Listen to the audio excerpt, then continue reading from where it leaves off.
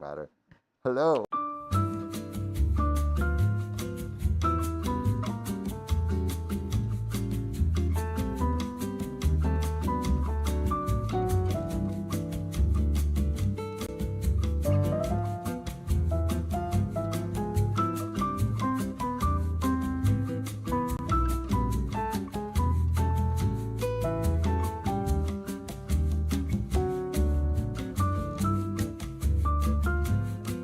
My girlfriend became a Tumblr dominatrix in secret. So my girlfriend and I, both 23 female, have been together for 4 years. We're doing long distance right now, but are hoping to start living together sometime in a couple of years. Overall, our relationship has always been healthy and stable with no major issues. But we got an issue right now. We have an unintroduced guest in our midst. Riley, do you want to do the honors? Yes, this is Sophia Domina. She was raised in a conservative Christian cult, a virgin until 26, and married to a 40-year-old virgin, nearly 12 years of marriage. She knew almost nothing about spicy sleep until she broke free to explore her true nature. Today, she is celebrated as the ultimate Los Angeles dominatrix beyond the dragon. She is a filmmaker, journalist, novelist, and event producer. Her book, Dommy and Dahmer, chronicles her incredible life journey. Thank you for coming on, and I'm excited for you to give your perspective on this very relevant story. Okay. I'm excited to give it because sometimes I have the best times actually sessioning with couples. Like, Oh, really? I love to work with couples. Okay, I'm excited to understand what that means. So, by the way, this comes from Confident Parsley 26. If you want to submit your own stories, go to the r/OK Storytime subreddit. I'm Sam. You can say I'm Sophia. I'm Sophia. I'm Riley. All right, let's get into it. So, unfortunately, we're somewhat incompatible spicy sleep Yuli, which is our stand-in Love that. because TikTok doesn't like when we say bad words. I'm good with only twice a week or so and pretty vanilla, while she's a bit more adventurous and would do it every day if she could. This has never been too big of a deal. She's never made me feel bad or force me, and always reassures me that I never have to feel obligated. I've always been very clear that I am purely monogamous and never want an open relationship. Well, several months ago, she got into writing erotic fan fiction, which I was totally cool with. I thought it would be a good hobby for her, but more recently, she started talking about spicy Tumblr posts, specifically women-loving ones, where people have Tumblr blogs and write posts about their spicy-related fantasies and things like that. Hopefully, I'm explaining that right. I'm not too familiar. She's trying to with gateway Tumblr. it. Yeah, wait, so is Tumblr known for that kind of content? Do you know, or have you ever explored that? Look, if you need that in your life, you'll find it anywhere. You'll find it in Google spreadsheets. Yeah. If you're looking for it. The internet just surfaces it. Yeah. Anyways, she showed me some of these posts and asked if I would be okay with her also starting a blog like that on Tumblr. I said sure, because I thought she just meant she would write little posts that a whole bunch of people can see about her spicy related fantasies and such. I'm seeing a little ICU. I feel like there might be more than writing coming up, but we'll see. So she's had the blog for a couple of weeks now, and we were video chatting yesterday, and she mentioned that she had made a friend through her Tumblr blog, and they'd been chatting via direct messaging. I thought nothing of it. And a while later in the call, she said, "Can I tell you something kind of weird? I actually started being a dominatrix for that girl I was telling you about."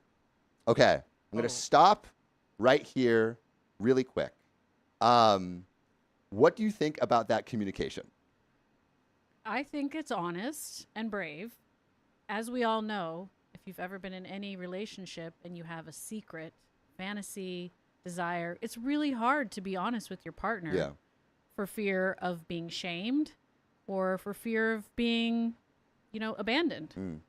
So kudos to anyone who does bring up their true desires. Do you think it could have been done any better? Because it sounds like she had already started being a dominatrix for someone before she told her partner. Look, let me ask you the reverse on this. Yeah. Is this boy, this male partner also telling her every desire that he has and every interaction that he has? I'm not sure. I think we'll find out the rest of the story. And also, is this live? Yes, it is live. And my girlfriend is watching right now. So, hi, Ali. Nice to see you. She said she's allergic to latex. Oh, geez. All right. I don't know if this is latex or vinyl, but It's PVC. yeah. You're good. So I actually started being a dominatrix for that girl I was telling you about. I was stunned and asked her what exactly she meant. She said that through direct messaging, she tells the girl how to hurt herself and how she can get herself off spicy sleepily, and also casually dominates her by telling her when to go to bed, reminding her to eat, take her meds, and threatening her with punishment if she doesn't. Kind of sounds like a workout coach, like a good trainer. Yeah, life coach. Yeah. Like, do you see like in your, like in being a dominatrix, do you see like there being a crossover between life coach and doming? Yeah, sometimes you're controlling people in totally non-spicy ways. Like what? Like that. Really? It's like, you better go to bed on time. Yeah, I'm just being like a mean mommy. Yeah. Ooh, fun. Oh, wow. Yeah, everyone got excited just now. Yeah. No. I think I looked really hurt. And she said, wait, is that not okay? You told me you were okay with me starting a blog. But when she asked me to start a blog, I thought she just meant writing posts that were sent out into the void and that were shared with a bunch of people on Tumblr. I didn't think she meant she would be engaging in private conversations with another individual, which was spicy sleep related in nature. Would this be considered like emotional cheating then? What do you think? I think that's up to them to decide. Yeah. He's communicated that he's hurt, and now they have to talk it through. What Yeah. are the actual boundaries? Yeah. If she crossed a boundary, is it a deal breaker? Or is there more understanding he could have? And sometimes men are like, oh, it's another woman. Yeah. I don't feel threatened by that. Yeah. Whereas another man, they would. Yeah, which is interesting. I feel like I've heard that often in especially like monogamous, like hetero relationships. That is a thing that comes up. Is that a thing that actually comes up a lot? Like, do you ever like talk couples through that? Not that specifically. The couples that come to me, though, sometimes one of them wants to be dominated and the other one isn't dominant. And so they're like, well, let's get a professional in here. And because they want their partner to have what they want. Yeah. Even if they can't deliver it the way they want it. Interesting. So that's what I would ask this couple is like, okay, your girlfriend is saying she has this desire. Maybe it's a need. She's expressing it this way. Is it really threatening? Especially if there's open communication. I feel like a relationship is only threatened when communication closes. And so if you can have open communication through like a relationship transition like this, maybe everyone can have what they want and get their cake. Aren't they two women? Yes, they are two women, says Shen TKCW. Also, if you have any questions for Sophia, who is an actual dominatrix, please ask them in the chat. And we can answer them later. So she immediately started crying and saying that she didn't want to hurt me. But honestly, I do feel hurt. I kind of feel like she cheated on me, even if that wasn't her intention. She said that she doesn't get off on dominating the girl, that she just finds it fun and not spicy, sleepily arousing. She said that in her mind, she doesn't have a spicy related or romantic relationship with this girl, but I'm not sure I totally buy that. It just feels really intimate for someone to not only tell someone else how to get themselves off, but also to take care of them and remind them to take their meds and things like that, which I feel like this question is the perfect question for you. Do you think you can like separate that intimacy from the job? Absolutely, you can. Yeah. Yes. How?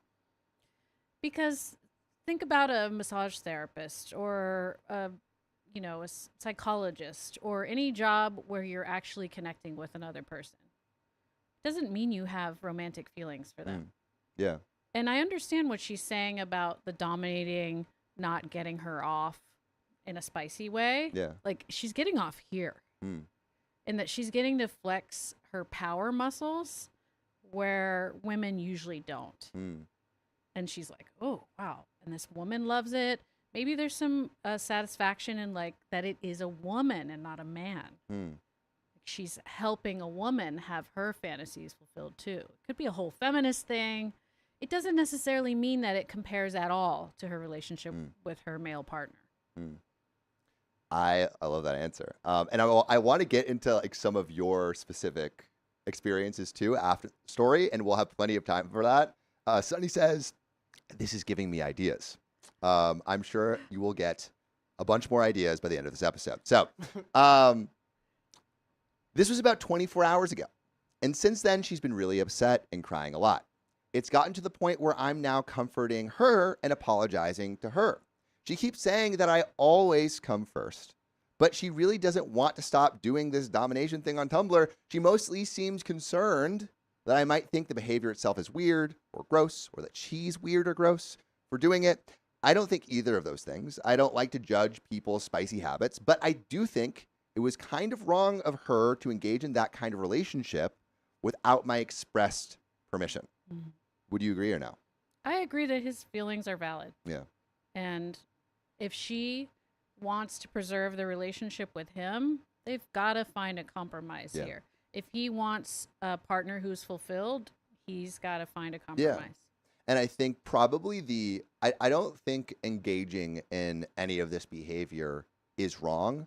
I think where it becomes gray area is like if you start doing something your partner is uncomfortable with, or you think your partner would be uncomfortable with, without first talking to them. But like you said, I mean, like a lot of this work is very therapeutic. Is like it can save relationships. Like you said, like if your partner can provide something, like maybe you can have someone in the relationship that can provide that while also maintaining the relationship that you do have. Right. Because you know, like people are can't necessarily like one person can't necessarily provide everything to another, and I think like often that is the pigeonhole that we get in relationship dynamics like today.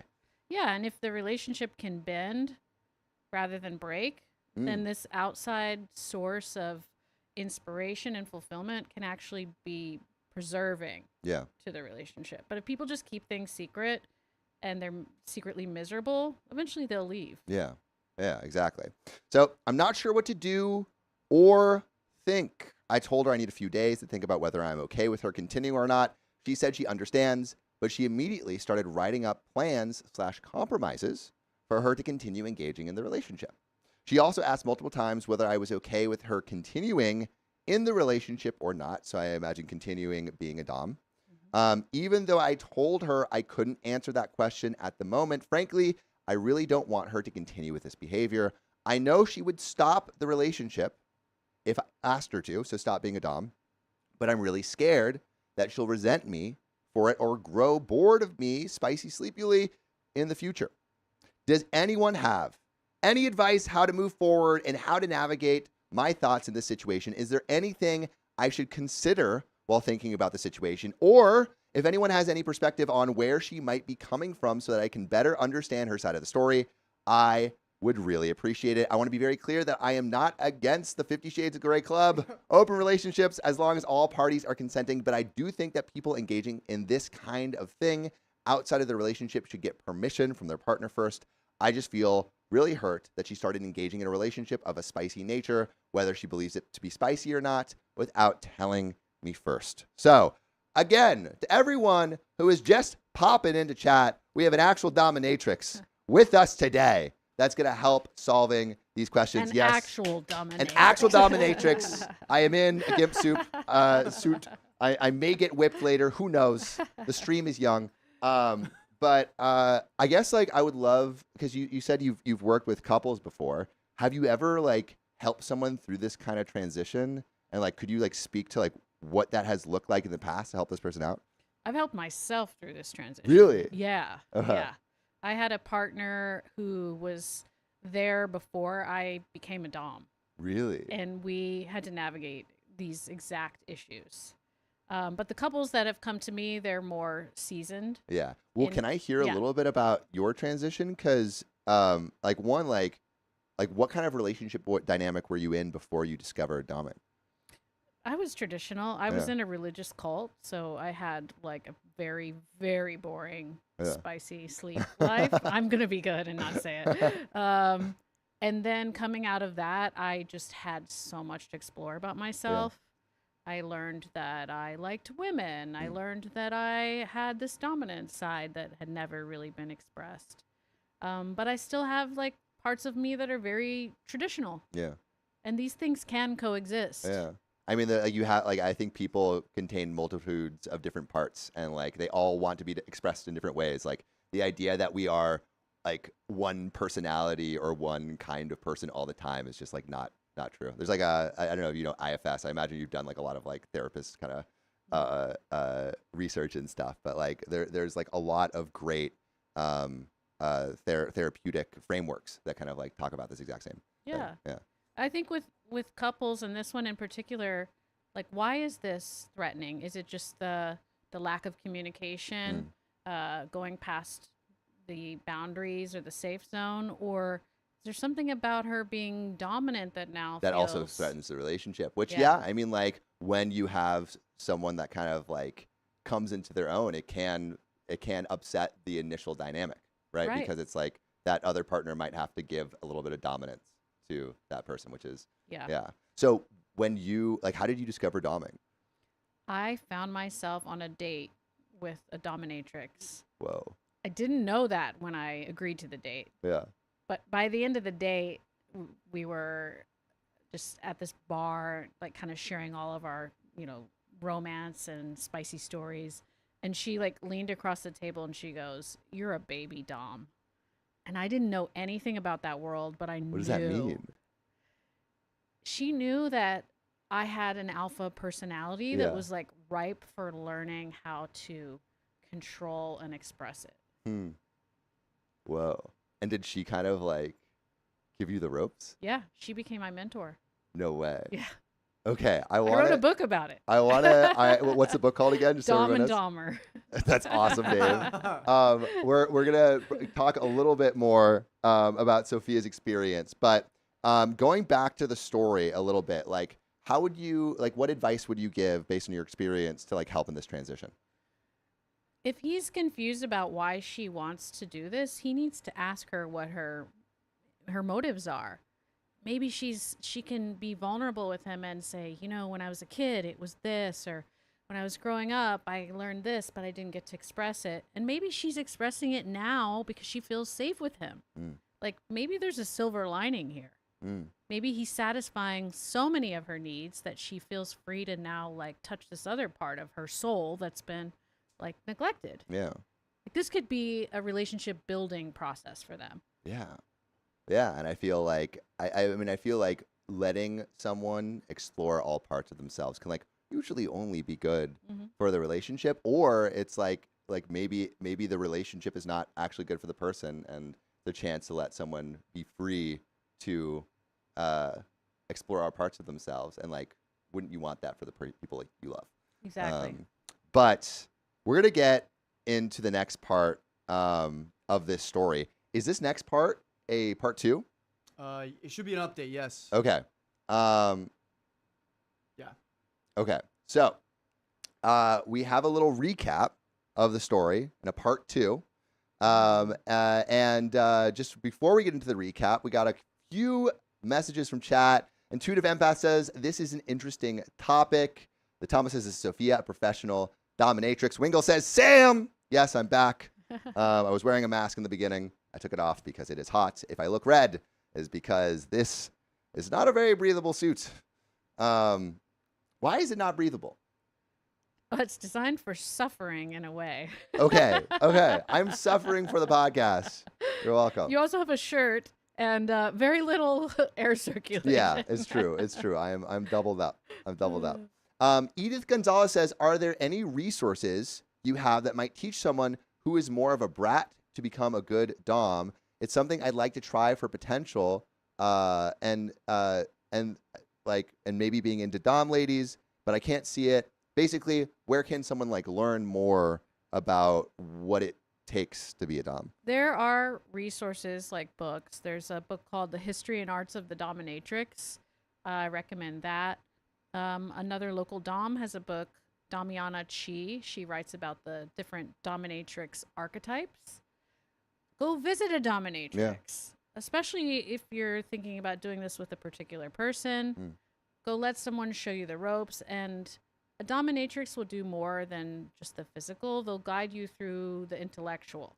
Yeah, so Holly Stein, and again, we're going to get into this update in a sec, but Holly Stein says, my husband and I have been married for 20 years, and I've wanted to ask him to try some more S&M, which is what?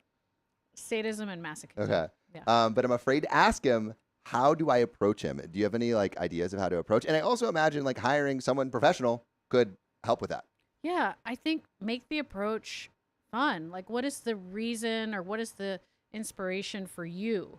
First of all, why do you like that? Maybe your partner, if introduced the same way you were, maybe they'll find it titillating too.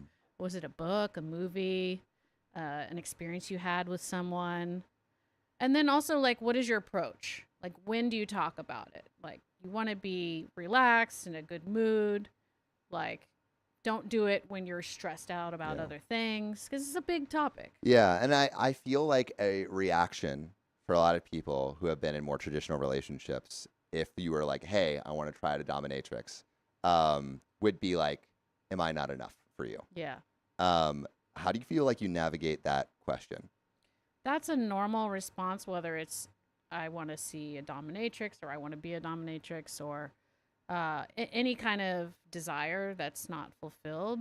And that's why I say, like, first of all, approach it with vulnerability. And then secondly, like, learn things together. You know, we have these like cliched stereotypes about what it means to practice these things, right? That it's someone must hate themselves and love pain, or maybe they're a sadist. But domination can be nurturing, it can be mothering, it can be discipline. So you've got to first pinpoint what it is that you actually desire, and then your partner should want to learn about it too. Like, read and study it together. Yeah. That's a great answer. Yeah. Okay, so we're going to get into the update. So again, my girlfriend wants to be a professional dominatrix. So my 25 male girlfriend, 24 female, and I have been together for about a year and a half. And while that isn't the longest time, we both feel our relationship has been fantastic and really something special. When I first met her, I learned that she was formerly a professional dominatrix. Wait, Riley, is this an update or is this a new story? Let me double check. I think this is. Let me double check. I'm pretty sure this is the same story. One sec. I'm gonna double check for me. I'm gonna just. I think it might be. Not sure why they would be the same thing.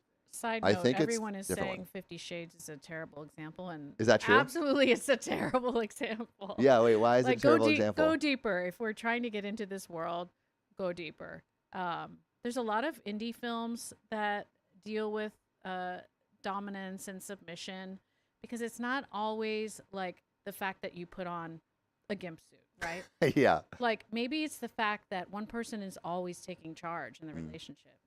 And so you can look at it as more of like an alpha beta dynamic. Like, or maybe the person who's always in charge in the relationship, when they get into the bedroom, hopefully I can say that word. Yeah. When they get into the bedroom, then they want to switch. Yeah. So, like, if you examine this from a motivation perspective, then it helps you to really come together and not be like, oh my God, my partner wants something I can never be. Yeah. Yeah. And I think most people want a balance of like, masculine, feminine energies, like give and take. Like, I think that is kind of one of the paths to happiness, is like being able to embody both like surrender and control. Well said. And I think like being able to explore that, I think actually allows you to express more of what it means to be human.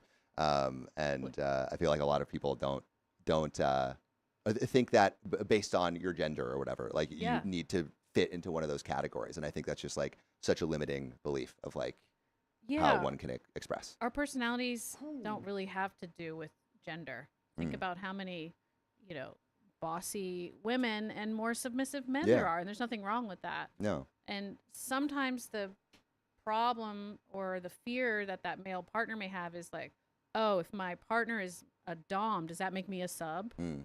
And they're thinking, how do I look now? Yeah. Or like, yeah, does that threaten my friends. masculinity? Yeah. Yeah.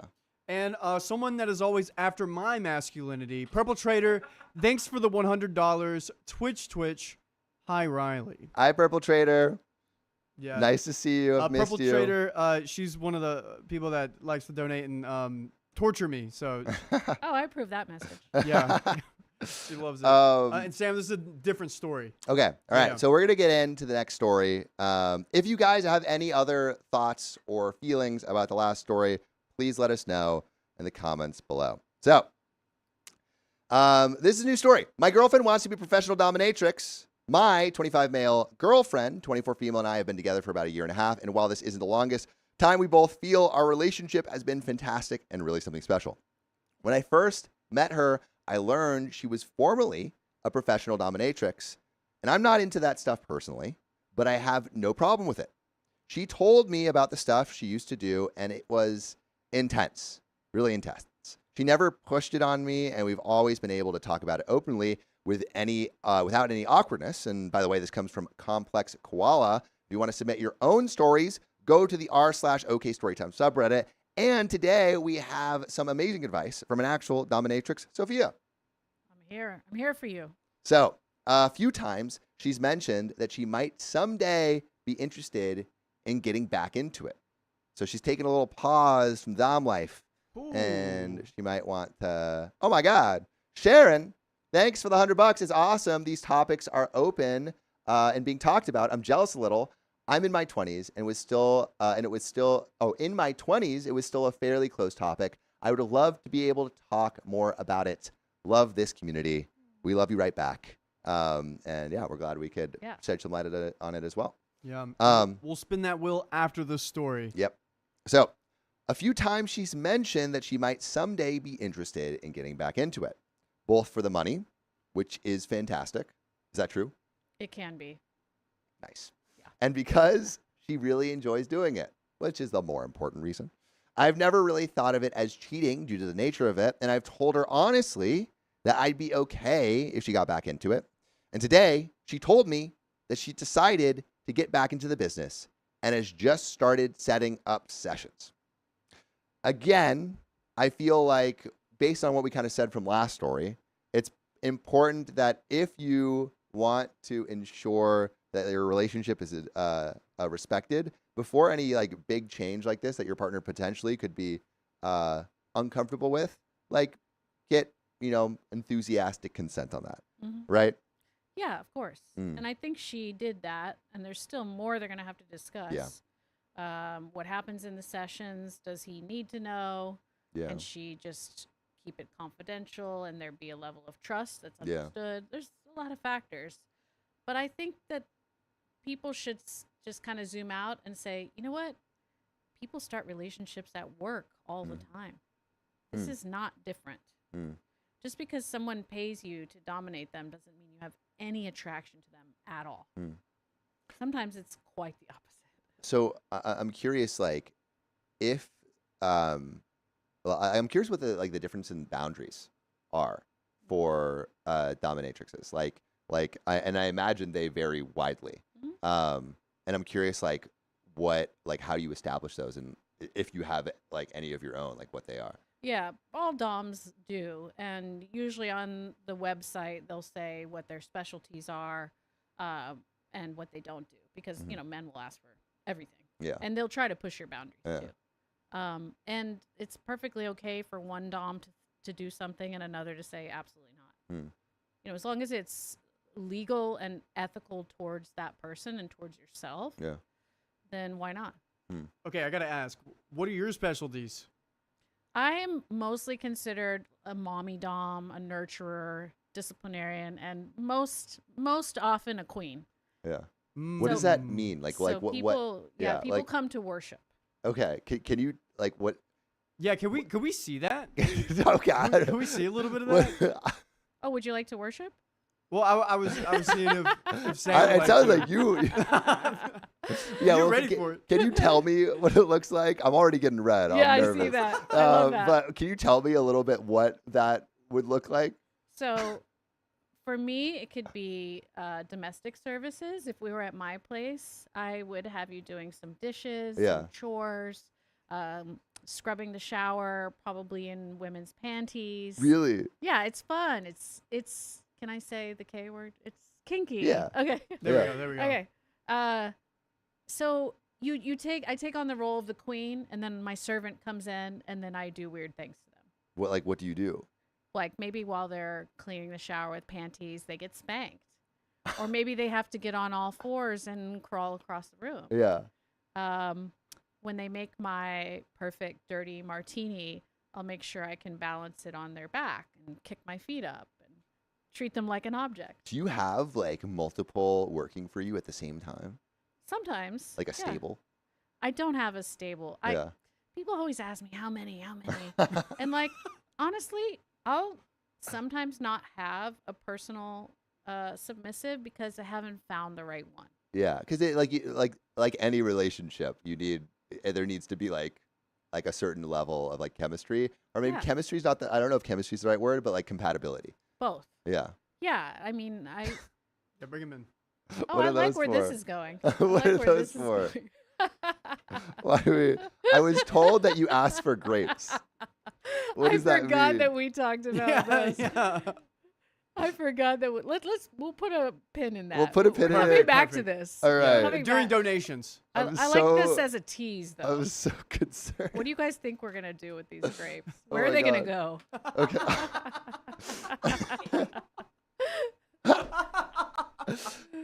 Yeah, no, that makes a lot of sense. So it's like the dynamic needs to serve both parties. Yeah, and Yeah. I call my place Dompton Abbey.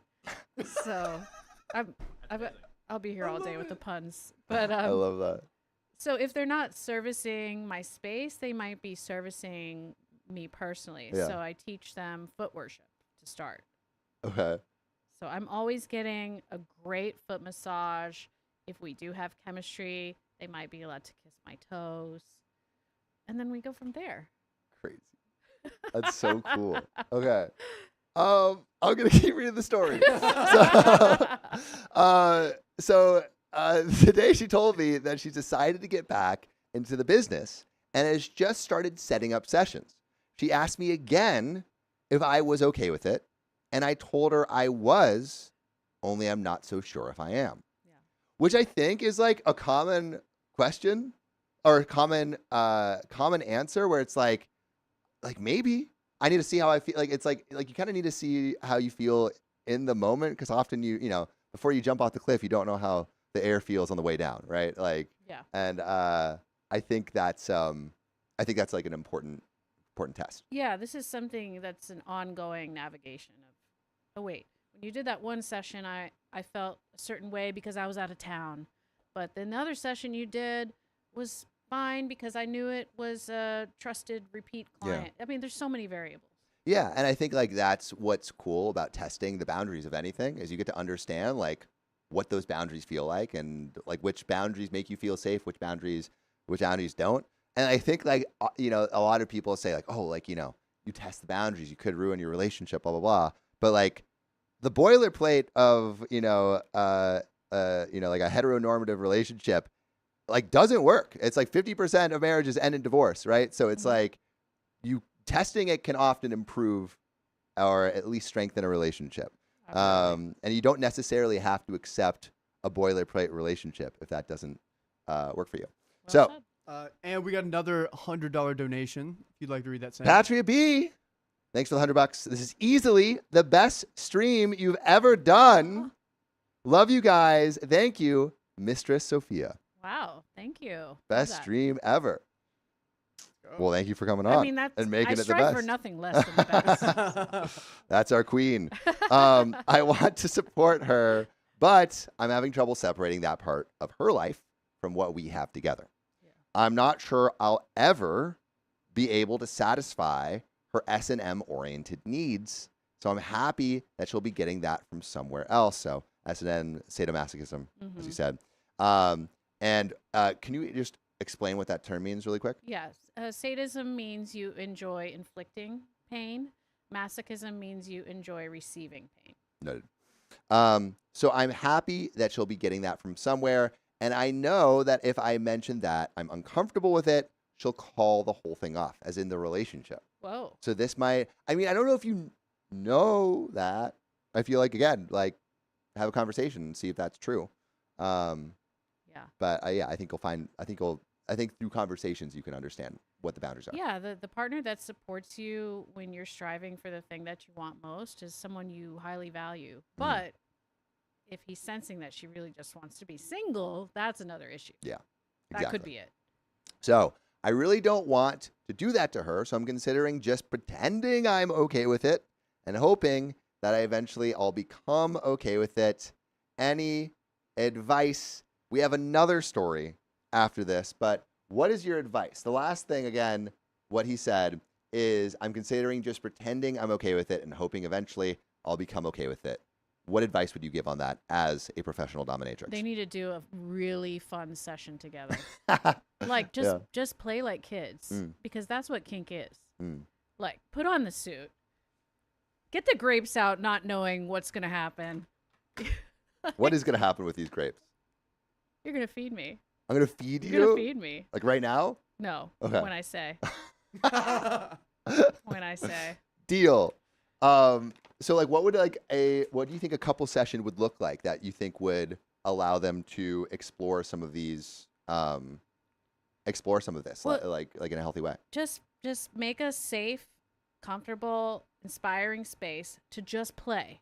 You just say, "Hey, let's get some toys, like be a kid again, but in an adult way with the spiciness, and establish some boundaries. You could do a safe word, but be like, I want to try some new things. Yeah. You know, maybe there's some things that help you relax, whatever that might be, and say, I'm going to be in charge. I'm going to be the master, the director first, but then I want to switch and see what you do." Yeah. But the thing that scares us is the unknown. So take some of these scary boogeymen out of the sphere of the unknown. Try to relate and understand. And then you'll be like, oh, this isn't cheating. Yeah. This isn't a threat. Yeah. And it might take time. You got to be patient. Yeah, especially depending on what kind of like, I think depending on what kind of background you come from, you know, it can be, I imagine being in like the religious context, like that is a very constricting cultural context to come from. So it's like, you know, understanding how to navigate that might be more difficult for someone than someone who like brought up with like a more free flowing context, right? So it's like everyone's going to be a little bit different. Great advice. Thank you. We have another story, but let's read some donos from everyone. Janny Elliott, thanks for the $2. Thank you, mistress, for enlightening us and being here. Bree Hive, thanks for the $2. Sam, we have missed you. Do not be a stranger. Glad to be back. Purple Trader, thanks for the $20. Who's that stranger wearing a trash bag? This is my GIMP suit, and it goes all the way down. It's open in the back because it is extremely hot in here. Mogary, thanks for the 220. Hello, Miss Sophia. Welcome to the stream. Riley, who's the other guest host? You need to introduce him to us. Ha ha ha. Ha. So funny. So funny. I miss you guys, though. Whitney, thanks for the $5. There's a guy that went around online buying cat pics, paw pics, feet pics, and I sent sample pics to him once. He just emailed me today, 14 years later. What? About what? Does he want more? Those feet. Yeah, those feet. Number maybe one fetish. You really in Yeah. the world? Yeah. Wow. Do you understand why? I definitely understand why. Wait, why? First of all, there are 7,000 nerve endings in the feet, which is double the nerve endings in the male part. No way. Yeah. So the feet are very sensitive to pleasure. So for the receiver of foot worship, it's amazing. Really? But when it comes to like, you know, feet pics, the person's not receiving them. They're just looking at them. So why the fetish? Why do men love women's feet? Well, first of all, it's like the lowest body part, right? It's dirty. Walk around with these things. So when a woman has beautiful, elegant, well cared for feet, it can be as attractive as a face or her hands. But also worshiping something lowly means that person is just like dripping with desire for the other person. Yeah. That's like, how if much you were to like if you were to desire feet that much, like imagine what the rest of the desire would translate to. Yes. Yeah. And I also love women's feet. I had a fetishist partner and I didn't know what any of that was about. And then because of his worship of my feet, I started looking at women's feet and I'm like, oh, I get it. So is there like, what is the best way to worship someone's feet? Communication, first of all. Do they like that? Yeah. Like what? Like what is that? Do they even want their feet worship? touched? Yeah. Yeah. And then I teach a foot worship class. No way. At my events. Yeah. There's technique. But start with communication. Could you give me just one pointer? My girlfriend's in the chat right now. Oh. So, Allie, get ready for some foot worship. Get ready. Allie, I love this for you. I mean, it starts with massage. Yeah. Like, have you ever had your feet massaged? Yeah. Yeah. Yeah. Go get some massages. Feel what it's like. Yeah. And then talk through it. Yeah. Hey, do you like the pressure on your insole? Do you like your toes massaged? Yeah. Is it more like your calves? What is it? Yeah. Where are you feeling tense? Give a great massage. It can start with like a little pampering, like a warm towel, cleaning the feet, making sure the person is sitting comfortably and relaxed. If you really think about it as worship, then you're like approaching your queen. Yeah. So like with reverence. That's really cool. Yeah. Okay. So. Oh, Sam. Yeah. Can you finish this? Oh yeah. Did I miss the mask again, Sam? Yes, I was wearing it at the beginning of the stream. Quite the jump scare last night. Yeah, for everyone who was on the members only stream, I teased the little mask. Yeah, Whitney, thanks for the $5. Actually, it's 11 years, but I say that because I find it flattering. I'm still in that guy's mind. I mean, this has been one heck of a foot pick if he's remembering you a decade later. I remember the feet. You remember the feet. It's like a face. Yeah. Never forget a foot. Yeah. Marvel Simtress, thanks for the $5. I love binge watching your channel. Keep up the good work. We'll do our best for you. Tattoo Mania, thanks for the $10. Hi guys.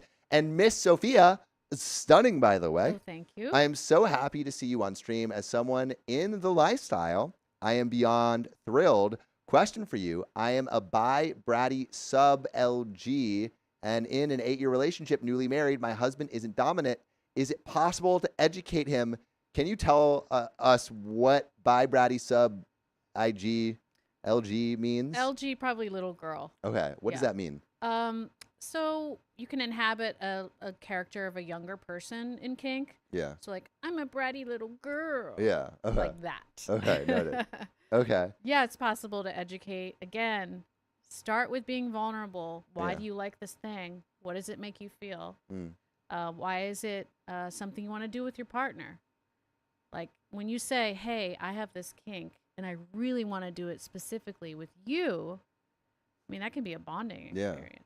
Yeah. And I think also like the longest roads start with a single step. Like don't expect someone who hasn't played with dominance or submission to be able to do it like a lot or like or like, I don't know, like many actions. Yeah. It's like I think like any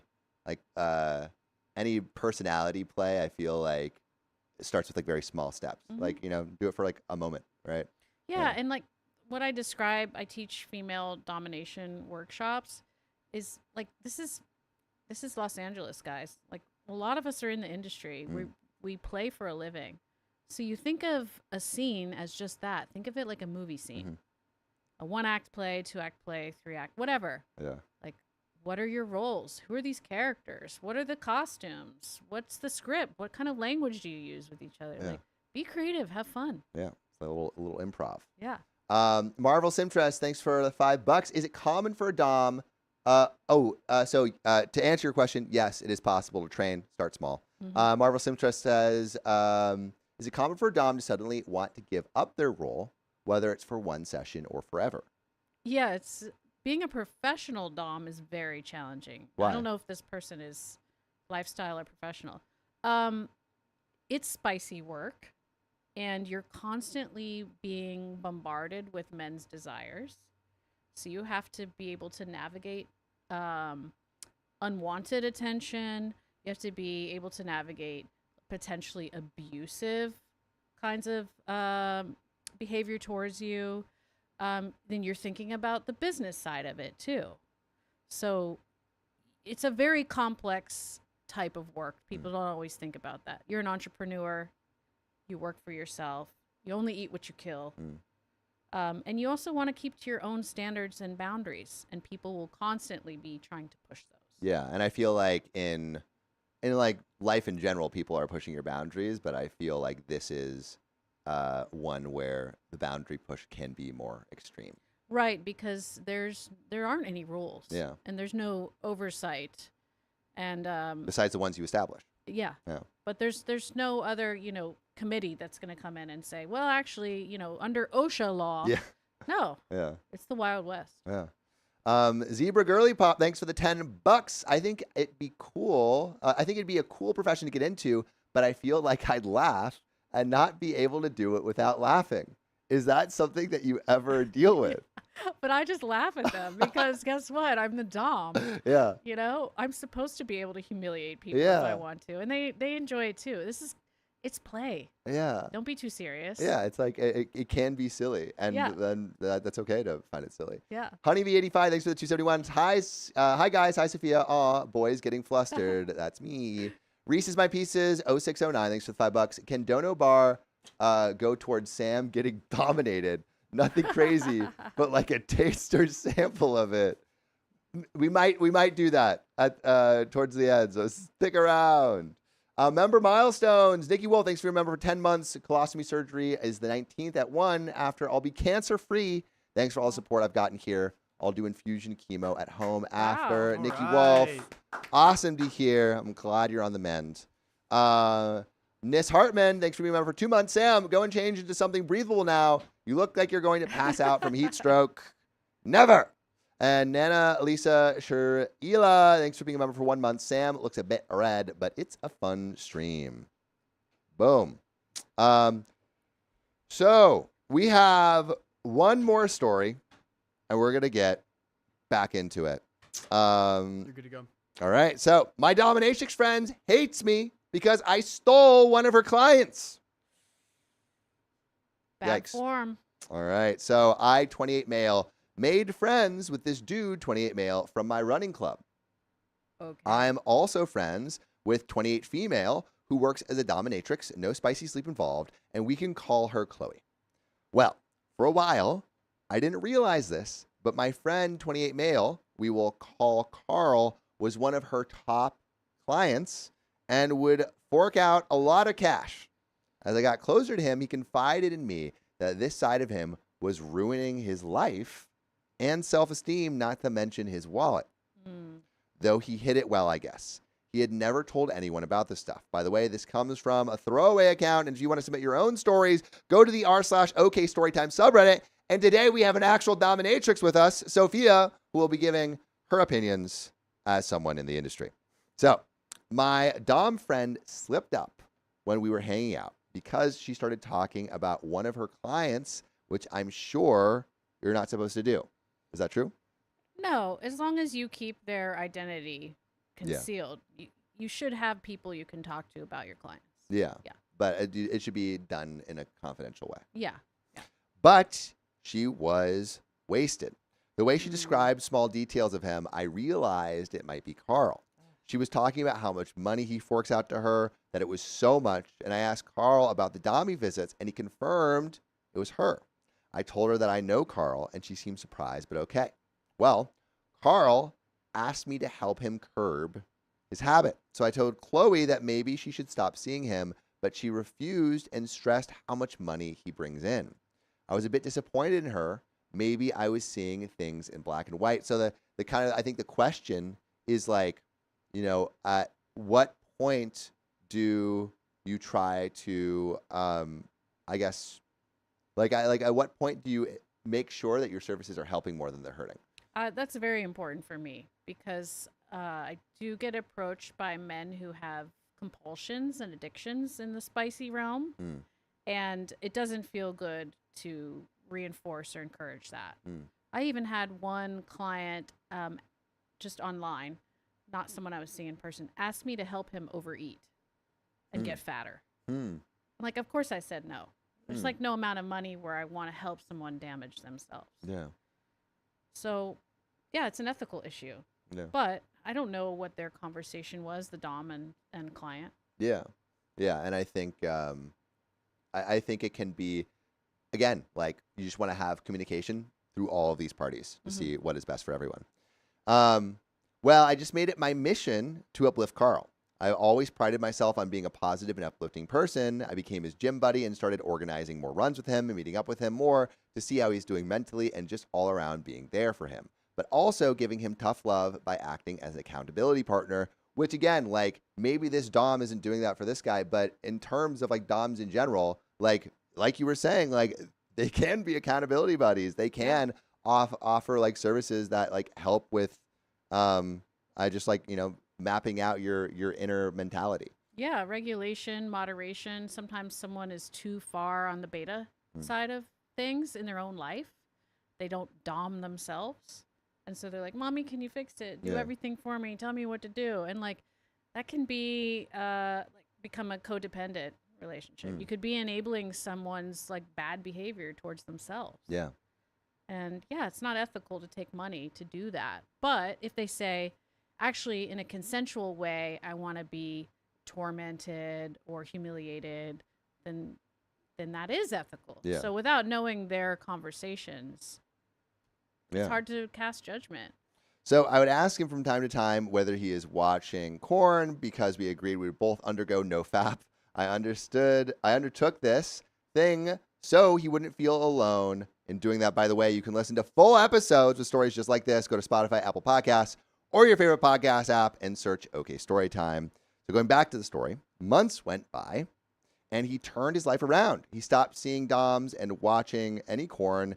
Dude's doing quite well now with the ladies. But the thing is, I never told Chloe that it was me who helped him with this. She asked me what happened to Carl and was just talking about how she realized just how much of her income came from him. I told her everything. She got angry and called me an a-hole and asked me why I did this and why I didn't tell her about it. I said, you never asked. Now she's not speaking to me. Maybe I did interfere with their lives, and maybe I'm an a-hole because I saw things in black and white, but I sort of saw this as a good thing. Is this the end of this friendship? What should I do next? So again, as a dom, as someone who has helped a lot of people with this kind of work, what would you say to OP about what they should do next? I think the dom has to take responsibility for herself. If she was fostering self-abuse with this man, and also she was not actually managing her client list well, don't put all your eggs in one basket. Like that's a bad investment.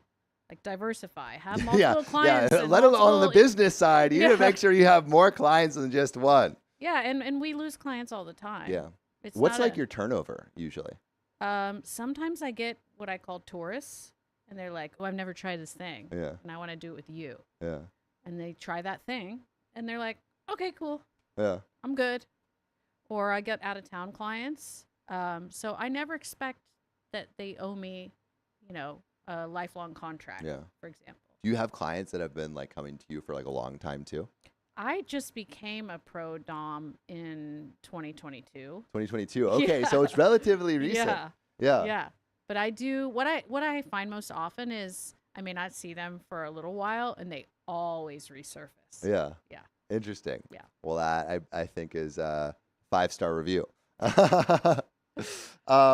So anything else that you would say to this person in terms, so you mentioned the business side, but how about like how should you think this person feel about, like their relationship with this friend that's a dom and also like them helping out this person? Yeah, I think that he was kind of caught in the middle, right? Wanting to help the guy improve his life, but also caring about the dom's feelings. And there should have been more communication.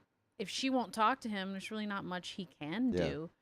I think that I understand his perspective, and I think the Dom will probably just have to learn Yeah. from this. Yeah. So that is where that story ends. But I want some stories from a professional dominatrix, Sophia. Could you maybe tell me about like your first Dom experience? Like Oh, maybe like yeah. either your first Dom experience or your first like time that you had an official client for like some of the first, because I imagine those are the most emotionally tumultuous, sometimes in good ways, sometimes in scary ways. And yeah, I would be curious about some Yeah. of those stories. My first client, I was terrified. Yeah. I was so nervous. How did you get your first client? I built a website, which I did in my former life. My Mm. profession was media, marketing, journalism, Nice. filmmaking, all of the I above. feel like that probably helps the Dom career as well. It does. You're constantly creating an image of yourself as a Dom, and like I enjoy that part. I enjoy the creativity. Anyway, I built everything, and I was like fresh meat in the market, so I got a lot of inquiries, a lot of good Jewish boys, Interesting. which is a through line. Wait, why? Even now, oh, the Jewish mom. The Jewish mom. It keeps coming back to that. Really? She has a major role in his life. Yeah.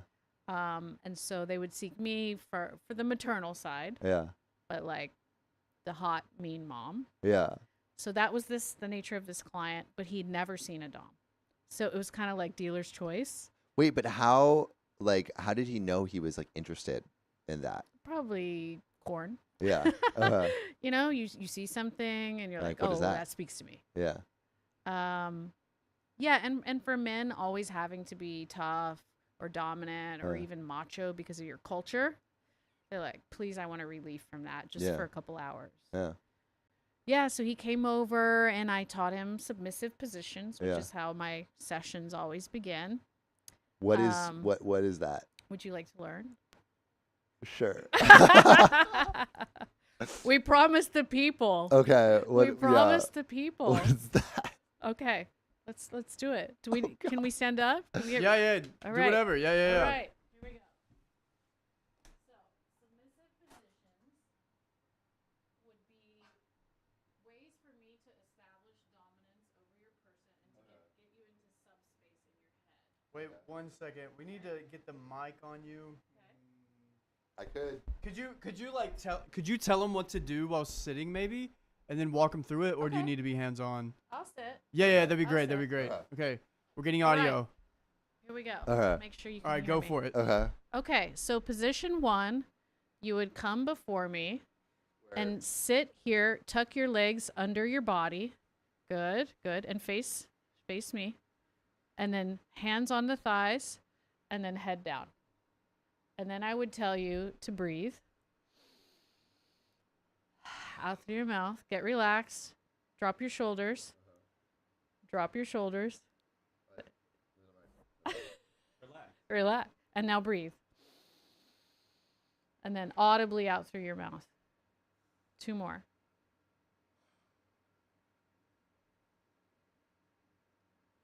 Good. This is position 1.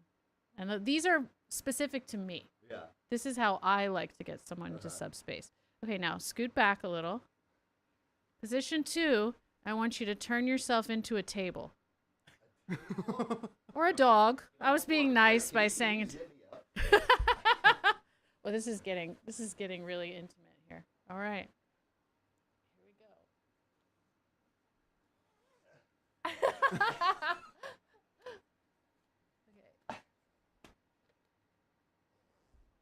Okay. You're pretty zipped. You're pretty well zipped. All right. Okay. Table. Good. All right. Relax this. Now imagine you're such a good table that my drink could safely. Oh wow! What a good table. This would be a martini if we were at Domton. You're a great table. Look at that. Now, if we were in a dynamic and we agreed to it, I would be spanking you. I would be messing with you. Yeah. But tell me, what's the hardest you spank? Well, I mean, from this angle, not great. On a scale of 0 to 10, 0 is no pain and 10 is a lot of pain. What can you tolerate? No, that's so high. Wow. All right. All right, give him a 7. Wow. Good boy. He said he could do a 10. All right, here we go. You're a little padded, but I think you do like pain. Okay. All right, so you Before we learned. get demonetized, I might. We already got demonetized on TikTok. Actually? Yeah. It shut us down. That was so funny. Oh my God. It's okay. Okay. We'll go back on TikTok September 12th. Oh, are You're we? kidding. Yeah. Well, it didn't even show anything on TikTok, which was surprising. Huh. Interesting. I'm Oh, you're good. You're I'm good. so sorry that all No, no, our no. work is devalued. All right. by September this 12th is platform. not too far Yeah, away. no, Wow. we'll take it. We'll take Okay. it. Okay. Yeah, we get pennies from TikTok, so it's Yeah. okay. All right. Well, we don't need you anyway, TikTok. Was there a third position or? There is, but we'll keep some things. Yeah, we'll keep some for the imagination. Yeah, some things for the imagination. It's the last one is a little too spicy. Well, I think. Sam, we do have some questions from the peeps. Oh yeah, do you wanna ask those? Yeah, I actually have them on the phone right now. If you wanna read like 2 of those, that'd be amazing. Sure. Yeah. Where do I read them? On the phone. Oh. Yeah, I got them pulled up. Cool. So questions from some fans. September says, I, 39 female, have always been into being a submissive. I have had 2 relationships with a dom and I loved it, but how do I get my vanilla boyfriend, 38 male, into being dominant to me? We have been together since 2017, so almost 8 years. I can't get him to be into it. He says his mother taught him to never be mean to a woman. He has never laid a hand on me, but I just want him to be a little bit more dominant with me. So our spicy wrestling under the covers is very vanilla. It's starting to make me not want him to touch me. How do I get him to compromise with me? Because something doesn't change, it will be the end. I can't take it much more. And we have another one, but yeah. Super relatable. A lot of women want to be handled. They want to be properly topped. And if the man has some association with abuse, then it's understandable why he's saying absolutely not. To her, I would say do a little to him. Show him with your own 2 hands what it is you want. Yeah.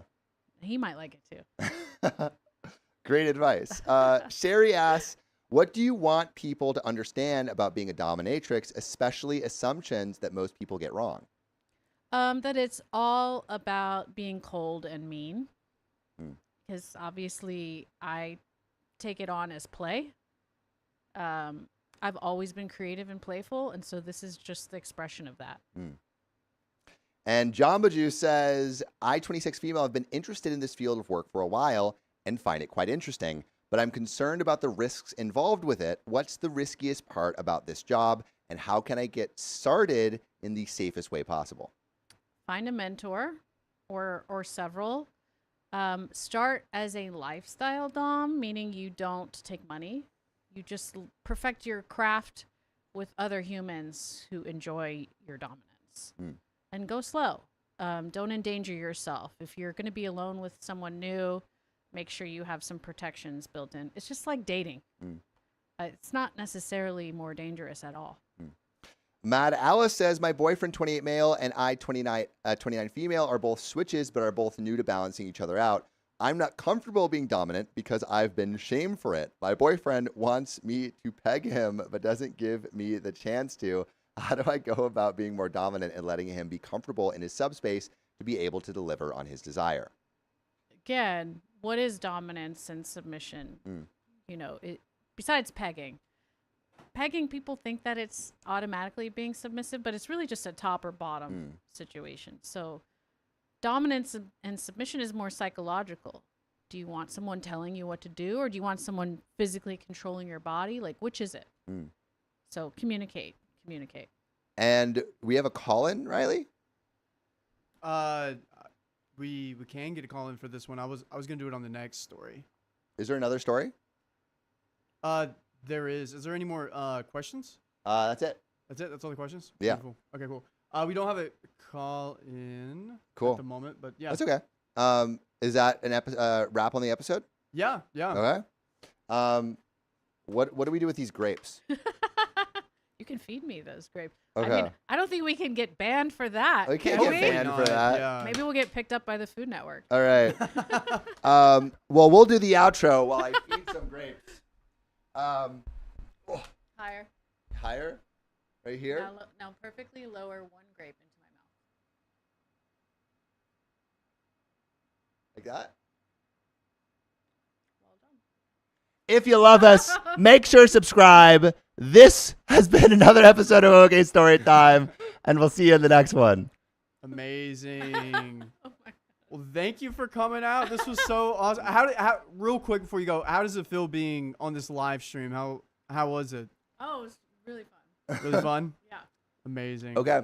Yeah. Should we have Keon and Dakota come in? Yeah. They're almost done with their story. I only will for, like, a couple spill days. some wills and read some donos here. Cool. But yeah, again, Okay, thank cool. you. I'll walk Thank you you out so here much in for a minute. coming on. Yeah. Yeah.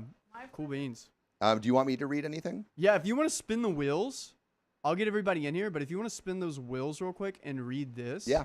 that would be amazing. We have two All wheel right. spins. One's for Purple Trader. Well, we have three. Purple Trader, Sharon, All right. and Patricia B. All right. There 3 you go. wheel spins. I'll be right back. Coming in hot. We got wheel spin number 1 for Purple Trader. And that is 10 members. Bow, bow, bow, bow. We got another wheel spin for Sharon. I'll keep track of this. 10 members and boom. Another wheel spin. Another wheel spin. Kat says, thank you, mistress. 50 members. So a total of 60 members. And let's do one more. Boom. Last wheel spin. 20 members. So that is a total of 80 memberships. We will get that added in no time. Thanks for the super chat. $2. Foxglove. Yeah. What did you guys think of that so far? We want to do more guest stuff. And so this is like we had the divorce lawyer on recently. We had the dominatrix on. Hopefully, we don't get banned everywhere. Yeah, let us know what you think about that, and if you liked it. Sam, the wheel spin clearly said get spanked again. Also, we just got 80 memberships, 50 plus 10, 60. Yeah, we got 80 memberships. If you want to add that in. Awesome Ashley said guests are great. Ace Makes It says expert guests are a good addition. And Foxglove, thanks for the $2. Sam, you were gone for so long. I'll be back for a little bit. Yeah, definitely do more guests. Love guests. Tira Reyes, what are the wheel spins for? We get little extras. Sam, take the suit off. You look hot. I am hot. Dude, I should have shown her my shirt. I'm kind of sad I didn't get to show her my shirt. All right. Carly, are you coming on? All right. Yeah. So I'm going to switch out, but Carly's coming on. I'll see you guys soon, and I will leave. Bye, Right. Sam. Bye, Sam. Bye, y'all. All right. I'm taking my mask with me. All right. See you guys in a bit. Dude, he took that 10 like a champ earlier. That was The impressive. immediate. I could take a 10. You could? That would have Hey been guys. amazing. Oh, the seat is so warm. Carly, tell us about your day real quick. My day. I FaceTime my friend all day. Me and her chatted about stuff. She might come visit me. What else? I got free coffee today. The seat is so warm, guys. I know. I can't follow this up, everybody. This is I was watching. I was there. Not here, but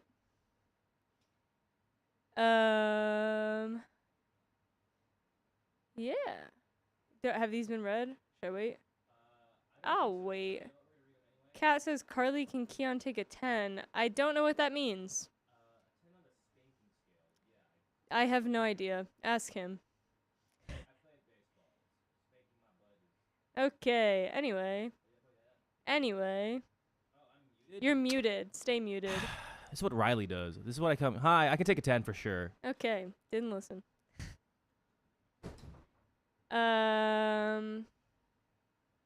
There we go. It's on now? It's on now. Cool. What happened? Keon's mic was My off. mic was off. And I was talking was? to him. Yeah. No. Oh no. It's fine. I just said I could take a Yeah, you don't need to keep saying it. Hey, We you heard wanna? it. I mean, You want Riley to? no, I'm not you. doing it. That's all you. Do you want to? You can spank your boyfriend.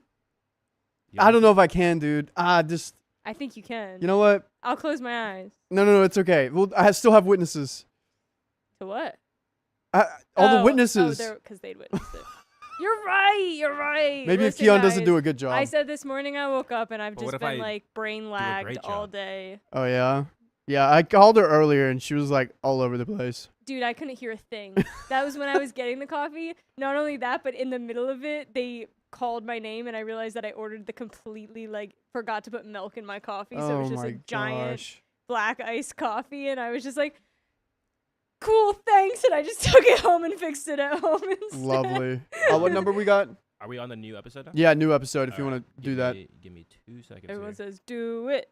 Tika has been a member for 11 months. On behalf of Sarah and Simone, switches be forgotten a lot in BDSM 101. You don't have to be a sub or dom. You can be both.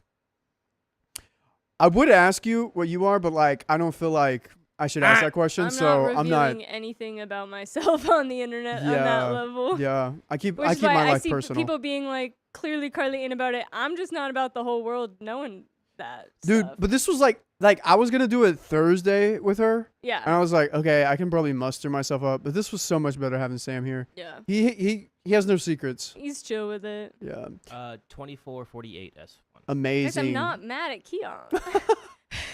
Just because I don't want to talk about it myself, I'm not. Look at his cute face. Look at him. Wait, Look 24 what? at him.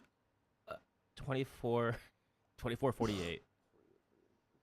Hi I everybody. did hear Can you read that guys other down get number the over Yeah. Carly going back and forth. Then, Lick Your Face has been a member for 7 months.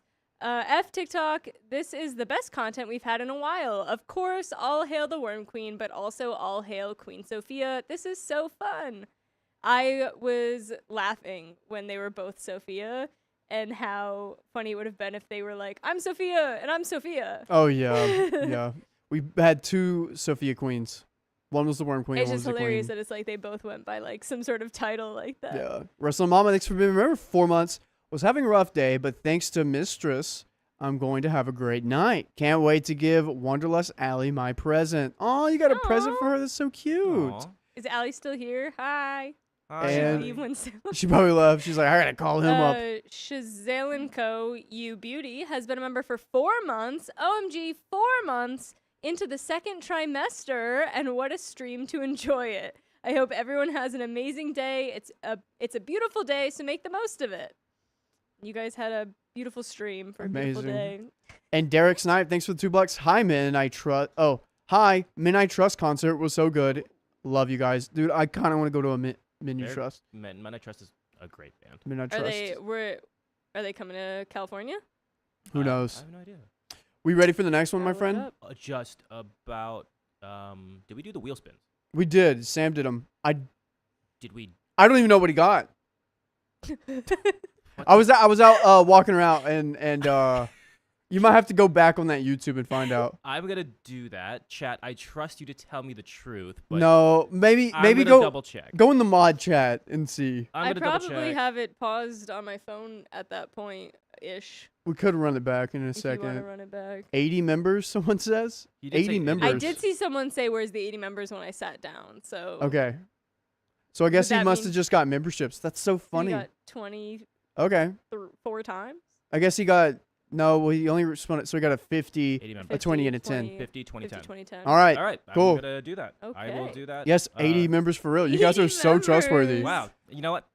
Look at you guys I knew go. it. I knew I could trust you guys. 10 out of 10. Love you all. That's beautiful. I was waiting for like 2x for 30 Yeah. minutes. I was waiting for like he got 2x every time. 3x. People want a 3x, and I'm like, I was saying, no, I'm not going to say that. They're going to revolt against What? me. I'll tell you later. oh gosh. All I right. was saying I think that because Alright. you keep saying that you're going to add the like takeaway thing on the wheel, that if the timer hits 0 but we're still reading, we should start a timer. Oh, like a negative timer, A like it goes negative negative. timer. And then yeah, so that that we makes sense. know. So we really know. Yeah, Okay. We good? We are ready. amazing. And I'll add those 80 members during the story. Okay, cool. You have my mother, right? Yes. Cool. All right. Then 3, 2, 1. My mother left us to work in the adult industry. Now she's reaching out. Ooh, I don't have anything for that. Boasting here because my therapist said it would be nice to get off my chest. My dad, 68 male, used to travel a lot for work, staying away for weeks at a time. He and my mother had an open marriage arrangement, though she was the only one who took advantage of it. Throughout most of my childhood, I remember her leaving at night to go to clubs, parties, sometimes staying away for days, and neglecting me and my brother. I learned how to get groceries and cook when I was 8, so my brother wouldn't starve. Wow. So young. Oh my gosh. By the way, this comes from Throwaway Crazy Mom 10. And if you want to submit your own stories, go to the r/OK Storytime subreddit. I'm Riley. I'm Carly. And I'm Keon. And OP says, when I was around 13, my parents started fighting. Apparently, she had broken their deal somehow. My dad discovered the neglect, and she had started working in the adult industry. Oh, he didn't know. It was just open marriage, and she was like, I'm gonna get I paid. feel like that's still like an addition to like that. That's something you That's talk a whole nother about. conversation. Yeah. You can expose yourself and do that, I guess, locally, but once it starts going broadstream, Yeah. I mean, maybe they had rules about it already, but yeah. still. They separated for years and had no contact. Oh, they separated for years and I had no contact with my mother. I sent her texts, emails that showed as read, but she never replied. Eventually, I gave up trying to contact her. I managed to stay in touch with some people from her side of the family, but many of them began turning against us. They said we were too harsh on her, that we never supported her, that she was right to leave us.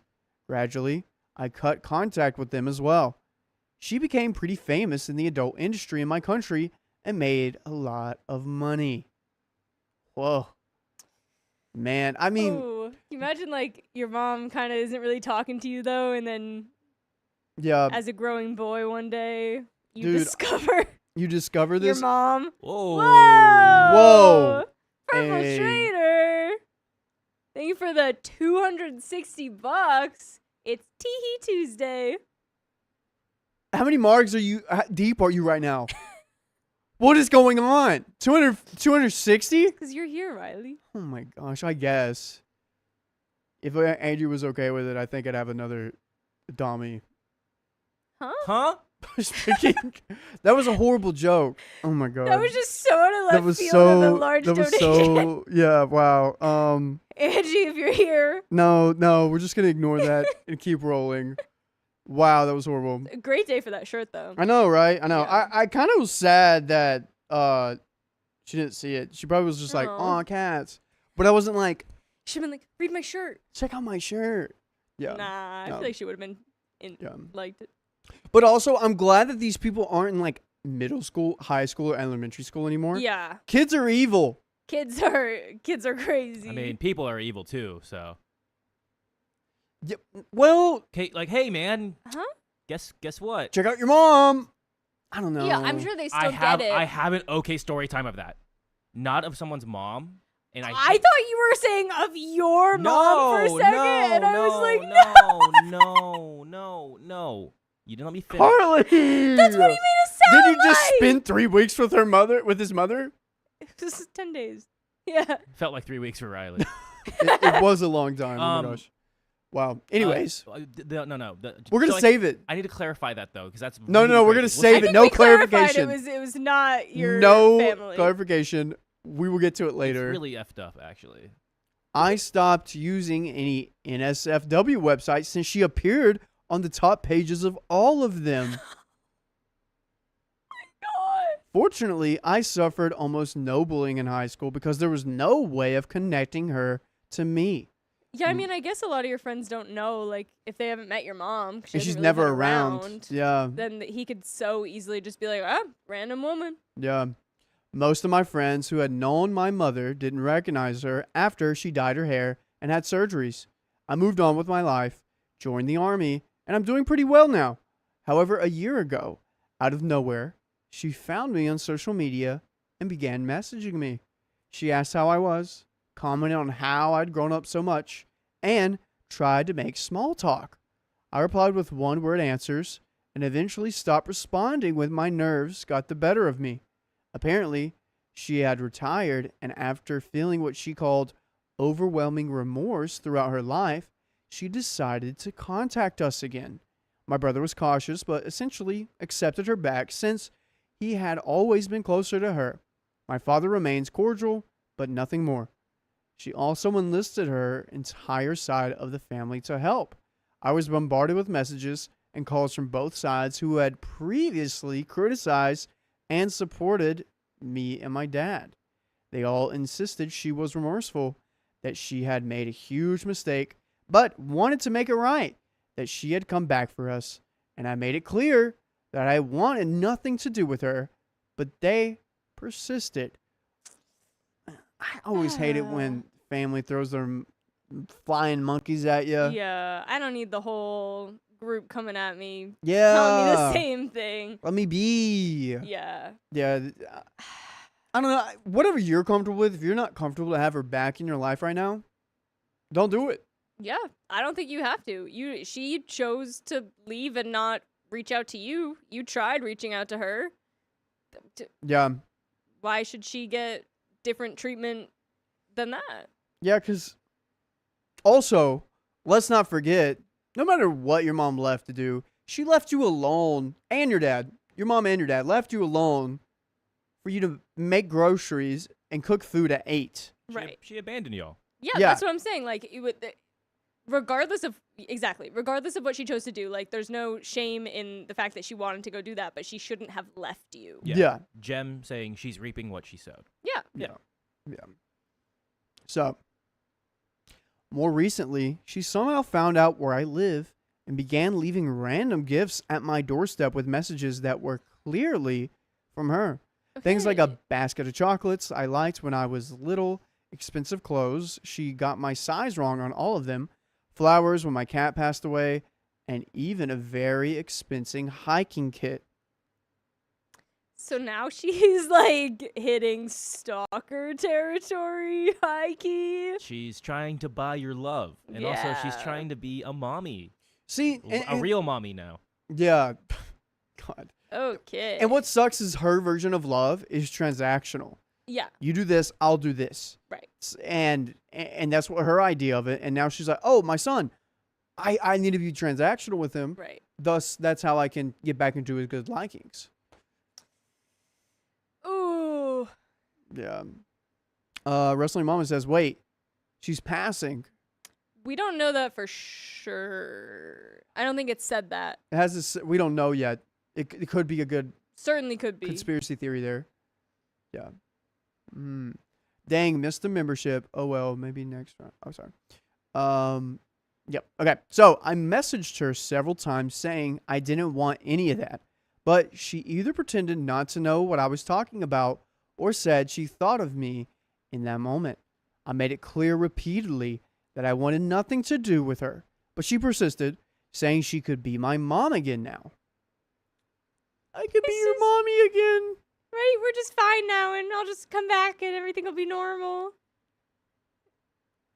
Dude. How old is this guy again? He's out of high school. I don't know if he's out of college from what we Probably. heard. Let's see. Yeah, Keon's on the case here. But I know he said he didn't get bullied much during high school. Thank goodness. No age. No, I'm double checking. I'm gonna guess like 24. 25. He's 27. 27. Oh, okay. In his 20s. Yeah. A little bit later than I Oh my thought. gosh. I don't know what else to say. So, advice would be more than welcome. We have some relevant comments. Pixie on Access says, you are under no obligation to allow her back in your life. Block her and her family and dump all the gifts she gives you. Stop entertaining her attention. If she will not stop, I'd honestly recommend going the legal route. Get a cease and desist letter sent out to her and her family. And if it doesn't stop, go to the police to get her pesterment on file so it'll be easier to file a police report / restraining order in the future. Opie says, I've donated or sent back all of the gifts already. I've donated or sent back all of the gifts already. Unfortunately, cease and desist letters are not a thing in my country. Ooh. But I am really thinking about filing a police report for pesterment. Just don't know if they will accept since she never did it personally. But she always, she did do it personally because even if she sent it to you, she kind of fessed up to it, you know? I guess maybe if there's not like hard enough proof. Yeah. Because he just said he knew it was her from the way the messages were written, but Yeah. that doesn't mean she signed it like from mom or something. And if it's from I don't know, if it's from Amazon, you can get a list of all the things Yeah. that you bought from Amazon and be like, this person entered my life, and I started getting things I didn't buy from That's Amazon true. at this point. You could put up You make a case. cameras, You in, put up in cameras. case she's dropping any of it personally. Yeah. If it's Amazon, though. Taking out the adult industry, your mom abandoned you. Yeah. This is on your terms. I think what I've seen is like people write letters, be like, hey, this is how I feel. These are my terms. You must meet them. Or they're like, this is how I feel. I don't want you around right now. Yeah. Or ever. And you say it. Yeah, you don't even have to do it in person. A letter works. Yeah. Give it to one of your family members that kept bothering you about it. Be like, here, give this to my mom. Yeah.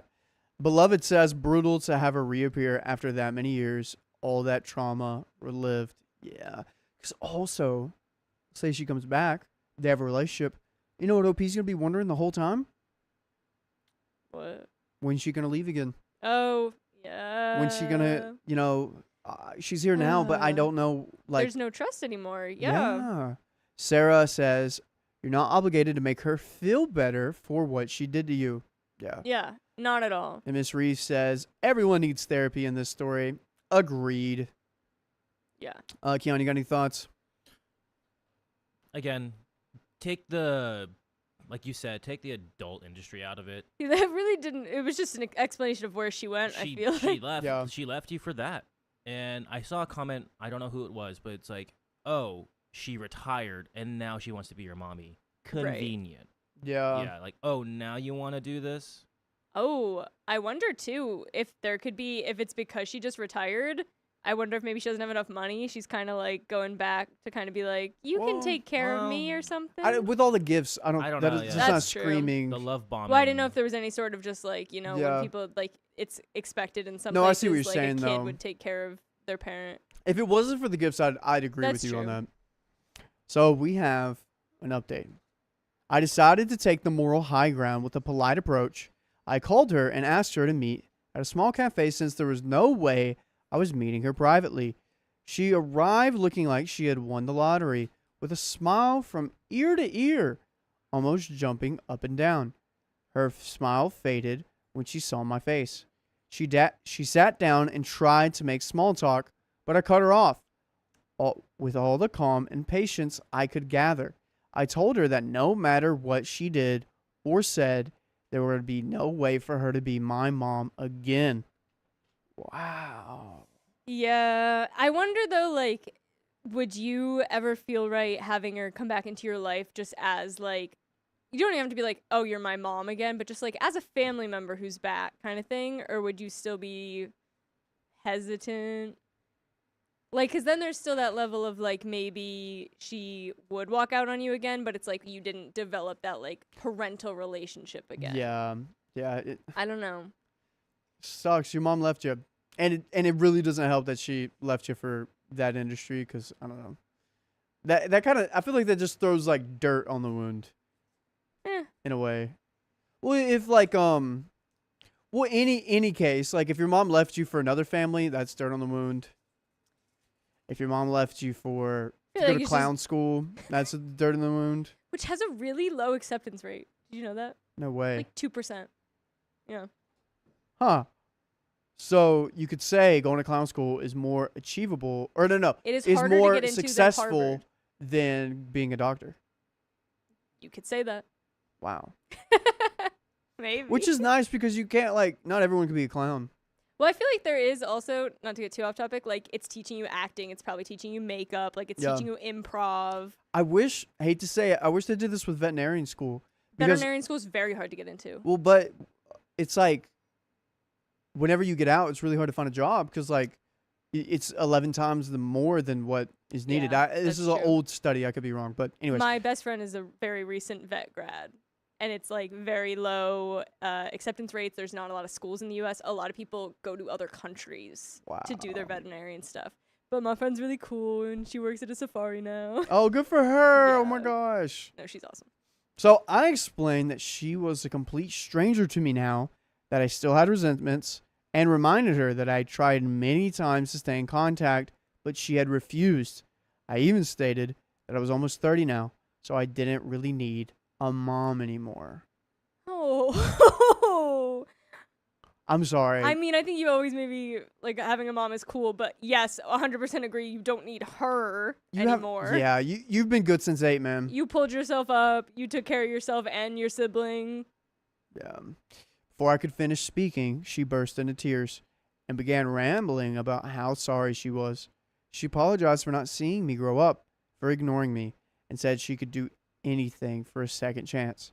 She even offered to have all of her old work taken down and pay for therapy if I wanted. Apparently, she didn't know I'd been in therapy since I was a teenager. I politely refused, and since the conversation wasn't likely to progress, I left after asking her once more to not contact me again. A couple hours later, while I was in the shower, my phone exploded with calls and messages. She had apparently told her family again, and once again, they were either cursing or trying to convince me. That showed me that some of the more direct advice from my previous post was right. So, I decided to follow it. I changed my phone number, cleaned my social media of any family members from her side, and told my lawyer to proceed with the restraining order. Wow. Okay. Sounds like, too, then wherever they're from, restraining orders are a little bit easier to get. Yeah. Yeah. Because here, I think that's a pretty long process. Do we know the process, Keon? You have to have so much proof for a restraining order here, and it typically, I think, and I could be wrong, you have to prove that there could be immediate potential danger. harm And or we danger also- coming. We also don't know because OP is in a different country. They said. That's what we Yeah, she's talking about America. I can look at that, but Yeah, It maybe really- see if he posts any subreddits or anything. I'm pretty sure. Someone said lower ad volume. So many ads. I was getting a lot earlier What? of ads. Just the pop-up ones in the chat. There's ads in the chat? What? We don't. I had never normally gotten those ones before, unless an ad had played with it, but today they just Dude. kept covering my chat. I'm gonna check that out. YouTube, I'm telling you guys, YouTube, every time. So, to be clear, this is probably what a lot of YouTubers don't want you to know. We have the control over the ads.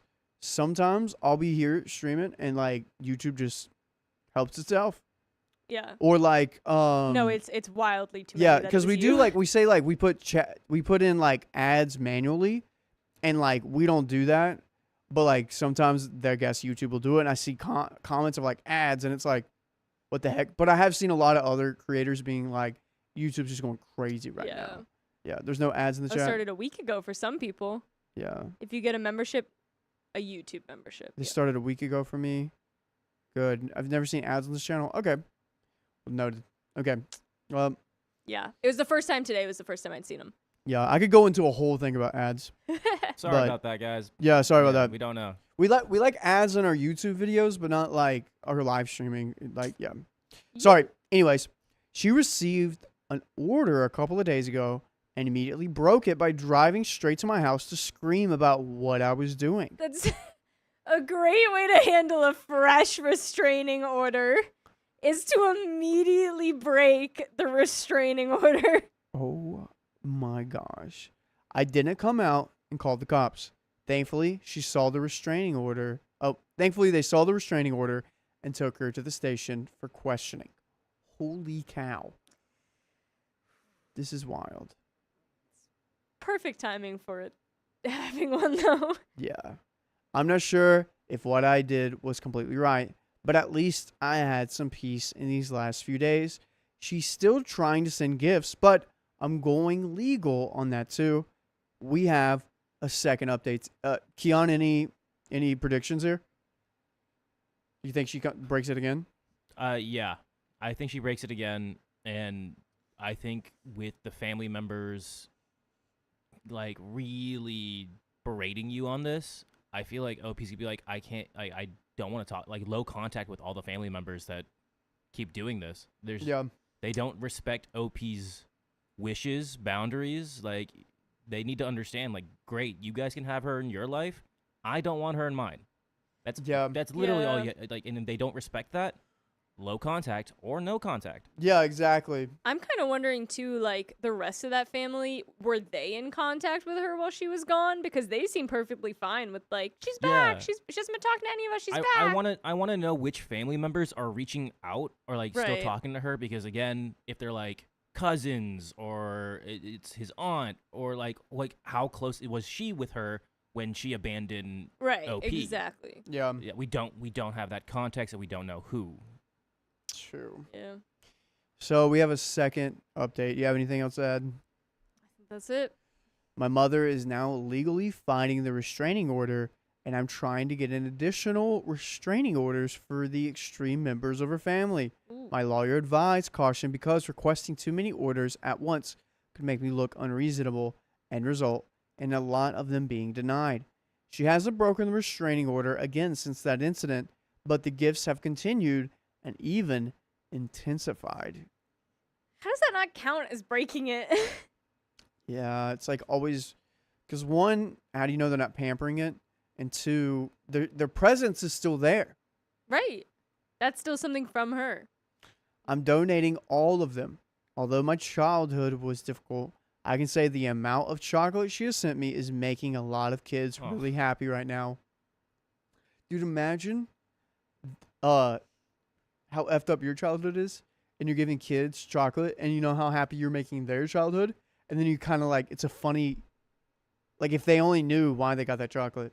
It's because my mom left. She's trying to bring me back into her life. Do you know where this chocolate came from? My Here's The top performer. Here's a chocolate caramel, Oh. a double chocolate cookie. Again, I'll say it. I'm not revealing her name. Anyone sending messages like that will be blocked.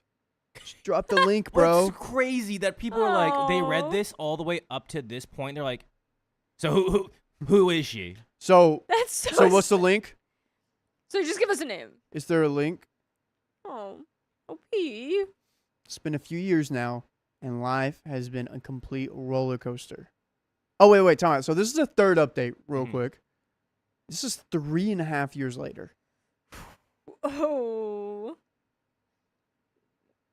You already started with a roller coaster. I hope it's a fun one. Right. I'm like, how is she still here 3.5 years later? Oh my gosh, is she in jail? You think? She wouldn't be in. She wouldn't If be you in jail for break it breaking it. enough, Well, if you break it once, that's my thought. I think at some point, I'm not gonna say that for sure actually, but I feel like there would be some sort of like probation or something that you'd be put on if you continuously broke it. Like, I don't know if the next step, and I mean, this is also a country, we don't know which country, like, if the next step would be, like, jail, but Yeah, there's gotta be some consequence or else a restraining order wouldn't do anything. yeah. My mom has been pushing the limit, but at least with the restraining order, she was keeping away mostly. There were few incidents, like when she showed up at my dad's house during a family dinner and my dad's girlfriend at the time, now wife, opened the door. She also showed up at my job asking for me, and one of my friends on guard duty scared her off.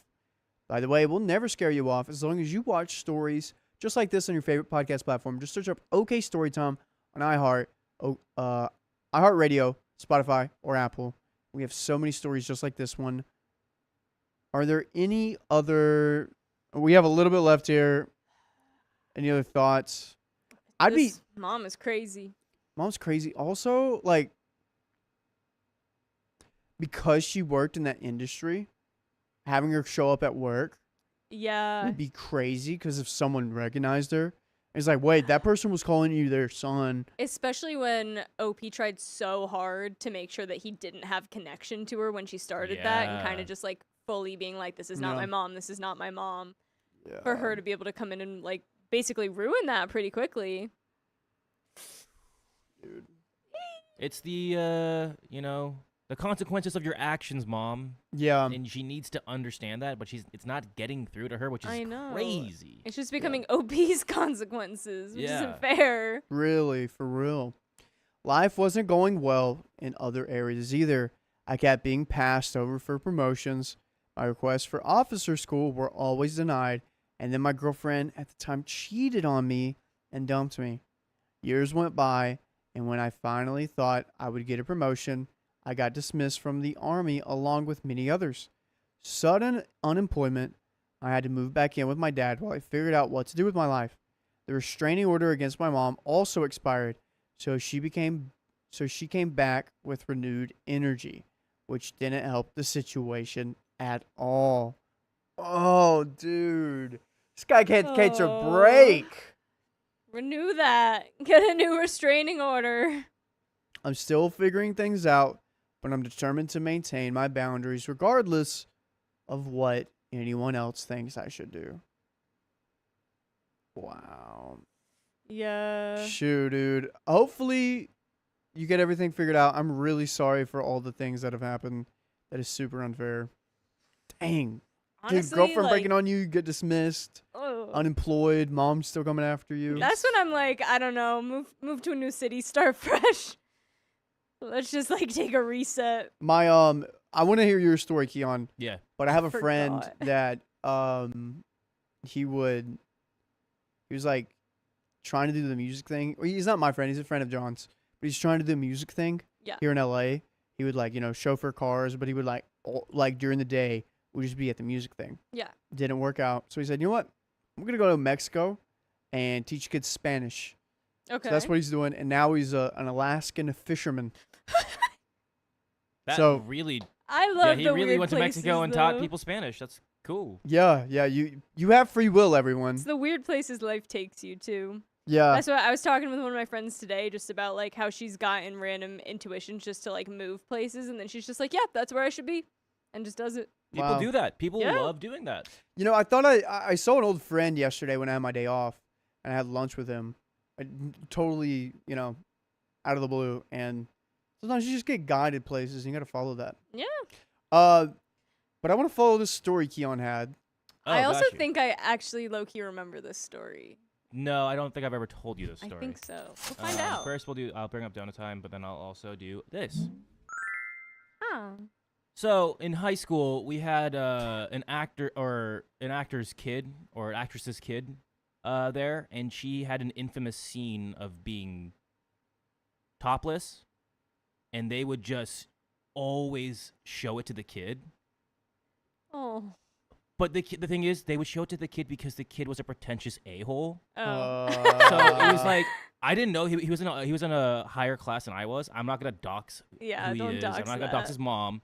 But kids would just you would see him at like the lunch table, and people like, "Bro, look at this," and he's like, "Stop, I that's my mom. I know that's my mom."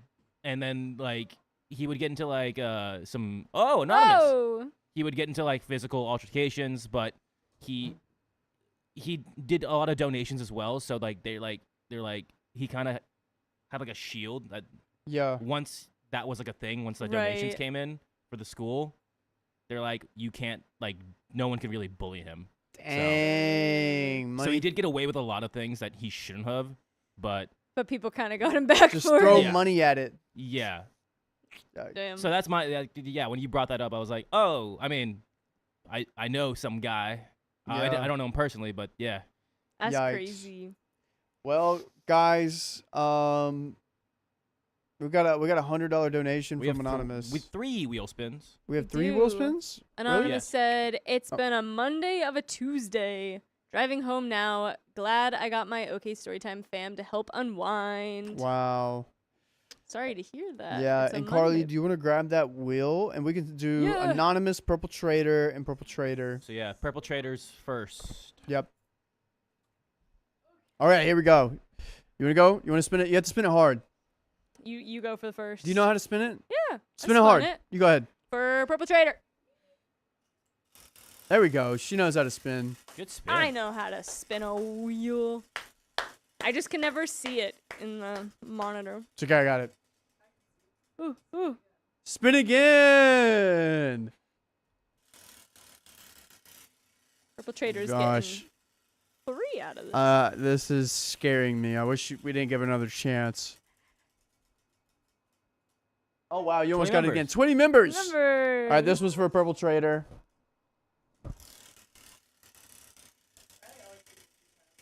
No, I That don't. I do chair not get it always 2 gets times. them. I don't always get it 2 times. It's like 1 in 18th chance. Ooh, 5 minutes. That was close. She tried to jinx me, guys. And this is for Anonymous? This is for Yeah. Anonymous. All right, 5 minutes. I'll take that. I'll take that one. God, I'm scared now. I always start to like hold my breath a little bit. Oh! Oh. 2x for 1 minute. That's Two I X didn't. for I 1 did not minute. disagree. Sophia said, "Told man. you." Okay, sweet. And- What time is it? 4:50. Okay, cool. Let's get. I will go in for Keon, and one person can come in for me here. Okay.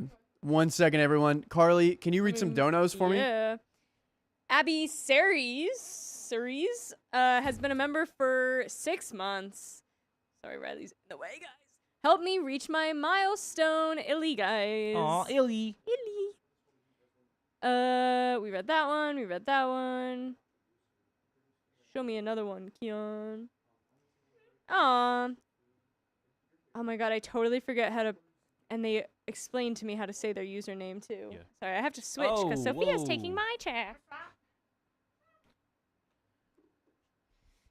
And now I'm over here. Woohoo! Were any of the grapes eaten? What are the grapes for? Just one? Was it really sensual? What are they for? Can I eat them? Can we eat the grapes? Was anything done to them? Are they normal grapes? Are they normal grapes? I can eat them. Chat, tell us, can we eat the grapes? Should I eat the Should grape? we eat the grapes or not? Was something done? Don't know. Whoa, Pattis, Whoa. thank you for the $100. Woohoo! That's another wheel spin. Pattis, you Oh, just missed man. it, but I will be sweet. You And I can't be will. sweet. You can't be sweet, Keon. Sweet for what? No, missed we've it. been No, giving them that. that's- If it's Oh, no, I think he's being about the 2 times. The 2x. Oh, But yeah, you about definitely got what? you got the wheel spin. You got the oh wheel yeah, spin. I for- thought she yeah. was saying that Yeah, no, because no, it was no, that'd be 9 great. 9 Was she 9 like No, that? that's that. You get that part. Okay. What was the other question? Keon is trying to be too sweet and give the 2 times out of the 2 time zone. What? You're No, we did You it. can't be too sweet.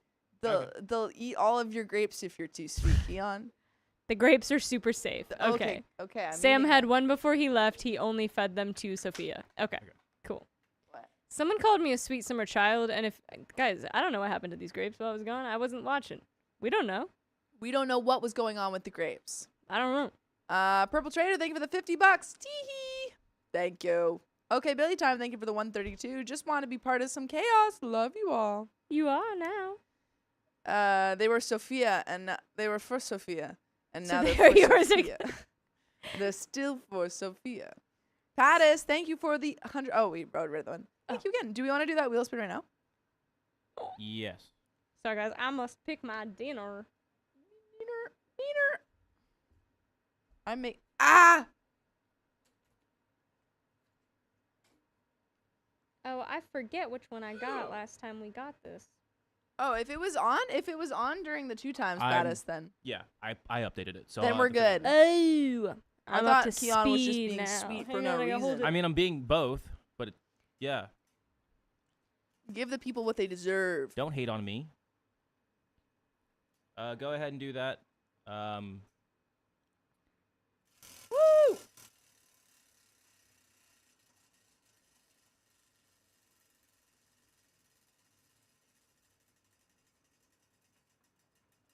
Spin. Nice. Thank you, Pattis, for the 20 members. More. There's like a lot of members. We haven't gotten this many members before. This is crazy. These are some good grapes. These are very tasty grapes. Good grapey. Thank you for the pat. Oh wait, I keep saying that Thank one. you You for the need to take it pattis. away. I'm gonna keep reading it. That's us. Okay. Okay.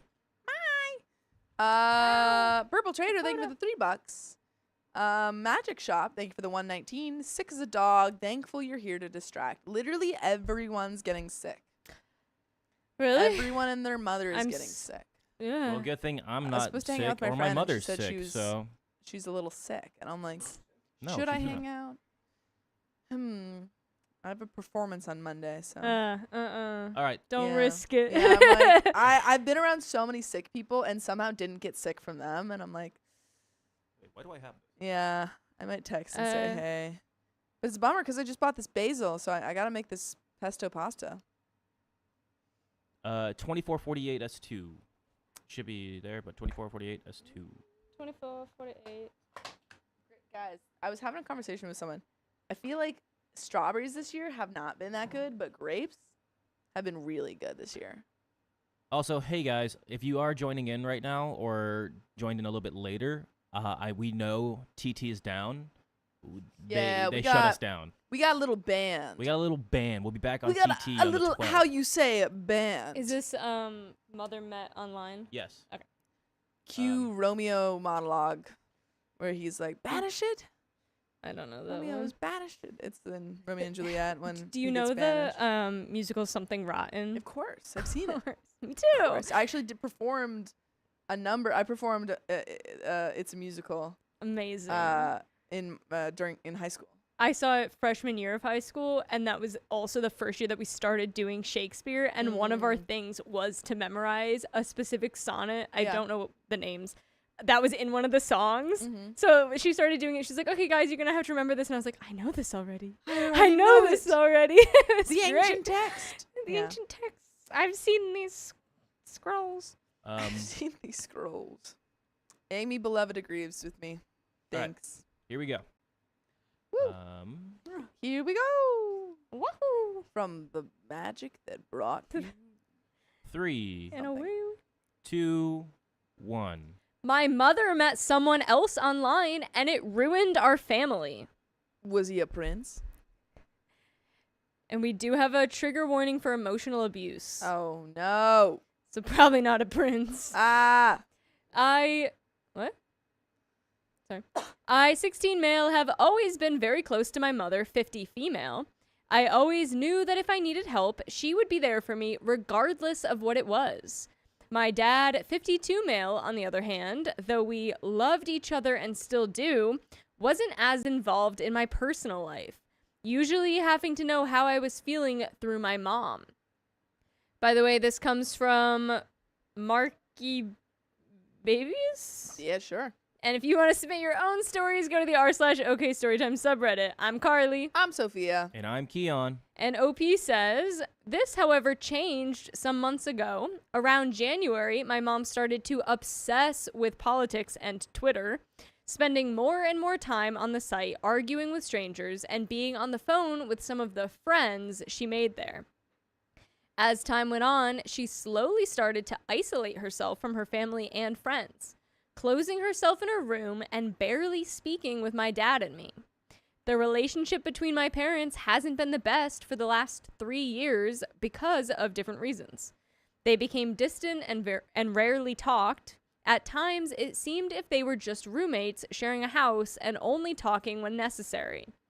Between her and me, though, there had never been any problems. Some occasional arguing, sure, but nothing serious. So it really hurt to see how she pushed me out of her life. This went on for some months until recently, about a month ago. By accident, I heard how she told one of her friends things like, "I love you, honey, and I don't know what I would do without you." I exploded. I screamed at her without insulting or being threatening. That said, I'm not proud of what I did and have already apologized for losing my temper. I started to cry. I felt betrayed and felt horrible for my dad, though in the end he didn't take it too badly since he kind of expected it. Dang. Yeah, I mean, if she was closed off and isolating Right. and really not talking to them, yeah. That's still tough. Yeah. That's awful. She kept telling me how this guy gave her the attention that she lacked at home. Well, if you stay in your room, it's kind of hard to get attention. She's like, I never get attention. I'm going to go sit in my room and sulk. I'm locking the door You and you can't come in. Why aren't you talking to me? I'm locking my door. Give me attention. Please. Sorry.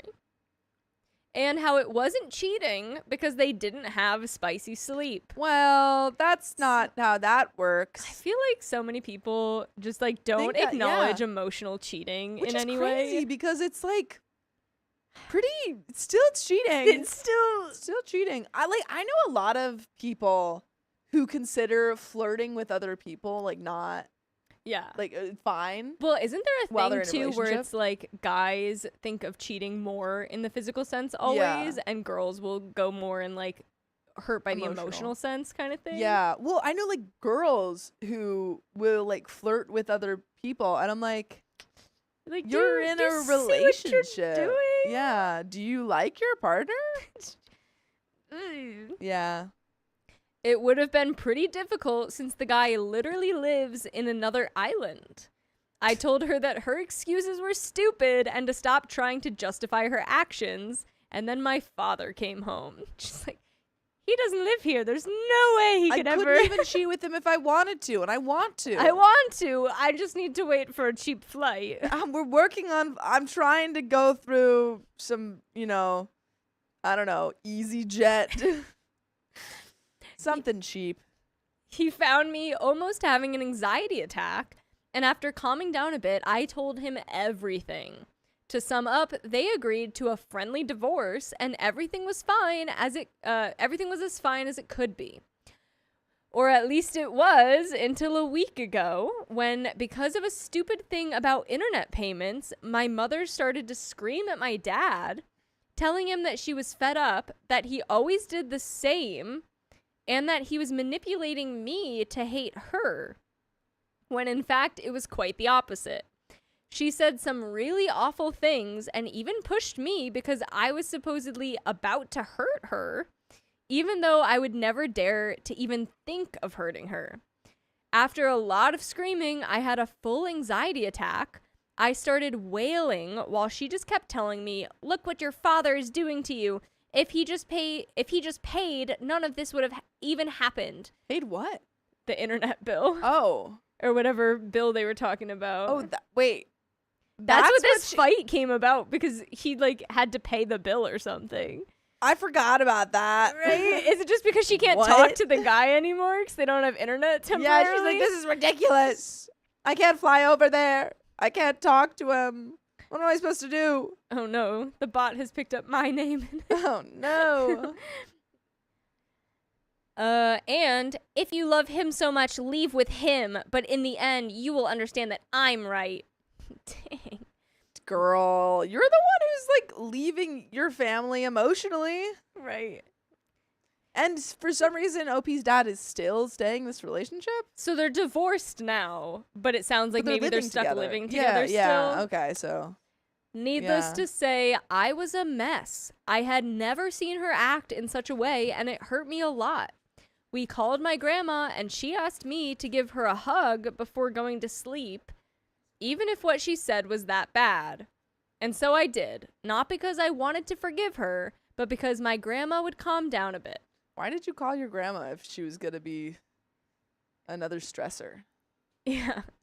It's like, I now told your my grandma's grandma, freaking out. She immediately sided with my mother. Yeah, she was like, hug her, please. But to add insult to injury, before even apologizing, which she didn't do at that moment, one of the first things she said was that I should stop insulting the guy she found on Twitter because he respects me and my father a lot. Wait, is OP saying that like her father? As in, yeah, I think like her and OP's dad.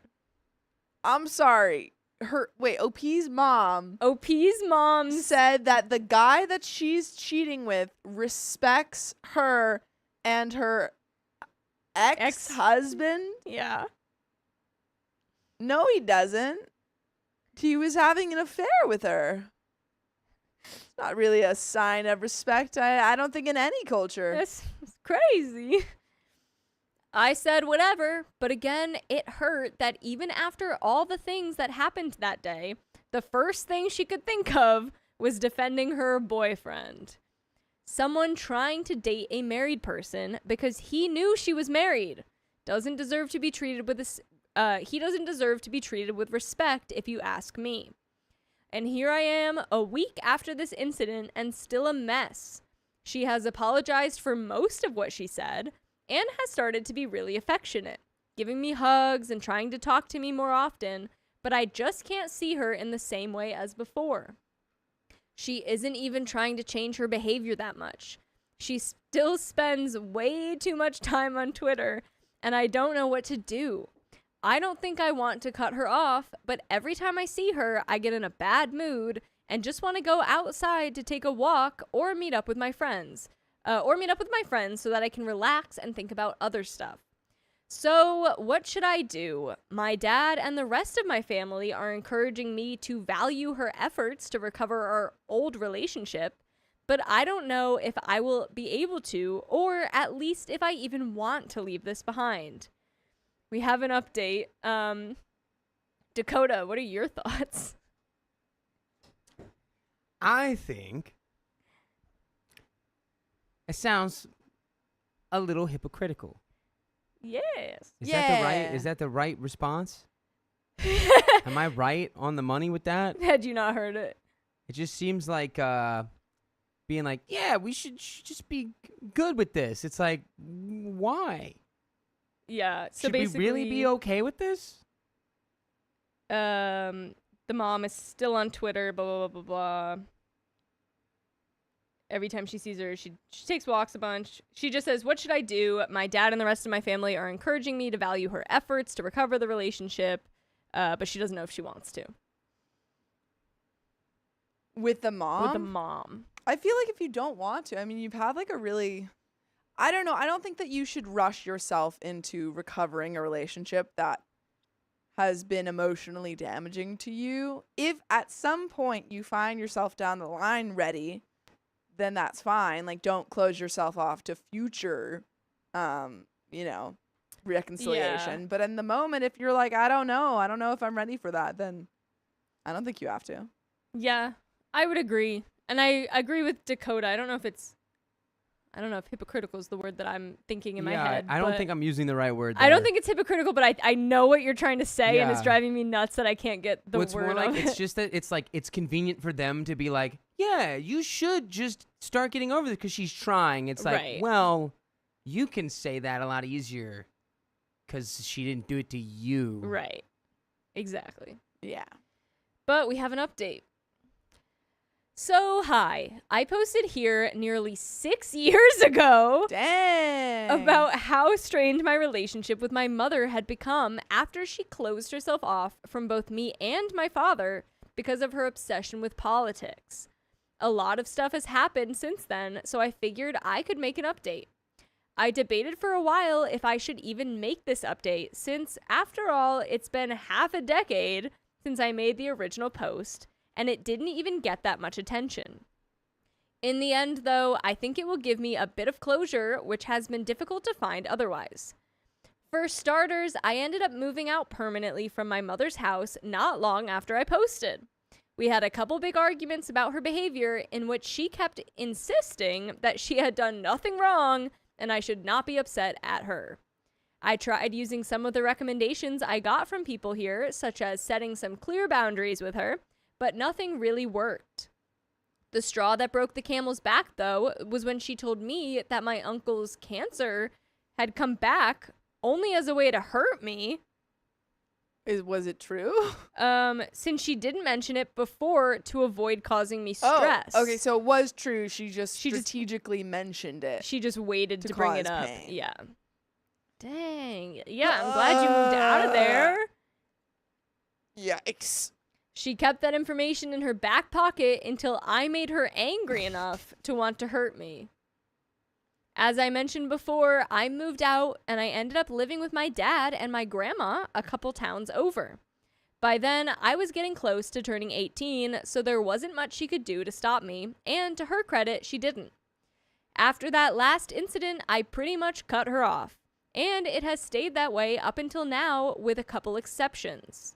The main one being that my grandfather ended up passing away in 2022. Oh, sorry. Oh. So I reestablished contact with her partly as a way to try to make my grandmother happy after her husband passed away. And partly because, in a way, I did miss her. As you might guess, it did not work out. At first, things seemed to be going slightly better than last time, since she didn't push as hard for my affection and seemed more respectful of my boundaries. That didn't last, though, and after another difficult incident during Christmas of that same year, I cut her off again, this time for good. Other than that, and for me personally, these years have been a bit of a roller coaster. Oh my god, guys, the last story said we got the update, and the very first thing was the last few years have been a bit of a roller coaster. It's always a roller coaster. Why can't it just be a drive? A nice valley road. Why can't life be a highway? It's because that it's you too want to ride all fun to night say long. roller coaster in this accent. It's a roller coaster. Life is a highway. A highway. And I want to ride it all night long. Just like how we do at the clubs. The club, baby. Clubs. With quite a few highs and lows. I finished high school, got into college, gained 40 kilograms, lost 25 of them, got really depressed, slowly crawled out of it, made some new friends, lost some old ones. We just montaged so hard in that one sentence. We just Dang. montaged your roller coaster. Whoa, I just felt like I was like, whoa. I was on freaking Space Mountain right there. Saw your whole life flash behind my eyes. Okay. Good job. I have no way to... By the way, it'll never feel like a roller coaster for you because you can listen to full episodes of stories just like this. Just go to Spotify, Apple Podcasts, iHeartRadio, wherever you get your podcast, search OK Storytime. If you To be want fair, a nice, though, it may be a roller coaster. soothing drive. It might be a roller coaster. It might be a roller coaster We can't promise that. because this story's Get in on there. our roller coaster. Legally, might be a roller coaster. Just to warn you. Trigger warning, might be a roller coaster. We got a little bit more, though, but... I mean, yeah, it's been 6 years. Seems like... You moved out. You moved out, moved in with your dad and your grandma. You're figuring your life out. Yes. It's tricky, as life often is. Good luck. Woo. Right now, though, I'd say that I'm better than ever. Okay, there we go. I turned 22 a few months ago, and for the first time in a while, I look forward to the future. I just graduated from college. I'm officially a historian now. So cool. I already got into the master's I want to do. I have a pretty chill job, and next year I'm planning on staying for a few months in Belgium, thanks to an EU program. Things are not perfect, of course, but I have a strong support system which has helped me not completely fall apart these last few years. My dad in particular has been my rock all this time, and our bond is stronger than ever. Even though him and I are very different and he didn't always know how to help me, he really gave it his all, and I couldn't be more thankful. So yeah, these almost 6 years have not been easy, But I feel like I've come out on the other side happier and stronger. And that's the end of that story. That's all you can ask for. Yeah. I'm And glad. Congrats on your master's Yeah. starting. It's a huge deal. Look at you go. OP, you're thriving. As a historian. As that's a cool. historian, you're thriving. I just learned a historical fact the other day. Yeah, tell me. Pyrrhic victory. But when it was told to me, they gave me the wrong definition. What definition is right and what did they give you? So we were playing a board game and they said, but he was like, Pyrrhic victory, it means when you lose the battle, but to win the war. Yeah. Not what it means. I found out today when he told me that it actually means when you win the battle, but it wasn't worth the cost. No. So like low-key the opposite of Yeah, what they that's were what he said. saying. Sorry, it was actually the complete opposite. Yeah. My fun fact that I do need to double check is Mhm. that miso soup can help with effects of radiation, supposedly. That's sick. So- Wait. I So love start- miso soup. I love miso soup, I love guys. miso soup. Guys, should we have We'll a do miso all soup you can party eat. Yes. where we just eat Yes. Yeah. We go to all you can eat sushi and I get like miso soup. at least 2 bowls and then I'll be like, Keon, I can't ask for another. Can you get miso Can you get a soup? miso soup? I think we should go get miso soup. We should plan it out this Sunday. I can get miso soup with Yeah. you. I know Keon has plans, but I'll get I miso think- soup with you. We should do some Donald time. What, you don't want to hear about our miso soup? You don't like miso soup? Are you a miso soup hater? Me and you were the only ones who ordered miso soup when we went. Miso to get soup! food. No, I think Evan got some too, Yeah, he but might have. He's a real. and one. technically Keon got some. I just stole the rest of his. We have these donations. I want to go to Japan. These Purple donations. Trader, thank you for the $10 more time. You got it. We got You got it. Mari Reyes, thank you for the $2. And also again, thank you for the $2. Purple Trader, thank you for the $10. All hail the Worm Queen. All hail the Worm Queen. Oh my God! Is Huzzah. that the star of Lilo and Stitch that I just heard? Is that the star? That was not the voice The for it, star? but The star. guys, it's on Disney Plus now. This is my shameless self promo. Watch Self-promo. it, please. Please. Please buy a copy. Actually, I'm excited because when they Yeah. announced the like fancy copies of it, my Yeah. parents bought one and they bought one for me. Oh, And it's got like all the bonus features, Like a which some of DVD? yeah, Oh, sick. like a Blu-ray DVD Love package a thing, DVD. which It's has the like only way the to own. bonus deleted Yeah. scenes, which I helped pick out at the end. No Like I way. helped my coworkers like collage a bunch of them, and then we sent them to the That's so studio. cool. So I was texting my Wow. parents, and I was like, "Which one's made it Which in?" one, please? Yeah, it's kind of crazy that the only way that we can actually own content is like Yeah. DVD. Like we I was like- lost that. I have a DVD player that I don't I even don't think's have hooked a up, DVD player. but it was just the fact that I could like have some physical Well, semblance of yeah, it. because you can't own it Keep it. otherwise. Yeah. I have a bunch of DVDs. Hey, 'cause I my have a ton of dad- them. I have bookshelves of them. Yeah, my dad is part of the PGA, and they sent, they I'm sent- sorry. Do you want something? merits of physical media after we finish our donos here? Sorry, I No, was just. I It must be understand that first. it has merits, but we need to read these donos. It must be Carolina first. Dentata, thank you for being a member for 5 months. We got 3 minutes. Hey, kittens. Thanks for being there for me when I cook, clean, and drive. Seriously, Sophia, book club. I'm reading Babel right now. It's great. I'm also currently reading Watership Down and also Valid. Ballads of Songbirds and Snakes. Reading a lot right now. Thanks for ADHDing with me, Coda. Well, I think Dakota just stopped our ADHDing. We crazy. can go back. Nope. It's But done there's- now. there's too late. still Simply more. done. It's too There's late. still Texas more. Start. Thank you for the 10 gifted memberships. Appreciate 2 you. sets of 5. Whitney Anderson Woohoo! says, And were Stitch, there no any, Lilo. spins? I heard half of it. Did we do Pattis's spin? Yes, we did. We did. Right? There's no X Pattis, here. did we do your spin? I don't Or think did we not did do your Pattis's spin? spin. I thought you got 20 members. Am I crazy? No, you're right, actually. Okay. He just forgot to put it. Okay, but I think that you got 20 members. Carly, if I buy the movie, do you get a cut of the profit? I believe I get residuals because my voice is in it. So Heck yes.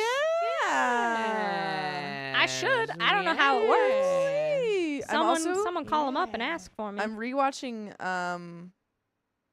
We've got I'm another rewatching Young Justice. 2 minutes to talk about whatever we want. Stacy, thank you for the $2. What person is your voice? I will buy one. It's the adorable psycho, which is the little pink axolotl. Guys, I'm not in it a She's- lot, but I have She's the axolotl. 4 lines. And those are the best lines. I in the have 3 whole axolotl thing. lines, and then I'm also technically axolotl. one of the voices of a boss that rejects Nani at some point. Oh, no way. We recorded all of them MOS, and then when Yeah. we were going back and we went to like record everything, it was kind of just like, oh, we're gonna record Adorable Psycho today.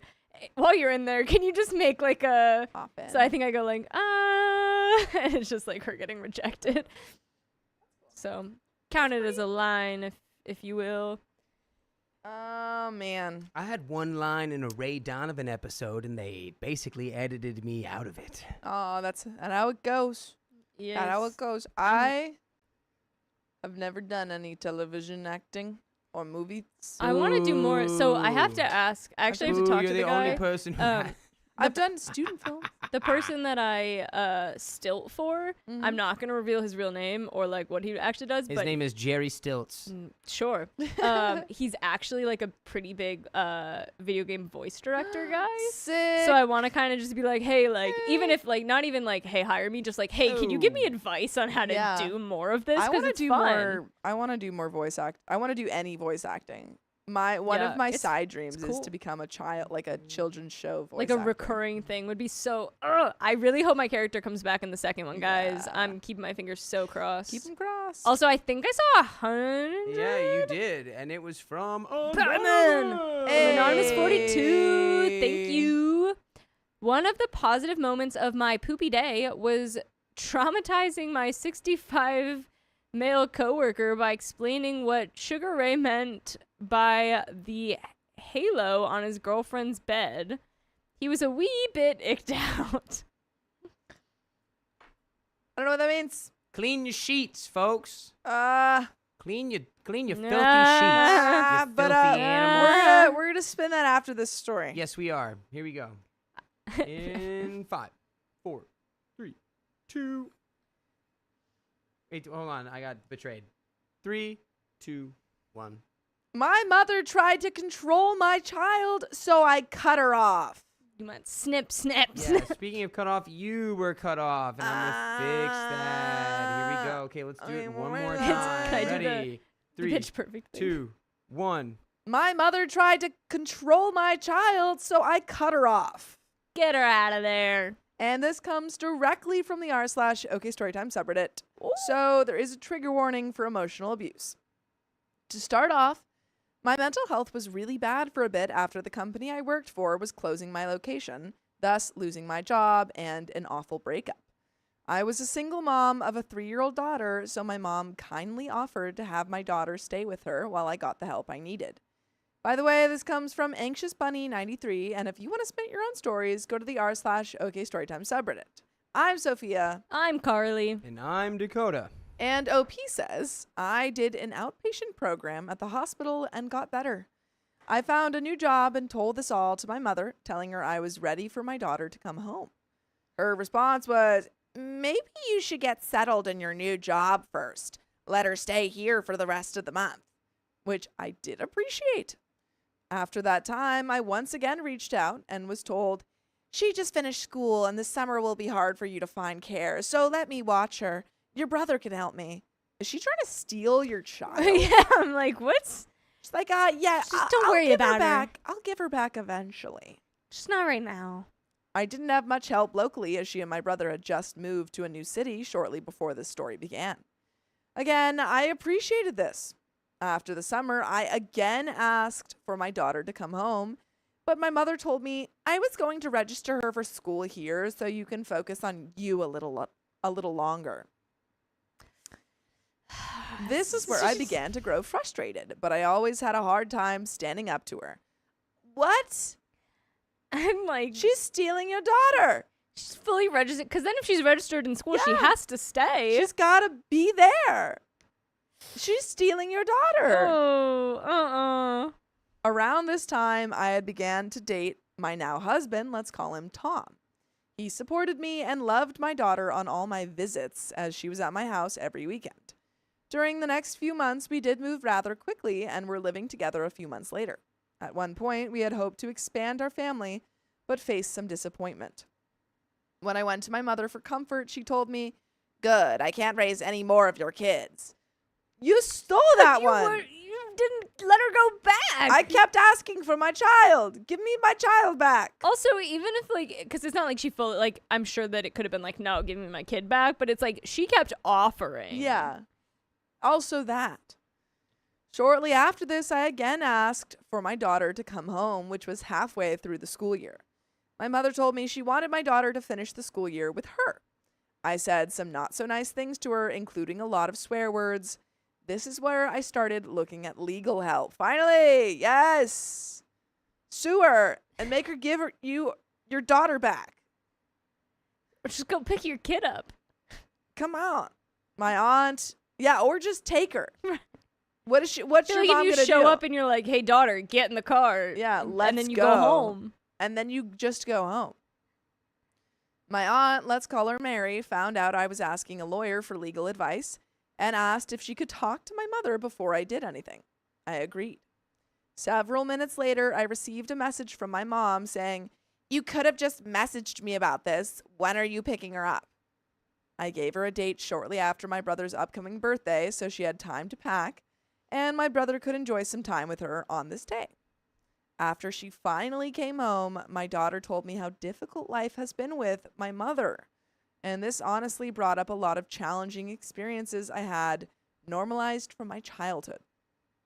Emotional manipulation, controlling behavior, harsh treatment, the works, in a whole new light. She told me my mother had lied to her, saying I never wanted her back home, that I didn't love her, Oh my etc. god. Ugh. My heart was absolutely broken. That's awful. Your mom is awful. I would never let her see my child again if she said that to my kid. I have like no words for that right now. That's, oh my god. To tell a child that her mom doesn't love her? And then for like neither of them to, like the mom and the child to not know. Yeah. At this time, my family held what I call interventions, where they attempted to repair the relationship. However, they all consisted of me being open about my feelings, while my mother sat there staring at nothing in particular and not responding other than to guilt me for never appreciating her help and sacrifices. I still allowed my mother to see my daughter because I do think the grandparent relationship is important. Shortly after she moved back home, we started getting constant CPS visits and accusations over nothing. One being that Tom was acting inappropriately towards my now 5-year-old daughter, despite him never being alone with her, as he had given me the opportunity to be a stay-at-home mom at this time. We buckled down, did what CPS wanted, including a parenting program due to her behavior issues and tension in the home after the whole ordeal. And they constantly told us they had no safety concerns whatsoever.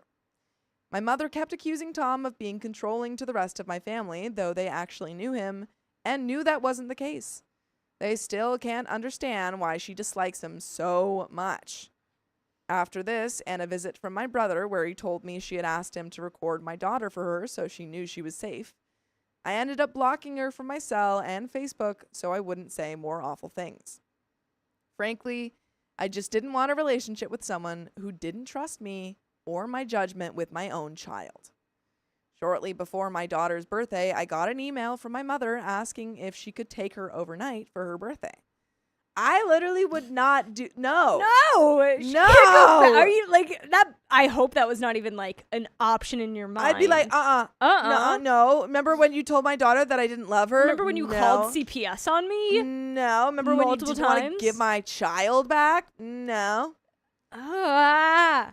I asked my daughter, who said she'd like to, but would be more comfortable with my Aunt Mary or her great-grandparents present for the visit, which meant no sleepover. I relayed her feelings to my mother via email and never received a response. Mary ensured they still saw each other regularly with my knowledge and honored our boundaries. My mother told my daughter about the email and told her I never replied. Okay. We just have so much proof that that's not true. Right. When she told me this, I showed her my response and told her she was again lying to her. At this point, I do think that we need to cut your mom off. Yeah, I like. At this point, your mom is actively lying to your daughter. I don't and know is- how we didn't after she was Yeah. actively telling your kid that I would have cut her off after that. you hated her. Yeah. I mean, there's just no appropriate kind of. I certainly just wouldn't be totally bringing my kid inappropriate. back without No. me present. No, absolutely not. There's no way that this mother would ever be alone with my kid. Eventually, the visits slowed down. She no longer reached out to Mary to see her. Mary, God bless, stepped into mother and grandmother role with us and spoiled her and my now 3 other children with gifts and time. At one point, she and I were at my grandparents' at the same time to use my grandfather's car tools. He has a much larger garage with tools everyone in the family visits to use. Neither of us acknowledged the other. My daughter even screamed her name and ran to her. My mother didn't acknowledge her. Her boyfriend introduced himself to me and told me, "Your mother's grown up a lot and misses you." Wow, Then she maybe stood she 10 should feet tell away. me. Maybe she should tell me then if Her she's so grown boyfriend up. said that. She sent her boyfriend in to be like, tell him that I've grown Yeah, up. she's standing over there. She's like, You. So, yeah. crazy. I told them she would need to take accountability. Yeah, she's over in the corner. She's like, yeah, well, maybe if she took accountability. And the mom's like, She runs up and whispers to the Yeah, boyfriend to she's say something else. tell Pete that Tell her was she really didn't answer. mean. She didn't answer my email. she didn't respond to my email. And talked to me as an adult, and then took my daughter to the nearby park while Tom finished working on the car. They left before we returned. 3 years later, Tom and I had our first child together, and it was a very complicated delivery that resulted in the baby requiring surgery. We got married 5 months after her birth. We kept it very small, only parents and grandparents. My aunt once again stepped into the parent role. I never heard anything from my mother. A year and a half after this, we were expecting twins, and I heard my mother was engaged and had a wedding coming up soon. I received an email from her that said, "You've been on my mind a lot lately. You have never been far from it, actually. But lately it's more constant. Maybe it's the upcoming wedding that sets it off. The fact that you've walked down that aisle yourself not so long ago." Wait, is this OP talking to your mother? Wait. Oh, no, this is the mother. Yeah. Okay, yeah. I wonder how that was for you without any parent present. I hope your grandparents and Mary have been able to fill that void for you. There's no intention in this email. I just wanted to reach out and say that I hope you're happy. If you have to say there's no intention in the email, I There's feel no like there's intention. intention in the email. The subject line of the email just says no intention. There's no subject. I wish the subject line says the intention. Yeah, And yeah. they're like, there's no intention in the body of this email. Yeah. Read the subject. Read the subject. Please refer to the subject Please if you refer want the to subject intention. for the intention. Also, look at the postscript if you want the subtext. Yes. Where was I? I hope being a wife and mother is fulfilling desires and bringing so much joy for you. I hope every blessing and happiness that life can bring for you and your family. I don't fully believe that. As a mom yourself, I'm sure you know that nothing could ever stop you from loving your children, and I will always love you. Have a wonderful day and know that you're loved more than you will ever know. And I would love for you guys to listen to full episodes of stories just like this. Just go to Spotify, Apple Podcasts, or iHeartRadio and search up OK Storytime. There is a little bit left to this story. Oh my God. Take that email as the goodbye. Yeah. And we can just be like, great, have a wonderful time. See you at the wedding. Yeah. My daughter's not staying with you Thanks. again. You're never going to see my daughter again. I'm still not fully against, like, if your daughter likes your mother Yes, so if much. you were there. Exactly. As long as you are present, your partner is present. To make sure that your mother is not actively being like, and your mom hates you. I mean, it's just like it's totally unacceptable that she's actively lying to your daughter. Terrible. But there's a little bit left to this story. Again, this felt like a guilt trip and a painful reminder that she wasn't at my wedding. This isn't what I wanted.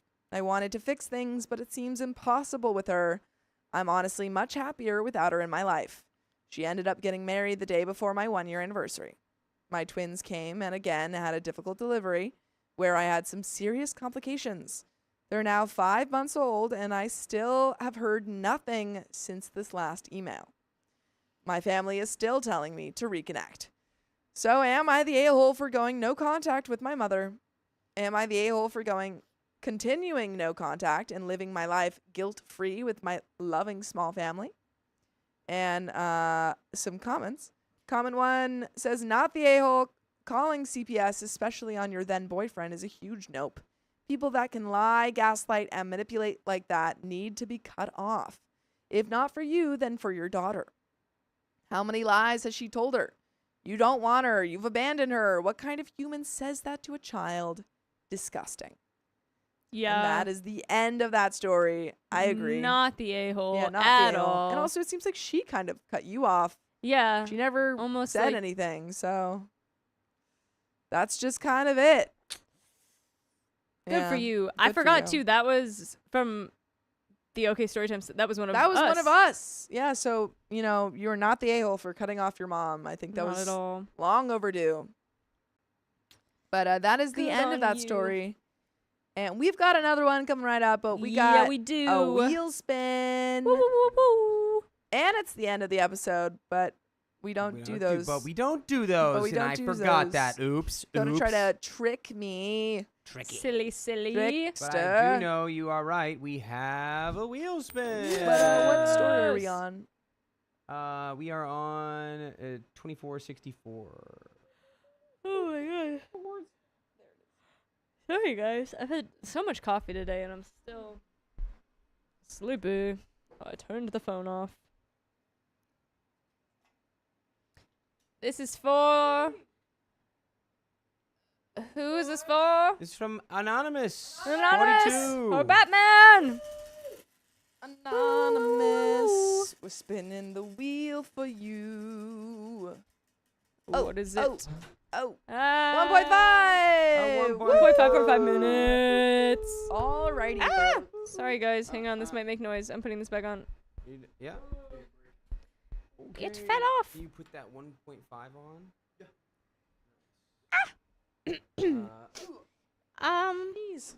So miso soup Sundays. Miso soup Sunday.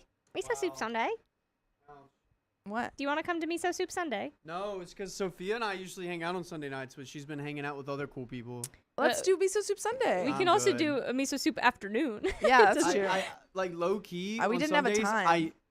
Low key on Sundays, I just need to be just like chilling by myself right before That's I fair. get. Okay. into I a lot of also- well, people. let's do. But it's okay. I may Sarah, be you can- going. you To, can I just may be be with all your going to other cool horror friends. nights. I don't Well, care. so I was planning to go to horror nights later in the night. So We just have right now. We said miso soup and Sunday, and No, that's it's kind fine. of the That's- only current plan that we have. did you know, Riley? And I really need to double check this fact actually before I keep putting it yeah. out. That miso soup may help Yeah, with you're just lying to radiation. us. Yes, but not in the way that you think. Do you okay? Do you want to do scavenger rain Okay. Sunday night? No, I'm good. What the hey? I can't win. Do you want to come to horror nights with me? Kind of. Okay. Yeah. You're welcome to. Cool. I'll be going. Sick. Can Riley come? If you want. I don't like scary stuff. All right. I don't want him to come. Okay.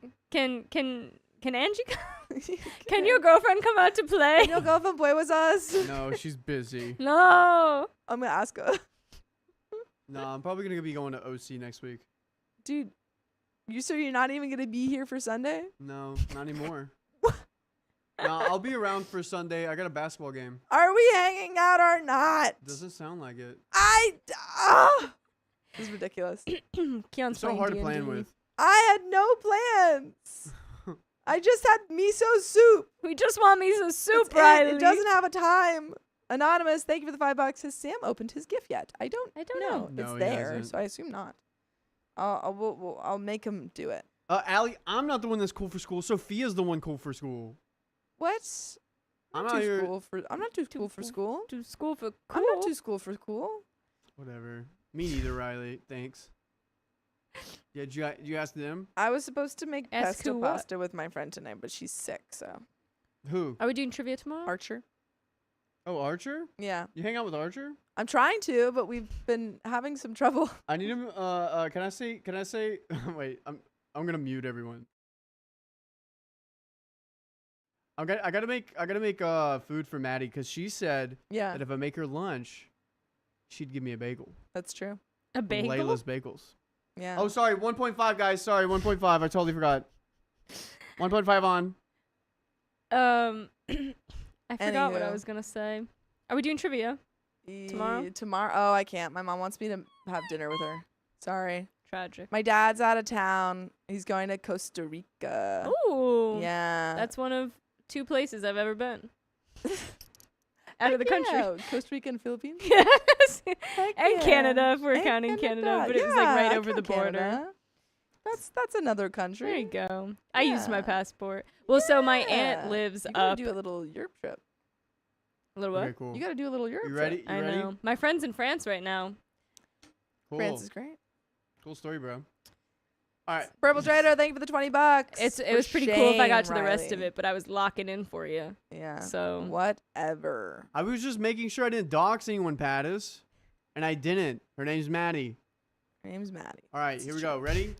Going 5, 4, 3, 2. my father sent me away for his new wife, so now he wants to rekindle. Get your own kindling. Okay, so That didn't really make sense. sorry, can we just do that one again? I wanna felt do like that that was again. phrased From weird. top, I didn't understand what that meant. 5, Okay. 4, 3, 2. My father sent me away for his new wife. Now he wants to rekindle. You can't just have me back now. Okay, so I've been attending boarding school since I was 10. I started the 5th grade at my boarding school. The reason why I started going so early is that my dad remarried when I was 9. My mother passed away when I was a baby. When he remarried my stepmom and she got pregnant with my brother, she insisted that I be sent to boarding school so that they could start afresh. By the way, That's crazy. that's insane.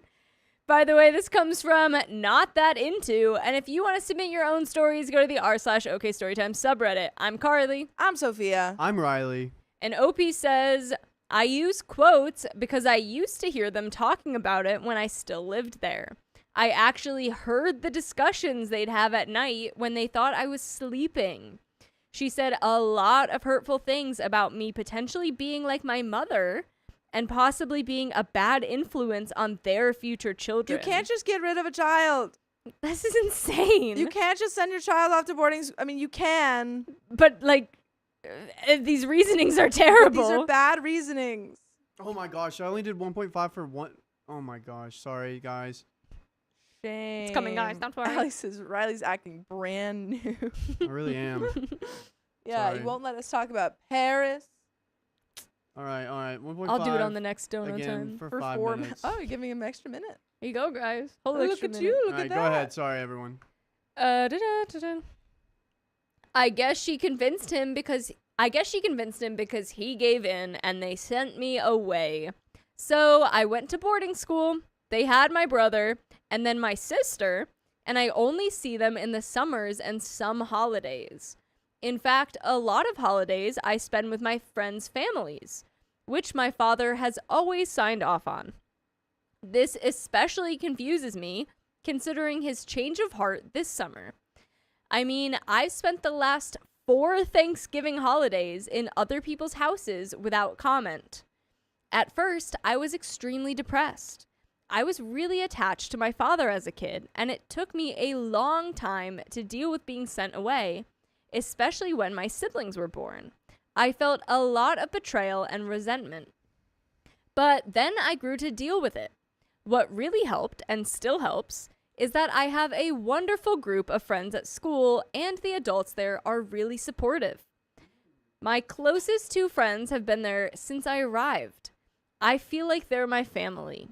Also, a lot of the kids I go to school with deal with what I'm dealing with in some form or another, and this has given me a lot of perspective. That's so sad that it's like most of them Yeah. are like Are bonded sent off. because they were sent off. Yeah, I mean, I feel like a lot of kids that this is not a generalization because I'm sure kids go to boarding schools for various different reasons. But I feel like one of the reasons is because their parents are somewhat absent. Yeah. Also, can we just start from the top? I forgot to hit record. Ah! I'm acting so brand new right now. Who are you? I don't even know. I don't even know. I'm going back to the All right, start. Go for the top. It's because I couldn't talk about Paris. I'm gonna add a few minutes. All right, and we're good. Let's just from the top real quick. Go ahead. 3, 2, 1. That was so good. Oh, okay. Ready? He said 3, 2, 1. Okay, 3, go ahead. 2, 1. My father sent me away for his new wife. Now he wants to rekindle. You don't get a second chance. Okay, so I've been attending boarding school since I was 10. I started the 5th grade at my boarding school. The reason why I started going so early is that my dad remarried when I was 9. My mother passed away when I was a baby. When he remarried my stepmom. Sorry, that makes it sound like he remarried the mom twice. When he remarried my stepmom and she got pregnant with my brother, she insisted that I be sent to boarding school so that they could start fresh. That's crazy. It's insane. You can't just start fresh with a child.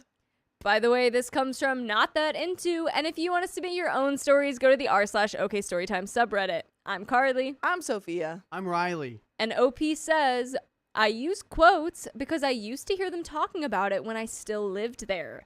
I actually heard the discussions they'd have at night when they thought I was sleeping. That's crazy. She's just like, they're in the other room and they're like, Yeah. OP she just doesn't fit into our family so anymore. I think we should just start over. We can send her somewhere else. I'm just like, That's what boarding school's for, right? I also feel like parents really underestimate how much kids hear when they're talking about yeah, things. they're like, oh, if I speak loudly in my room with the door closed, They no one won't can hear hear that, right? the wall's impenetrable. You can't Yeah. hear sounds. She said a lot of hurtful things about me potentially being like my mother and possibly being a bad influence on their children, on their future children. I guess she convinced him because he gave in and they sent me away. So I went to boarding school. They had my brother and then my sister, and I only see them in the summers and some holidays. In fact, a lot of holidays I spend with my friends' families, which my father has always signed off on. This especially confuses me, considering his change of heart this summer. I mean, I've spent the last 4 Thanksgiving holidays in other people's houses without comment. Oh.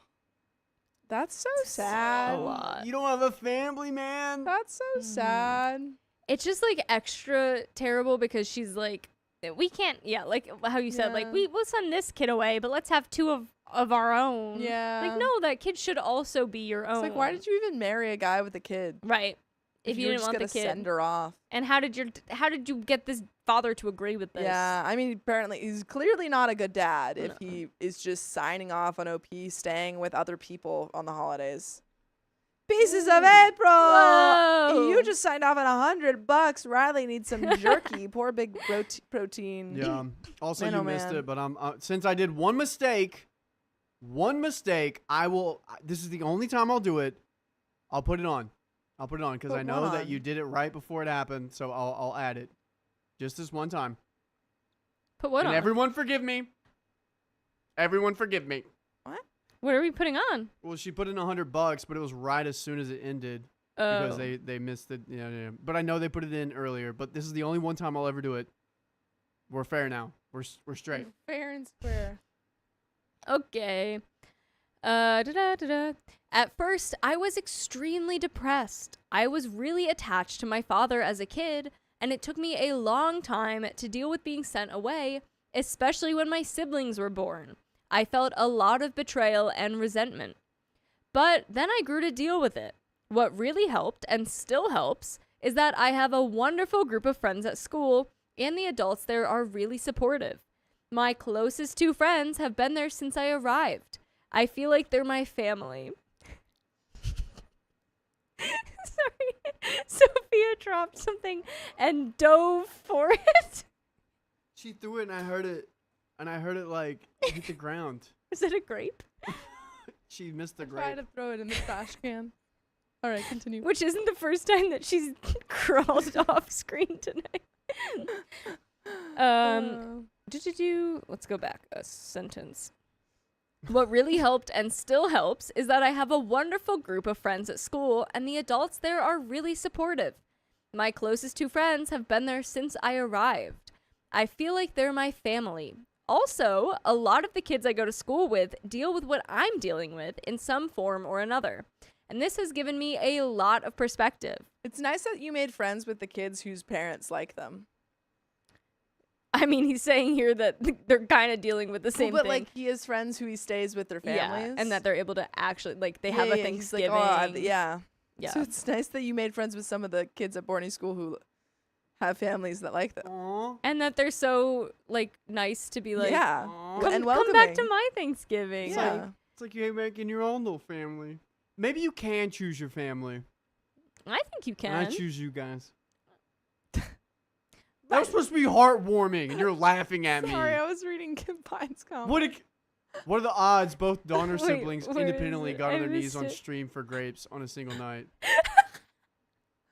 Well, now I don't want to eat the grapes. Sam didn't get any grapes. Now I feel weird Yeah. about eating the grapes. Technically, Yeah. yeah, Sam did not eat a grape.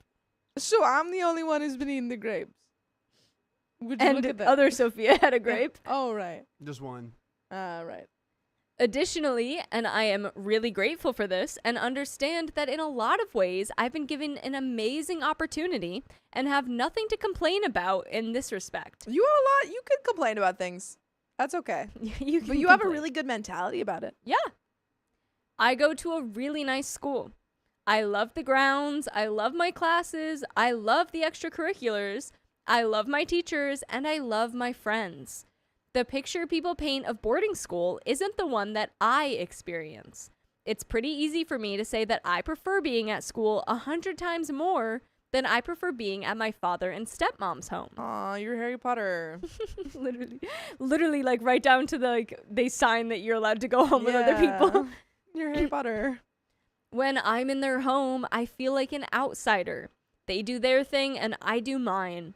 It's especially awful, though, because I still get the sense that my stepmother doesn't want me around when I'm there. She barely acknowledges me, and I know she influences my brother and sister to not interact with me. Dang. I know because I took them to a theme park 2 weeks back, and they told me this after a full day of having fun together. That's crazy. Ouch. I mean, yeah, I think I also get the sense that she doesn't want you around when she said that she wants to send you to boarding school to start fresh. Yeah. So I think that I get that sense too. So, as much as I appreciate that I get to have the experiences I do at school, I can't seem to distance myself from the distaste of my father and stepmom. In order to avoid being disrespectful or coming off as rude, I just try to minimize the time I spend with them when I'm in their home for the summer. I don't have any friends there, so this means I go on hikes, go on runs, go to the movies, whatever I can just to be active or out and about without getting into trouble. Which brings me to the problem. Uh-oh. My father kind of blindsided me yesterday. He sat down with me while I was eating breakfast, which never happens, before going on a hike. Sad. So sad. Oh my gosh. And told me he's concerned that I haven't wanted to spend time with the family. That's funny, Papa. I don't want to spend time with a family that you've separated and isolated me from. Do you want to be like, hey, ask your wife why that is? Oh, wait. I thought you guys wanted a fresh start. Right. I literally heard you guys say that. Yeah. I was confused because I never perceived this need from him, nor any space for it. He works all year round and all day. My stepmother is always ferrying my brother and sister to something or off with her friends. So I didn't even think they wanted that. He then said that he wants to keep me there for my final 2 years of high school and enroll me in the nearby private school so that I can be with the family. And I just panicked.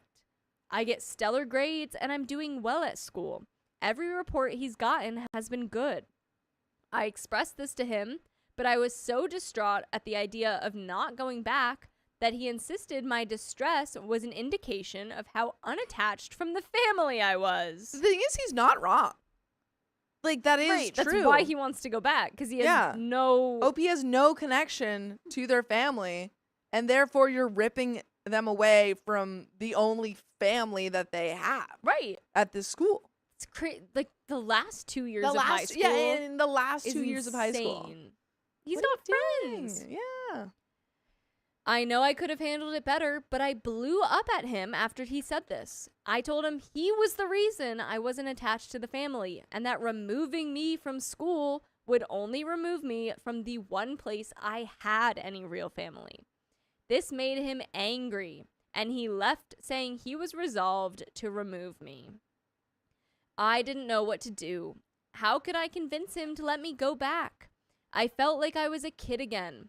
It was the same feeling all over again, and I was so angry. We have some relevant comments. Commenter 1 says, I expect that once your stepmother learns what your father has said, she will convince him to change his mind. Yeah, maybe you can use her against or for you. I'm trying to figure out how old the siblings would be now, because part of me is Pretty like, young. do they just want someone to shuttle Oh, siblings around? probably. They're just like, They you just know, want I'm a babysitter. right, because they were like, stepmom's always just shuttling the little Mhm, ones. Is it like, mhm. oh, you're back, you can do it now? Yeah, probably. Commenter 2 says the stepmother might actually be a good last resort strategy here. If you try the letter writing or having a friend's parent or a teacher talk to your father and he doesn't change his mind, then you've got nothing to lose in trying to enlist your stepmother to convince him. For her own selfish reasons, it sounds like she would agree you should go back to the school. And she is probably the person most likely to influence your father. OP responds, oh God, I really hope so. Commenter 3 says, you need to be honest with him. He'll be shocked and deny it, but if you're honest, he'll understand. You need to tell him you heard when you were 10 the reason you were shipped to boarding school is so that his family could start fresh. At the time, you resented it, being displaced, but you found what you were missing at home, acceptance. You are now thriving at school with friends who willingly and wanting have you over for Thanksgiving. You don't feel the same at his house. You feel like an intruder, not a true member of the family. I do think, though, that if you go that route, I think he's just going to be like, well, that's why you need to stay Right. here and connect with the family. Oh, I like at that point you just be like, it's too late for that. Yeah, it's like, oh, no, academically, this would mess me up. Yeah. Maybe that's the route. Even your brother and sister admitted that your stepmom instructed them to treat you this way. Then you drop the truth bombshell. You will always resent him for picking his new family over you, but you will resent him even more if he displaces you from the only place where you felt welcome. This conversation will not be easy, so feel free to write it as a letter instead. You are 15. You don't get to call the shots, but you're old enough to demand your opinions be heard. Okay, so that means that the step siblings are all like 4 and under. Mm-hmm. Well, 5 and under. Yeah, I feel like they just want to, like, Dude, they're about to be in school. They probably want to. you were the practice family. Yeah, I mean, that's what they said. They said, let's start afresh. Yeah. Yeah. You know, And according to our golden rules, you only get one you only get one. Sorry, OP. One what? practice, Practice family. family. Oh my God, what? Those are the rules. You get a practice family. Yep. Yeah, yeah. Everyone gets one. Okay. You get one too. I'm If you're not- like, I'm I'm not looking for, I don't like this family. That was a practice over. family. Yeah, doesn't count. She's speechless right now. but you're old enough to demand your opinions be heard. Your father is an absentee parent. He needs to learn the truth. OP says, I really like the idea of writing a letter. I'm going to clear my head and get started on writing it so I can deliver it to him as soon as possible. I really appreciate this feedback. Thanks. OP on when asked the reason, OP says when asked if the reason the father wants OP closer to home at a local school is for financial reasons. I'm not sure. It doesn't appear as if there are any money problems. I know that my tuition is very expensive, but based off the family's lifestyle, it seems like nothing. I don't know if I'm being naive with this assumption, though. I don't want to be too detailed for the sake of anonymity, but I know he works in a field and for a company that makes what a lot of people consider problematic amounts of money. What? What does that mean? I'm He makes a trying to lot of figure money? out if this means he works in like an actual field, or if he's just like he works in this field, like as in like a industry. Yeah, I kind of think it's thing. industry. It's so broad. I think he works. He works in a Obviously, I don't field. want to be too specific. I'll be He as broad works as possible. In a field That and makes he money. makes money. Was that helpful? No, it wasn't helpful, OP. I know nothing. I don't know if anything has changed for him. It's just never a thing he's discussed without me, and I've never asked him about his money. We have an update. Dang. But any more thoughts? I will say it does feel like such a rich parent move to be like, I'm sending you to boarding school Yes. because I don't want to parent you anymore. Right. So long, child. I just hope that he can go back to his friends. Yeah. I really hope they don't, steal you away from your friends. I don't know how you would have that conversation, though, with your dad. Because Yeah. I mean, legally, I think if he things does have a are right. right, but you I mean, know? technically, if things are like that bad at home, and I do feel like a court would need them to be a little bit worse. Unfortunately, Yeah. there is a way to get like your rights over your parents. What's Emancipation? that called? You can get Mhm. emancipated, but I Yeah. think that I think it would have your to be word worse. against theirs, Because they could just be like, well, we're paying for OP school. right? Yeah. Update. I decided to write an email to my father. In it, I apologized for my outburst, expressed my understanding that we should develop a better relationship, and said that I wanted one as well. I don't know if I really want this, but based on feedback, it seemed smart to include. I explained that pulling me out of my school would not result in that goal. I offered alternatives like Whoa. Whoa, what's What that? just happened? We leveled up. 100 seconds. Whoa. For every 100 likes, we get 100 seconds. Oh, sick. I like that animation. That's cool. I offered alternatives like FaceTiming regularly and more consistent visits during the holidays, like Thanksgiving. I also suggested that maybe we should do something together during this holiday so that we could talk and catch up. We used to hike a lot together when I was a kid, and I suggested we go on one together like this weekend. I also explained that I feel I've been responsible and productive. I feel like I've been a responsible and productive student at boarding school, pointing out that I head the diversity club, have provided peer tutoring each year since 8th grade, and have maintained a good GPA. I said that disrupting my schooling might be counterproductive. I explained that my outburst was due to these details rather than my not wanting to be closer to him. Smart. That's good. I closed out by saying I know he wants what's best for me, and I want to work with him to make that happen. I honestly think this is a way better route than going the you don't I'm not Yeah. connected to you. You'd be pulling me away from the people that I actually care about, because I think that the dad would respond Right. with we negatively. need to get you home. Right. No, this So is I good to think just this be was like, smarter. look how involved I am. Like, Yeah. you'd And, be preventing so much growth. Yeah, you would actually be connecting with me further by doing Right, right. Yeah. So now I'm waiting for his reply. I'm pretty anxious because I honestly don't know how he'll respond. I'm taking advice given to me here, though, and trying to make plans in my mind for any response. I haven't told any of my friends yet because I know they'll tell their parents, who may contact him, and I can't be sure how he'll react. If he refuses after my email, maybe I'll try to have an adult intervene. I'm still thinking it through. We have another update, which I think is the response. Oh, yeah. I mean, I think OP handled it great, though. I think you handled it as well as you could handle it. Yeah. So if he doesn't let you, then that's totally not your fault, and it really, really sucks. But I feel like that you did all that you could, Yeah. and your dad sucks. Yeah. Sorry. I'm glad you have good friends. Yeah. Update 2. He responded. When we spoke, I told you I had made my decision. Oh, that stance has not changed. No. And I am disappointed that you have chosen to ignore my words. No. Do not forget that you are still a child under my care, despite what you may feel. One day, you will see the wisdom in this and be thankful. I'm currently on my way out on business and will be back on Saturday.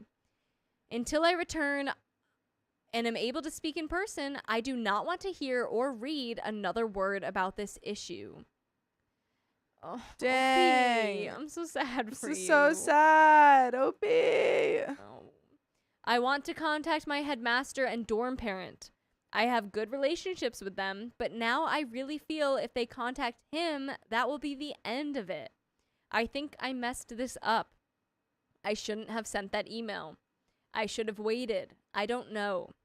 My friends' parents are all pretty influential and well known in my dad and stepmom's social circle, and I'm worried it will humiliate them if they find out about this issue or try to intervene. I feel so paralyzed. I will say I saw the beginning of update 3 though.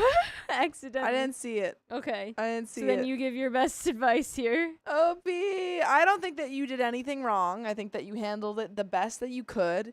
And also I think that you handled it really well considering you're 15 years old. Yeah. You know, like, wow, the amount of emotional maturity that you have. And also just like tactically very, smart moves made Yeah. in the letter. Obviously they didn't work, but I think still that very was the most you could clever. have done. Yeah. Yeah.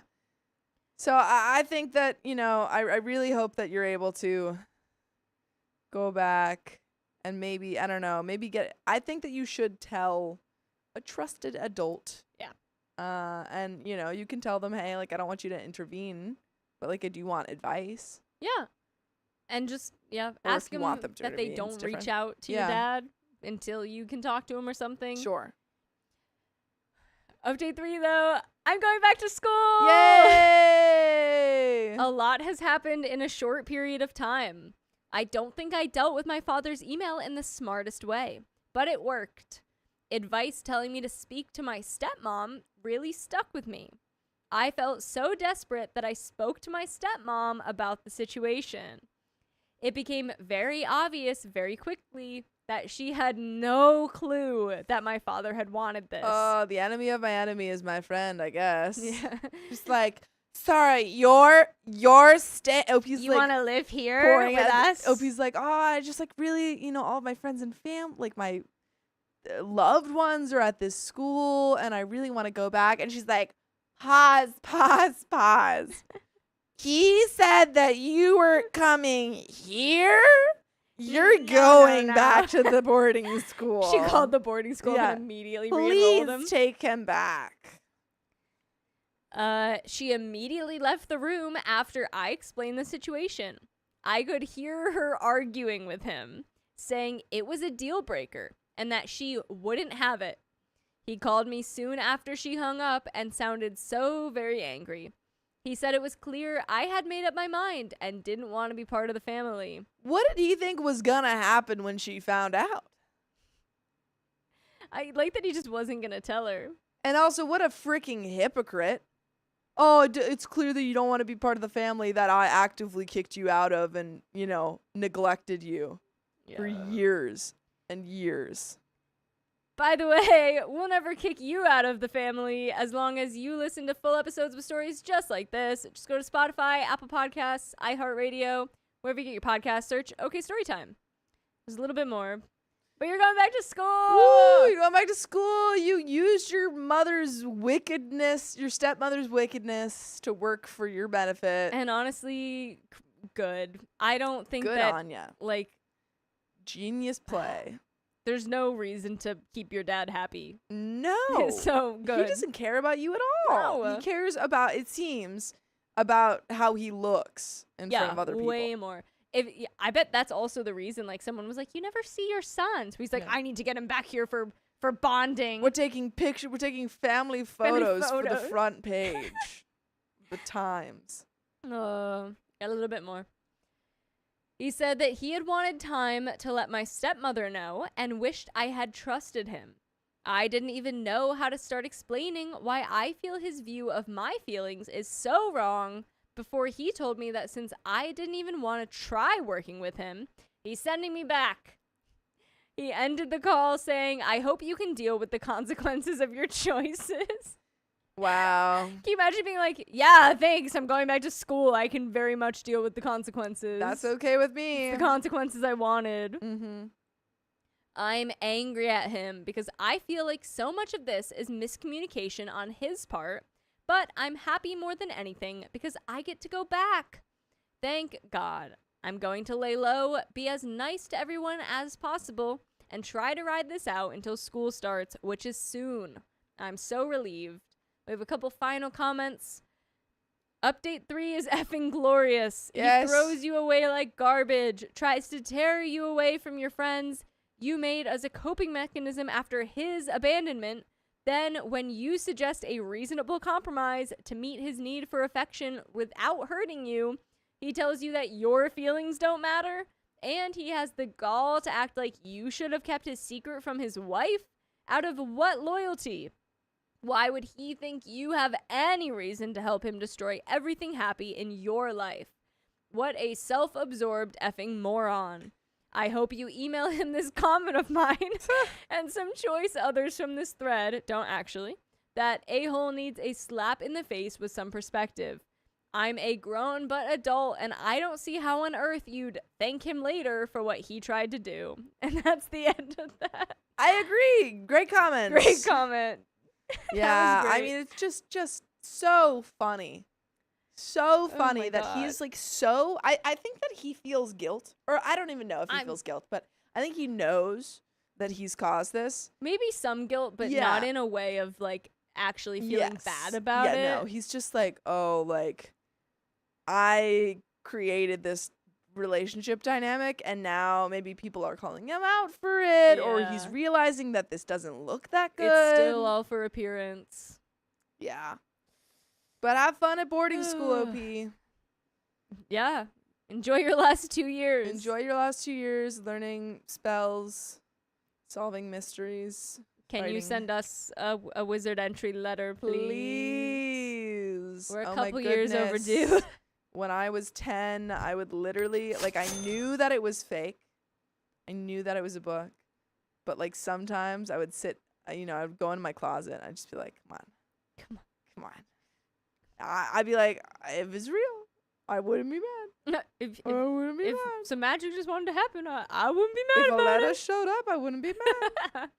Have you seen that there's a service that you can like actually get letters delivered to like your kid and stuff? I'm not going to lie. If I got that letter, I would be devastated.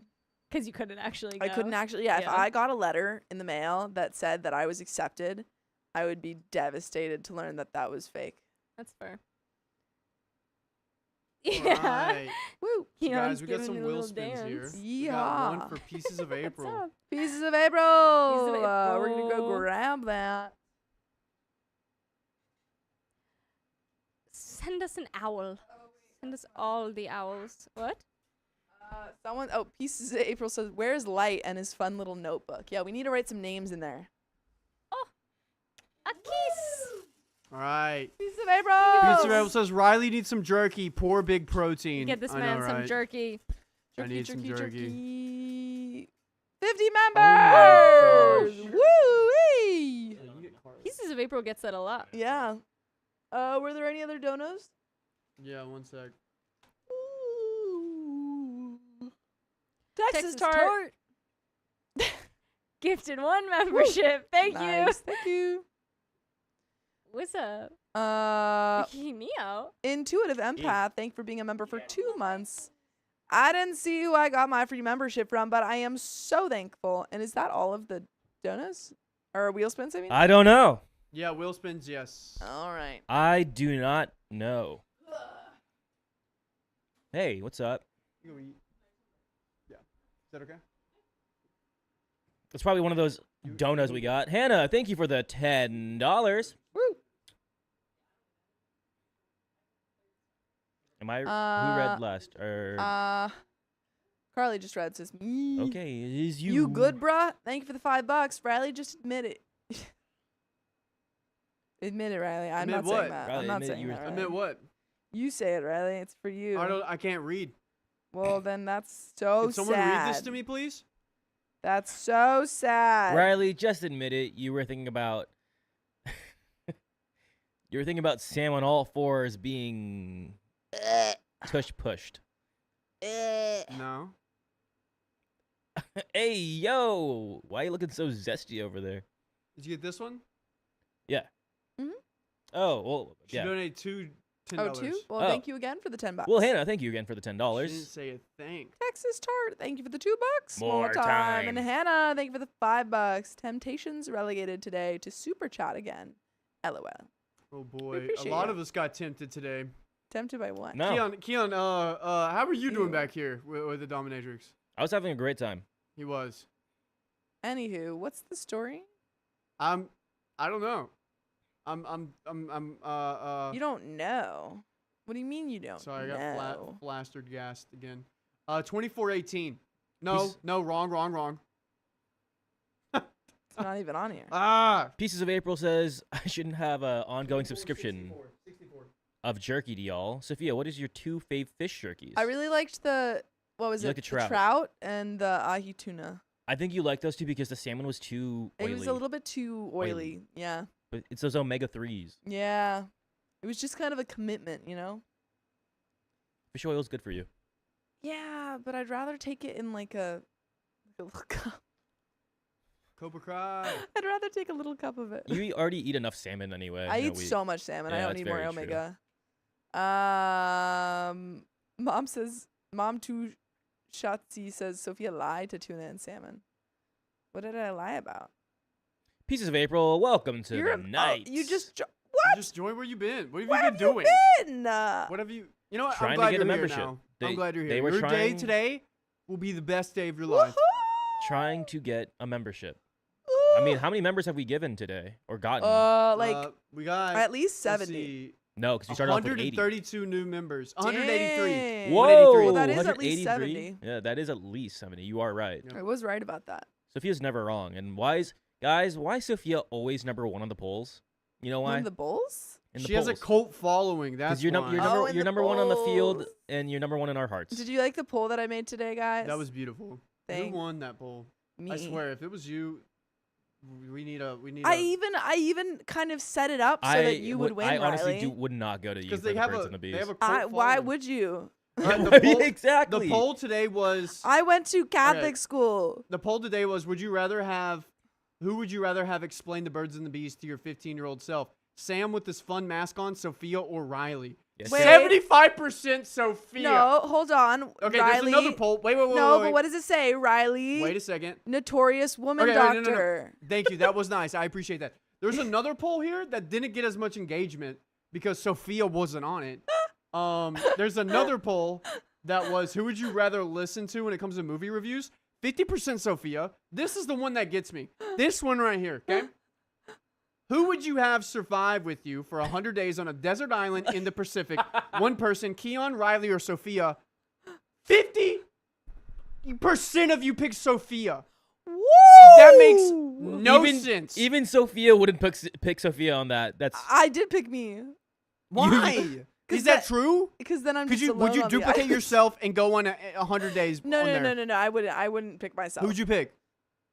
Out of you and Keon, I'd pick Riley. I would pick Yeah, I would pick you. I would pick Riley. myself too. I would pick Riley. Yeah. I'm Yeah. sorry. It's down to the food thing too. Yeah, Like, I like how I I'm feel like in you last. could hunt or something. I was in last for the food thing. You were there for vibes. Everyone that, that would one pick was you crazy. Was I That was picked you for the insane. food thing. No, I know, but that's okay. Mhm. Yeah, Everyone there- has. and That's the what you know voting's what? for. The movie thinks The movie thing, absolutely I would Dakota. come to me. Dakota. I would not go to Dakota for I wouldn't go to conversations about movies. I would go to myself for movie talk. I would go to you or me because funny. Dakota would get into an argument about the movie. Dakota would have some outlandish take Yeah. of like And then he would why this defend movie's it. better than He any just movie. likes to For argue. his I was life. like, dude, Snowpiercer is a sequel to Charlie and the Chocolate Factory, and he's like, That's- no. That's, I it's a have good a take. I have a YouTube essay. I know. I've seen it. The director even said it was inspired by the movie. He was inspired, but he wasn't like. It There's wasn't no, written. like, The book that's wasn't written, but the Charlie. movie was. Anyways, let's get to the story before we get into the. All I right. think we're getting so discussion. All cranky right, about it. let's Well, do it. All right, 100% of the vote over there. gosh, dude, it's actually That's why I love you guys. That's crazy why you have a cult following. why I love you guys. Michelle, I'd hang out with you too because you sound chill. All right, You going to sound chill. Sophia. In Sophia doesn't even watch movies. That's not true. 5, 4, 3, 2. I want to put my mother on assisted living, but my brother is against it. Your brother is against you? And this comes from the r/OK Storytime subreddit. I, 44 male, am the youngest of my siblings. I have 2 brothers, Bob, 47 male, and Todd, 50 male. My mother, 70 female, is the main focus of this post. I'm married with 1 adult son, 23 male, who doesn't live with us. My wife and I have been together since 2019 and married in 2023. She has 2 kids, currently 14 male and 18 female, who both live with us, along with 2 dogs. By the way, this comes from Substantial Web 7964, and if you want to submit your own stories, go to the r/OK Storytime subreddit. I'm Sophia. I'm Keon. I'm Riley. And OP says, Bob has lived a carefree life his entire existence. No kids, no home, no real job, no responsibilities. He goes from tourist town to tourist town, getting odd jobs, trying to become rich with little effort. He has at least one get-rich-quick scheme monthly. He usually lives a day or 2 drive away from the rest of the family, moving around in a vehicle or camper. I've never been close with him growing up, and the distance between us keeps growing. Sounds like this guy's been in a couple pyramid schemes. Yeah, he's got secrets.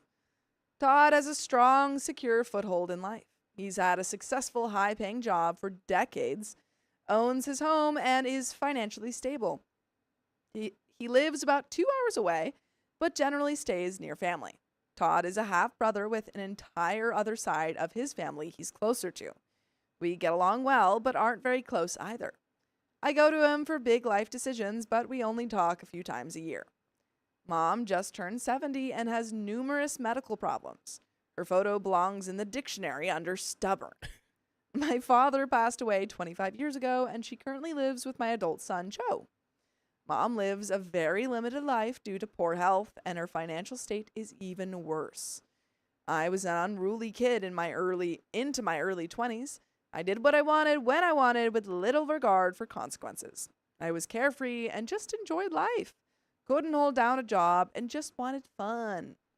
As the baby child, my mother spoiled me, hid my transgressions from my father, and I got away with everything. Our family is large with extended family everywhere. Every Christmas, our entire family gathered at our grandparents' house for genuinely good times. Mostly no fighting. Just family members looking out for each other and catching up. Mostly no fighting is also always good. That sounds like a... Reasonable. You couldn't ask for no fighting. How many times do you fight with your brother? With my brother? Yeah. Constantly. But it's like But that's not, there's it's like not cute serious fighting, yeah. fights. Yeah. Mine's different. I had a child when I was 19 and wasn't ready. My parents stepped up and helped tremendously for the first 2 years, as our family dynamic has always been to help whenever needed. My son's mother had substance problems and wasn't in the picture for his first 15 years. When my son was 2 years old, like a swift knife, my carefree life was torn in half as my father suddenly passed away in his prime. This was huge for our family since my father was our rock. No matter what you needed or when, he was everyone's first call. He gave up everything for everyone, was always there for friends and family. Bob traveled back for the funeral. The entire family and what seemed like half the state showed up. It was overwhelming how much one person could affect people's lives. Shortly after the funeral, Bob left the state again for his carefree mountain life. Can't hold Bob down. Bob's a free spirit. He's going where the wind takes him. I found myself stepping into my father's shoes, helping my mother and other family members more than I'd intended. She needed family more than ever. In those weeks and months, I told myself she'd bounce back and find a new normal, and I could return to my non-adulting life. In reality, this was the new me forever. In a few months, I went from typical troublemaker to responsible adult. I mentally grew up about 20 years during that period. My family must have seen this change because they started calling me for their needs. I was humbled and partly enjoyed being respected like that. For the next decade, I stayed close to my mother, going to her house and helping with most things she needed. At this time, she was physically okay. Todd came and went a few times yearly, and Bob basically disappeared. He called Mom occasionally and would text me, usually with get-rich-quick schemes, or from jail, needing someone to bail him out across the country, which I did numerous times. That's like the opposite of getting rich. That's not rich, getting, by the way. yeah. That's bad. That's bad. Rough. Yeah, Bob is too free-spirited. He's like, you don't understand. I need your help robbing a bank. I'm wanted in 3 different counties. We're gonna get rich quick by stealing the money. We're gonna steal the moon. Hear me out. Hear me out. It's gonna work. In Bob's defense, he did help my mom financially several times when needed. He just wasn't around physically much. Several years ago, both grandparents passed away, so yearly Christmas gatherings passed with them. They were the glue holding our entire family dynamic together. Looking back over the last 10 years, I can pinpoint exactly how and when our family fell apart. I started a business that took off, and before I knew it, I was working roughly 70-plus hours weekly. Dang. My mental and physical health were strained, and I didn't have much extra to give others. I started making excuses when asked for help, not always helping like before. My now wife came into the picture around this time and helped pick up where I fell short. She helped my mother a lot, and her daughter became close with my mom. They'd both visit several times weekly, playing games and helping out. But then my mother started acting differently and having episodes. We discovered her diabetes was completely out of control. That is so dangerous. Yikes. How did it get out of control? That's like, yeah. How did that happen? Because she's 70, you would be watching at least like a little bit. Presumably, they knew that she was diabetic. Yeah. So wow. Like, what's she eating every day? Like, what is her daily diet? Yeah. And she had numerous near-death episodes over the next 2 years. We finally thought that we had controlled that when one night she tripped and broke her foot. This was the turning point from her normal life to what has transpired now. My mother has openly disregarded her doctor's orders for her foot and diabetes. In her words, I've been doing this for 50 years and I'm not passed away yet. She's at the age where she just, I don't give stubborn. an F. Yeah, like, I'm just going to be as stubborn as possible. And that's frustrating because you want your parents to take care of themselves so that you can have them around for a little longer. And it sucks because now you're getting to that role of parenting your parent. Yeah, and that's frustrating. No, there's no life lesson. There's no school doesn't teach you this. This is just life. And like, you learn this on the fly kind of thing. Yeah. And it sucks. Her doctors and I strongly believe she would have been fine if she'd listened. But health-wise, her foot has been so bad and healing so slow that doctors have recommended amputation from the knee down numerous times. Wow. It's that bad? Wow. Not just the foot, the entire leg. Knee down. Like, that's crazy. At this point, it takes her forever to move around and do simple things physically. Her diabetes is getting better, but still not properly managed. Her foot and leg are terrible, requiring weekly doctor visits. Some days she's fine and moves around slowly, but seems okay. Other days she struggles to use the bathroom in under 2 hours. Another aspect is her finances. the easiest way to describe them. Think of a 13-year-old getting a few thousand monthly. Her money now goes to an account I made that she can't access. After deducting rent and cell phone, I send her the rest. Instead of spending responsibly, she drains her monthly money within days on knickknacks, snacks, and phone games. Ain't no way she's playing like Bejeweled and spending She hundreds just of dollars on that. she's just getting in-game money. Candy Crush? Oh boy. Yikes. If I didn't hold back her rent, she'd be homeless. She's already lost a house and 2 rentals since my father passed. Basically, she cannot say no to her urges financially or diabetes-wise. Whatever she wants, she does. But she's mentally lucid, loving, caring, and an all-around great mother. She's just very needy. I see it like this. She lost her oldest son when he moved out, lost her middle child when he moved across the country, babied me hoping to keep me around, then lost her husband, lost both parents, lost her lifelong job to medical issues, lost her home of 20 years to financial problems, lost her baby when I got married, and recently lost her driving freedom due to medical issues. She lost a tremendous amount. Yeah, clearly she's, not handling any of this well, which is fair because it's a lot to go through for one person. But also, you shouldn't be the sole person to take the responsibility of fixing that. That's or so hard. Pretty much being that one column of support. That's not fair. No. Yeah, I mean, it's just a lot to handle for one person. Yeah. A few years ago, I purchased 12 acres and bought a home for Hold my on. wife and me. Hold on. The text no. box. What do I do? He might just have to reset it. I got it. You don't have to do anything, Sophia. You're good. It just turned off. Sorry. Okay. Nice. I shut my business down because traveling was taking a toll and went back to the 9-to-5 world.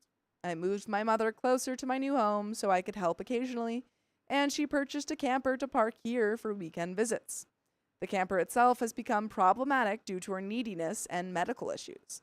Anytime she's here, I feel like I must oversee her to ensure she's not doing things she shouldn't. If I give her slack, she calls or texts constantly from her camper with things she needs. The fear of her getting hurt in any situation has become our new normal. My daughter doesn't even like visiting my mother anymore because of her nagging and the constant worry. Bob came back to the state for a while and moved in with my mother. There were many arguments over her finances and health.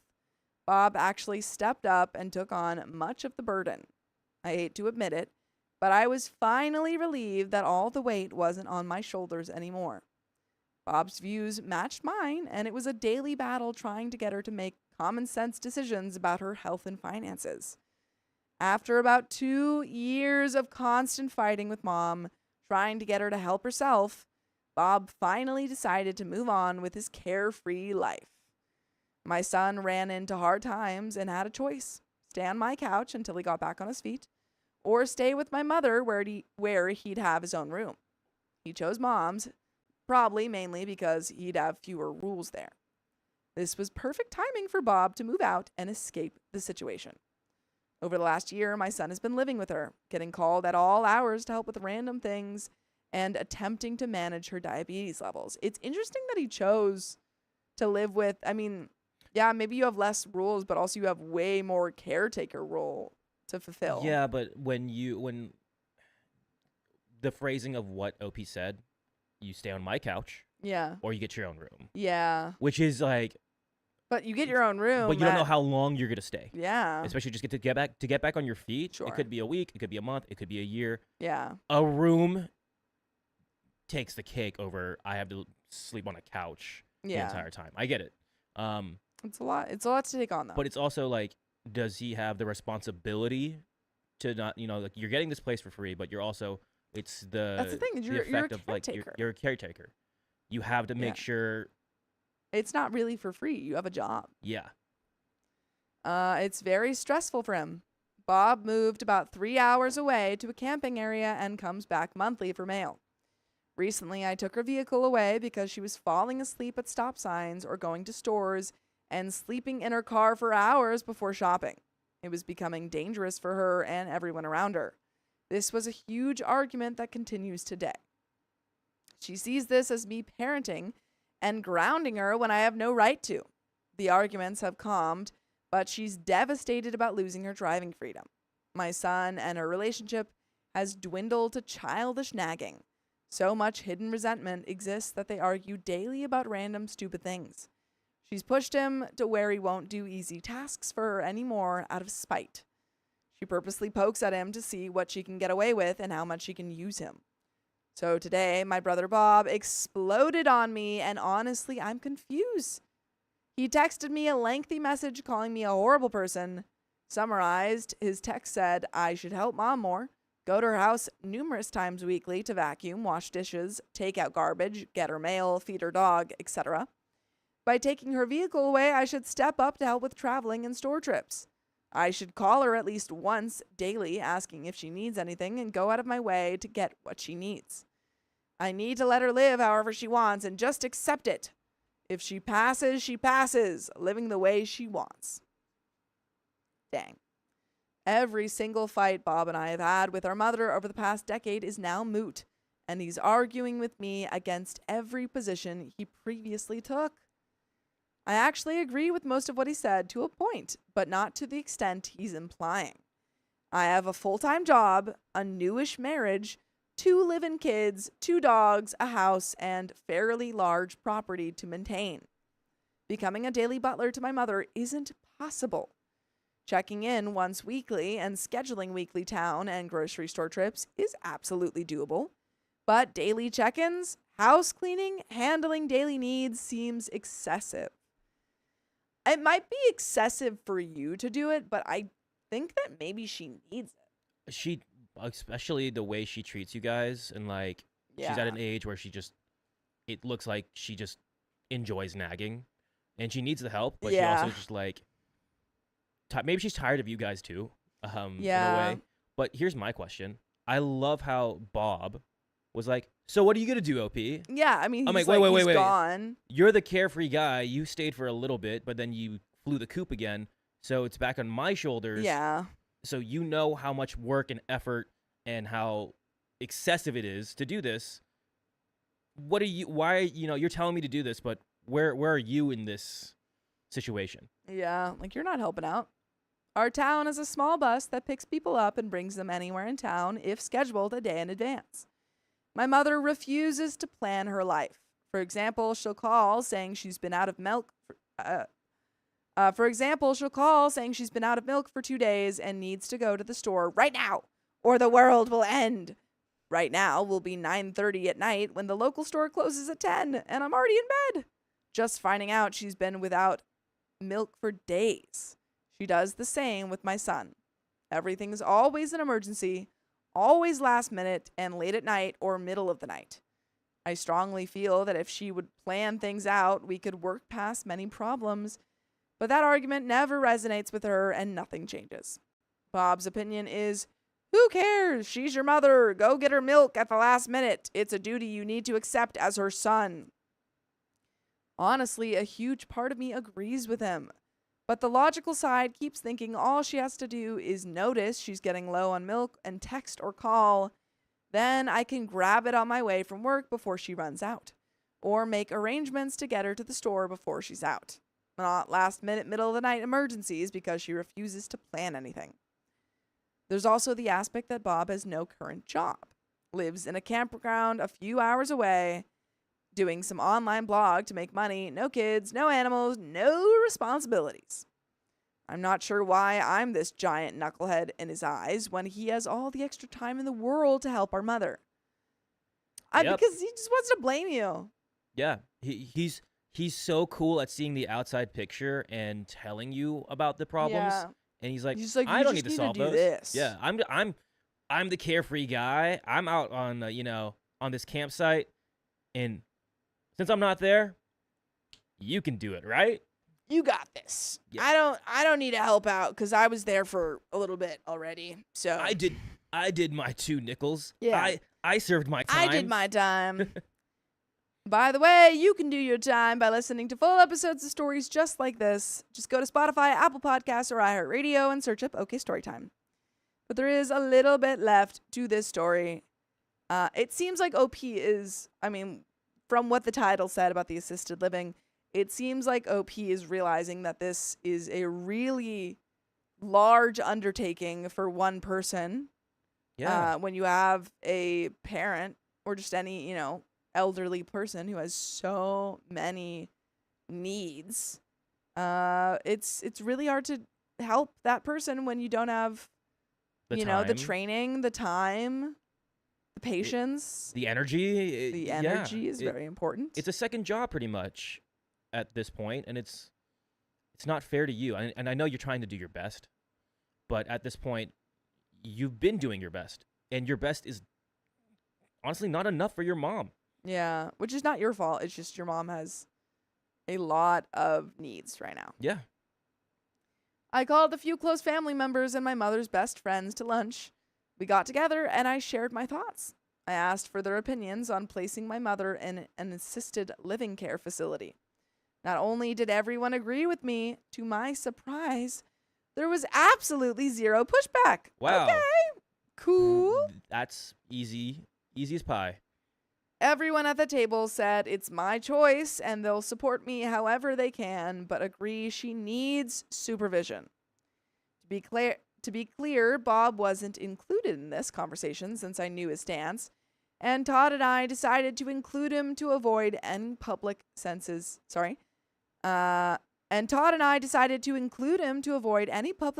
he might create. So am I wrong for not stepping up and supporting my mother more? And any suggestions on how to talk with my mother about proceeding this route? I'd rather not force this upon her. I'd rather find a way to talk her into it, so it's her choice. And that is the end of that story. Yeah. But no, I again, it's one of those things where it's like, it is okay to ask for help. Yeah. You can't just put everything on you and like, I got this. At a point, you have a breaking point.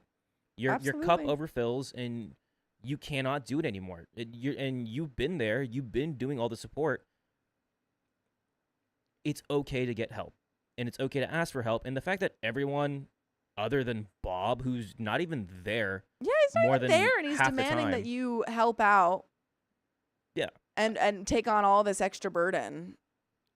100%. I think again, you have to bring it up to her and be like, hey, I cannot do the things you need me to do because I don't have the time or the energy. It's not fair to me. It's not fair to you.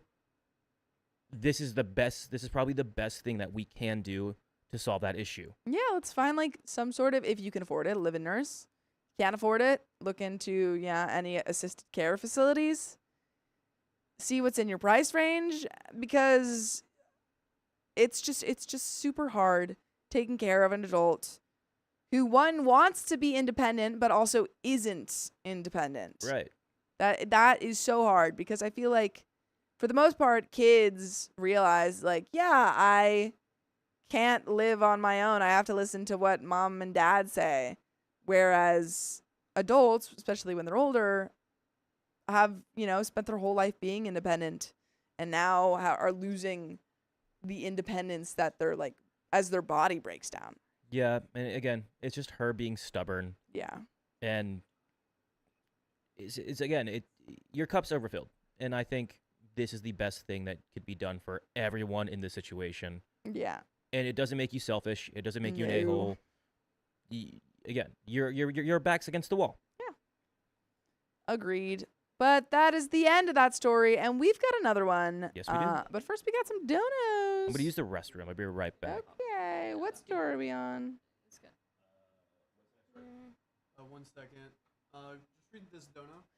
Patria B, thank you for the 5 gifted memberships. We appreciate you. Thank you so much. Dang. Mom to Shotzi says, my dad got gangrene from a horsefly bite because he was stubborn. That is concerning for him. Is he okay? Sophia Cologne says, being so weak physically but so stubborn and mean at that age, you're the problem. Yeah, it's tough. It's tough.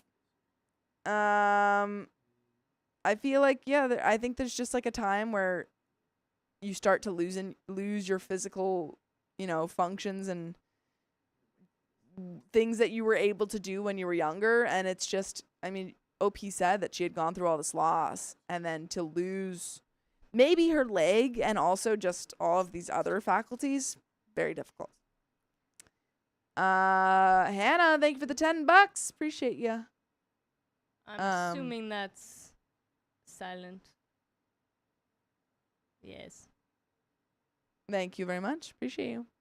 Oh my god, what I'm story Riley are we now, on? guys. What story? It's my mouse is gone.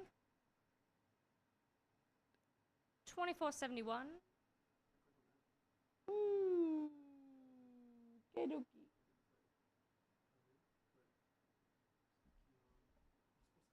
Woo. What else did I do?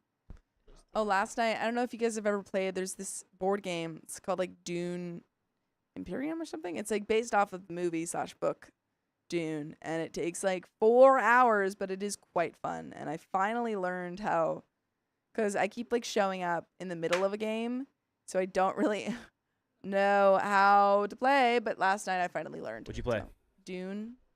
Dune? Dune game. Was it the board game or the Yeah, the actual board game. Oh. All right. All right. Any Let's other do it. donations? I think that's it for donos. What did I tell you? 2471, right? Yes. Is it Right. the pay me back? Yes. Okay. Did you- indeed tell me Did you end the 24/7? recording? Yes, we're waiting. 1 sec. You're good. It's good, actually. Okay.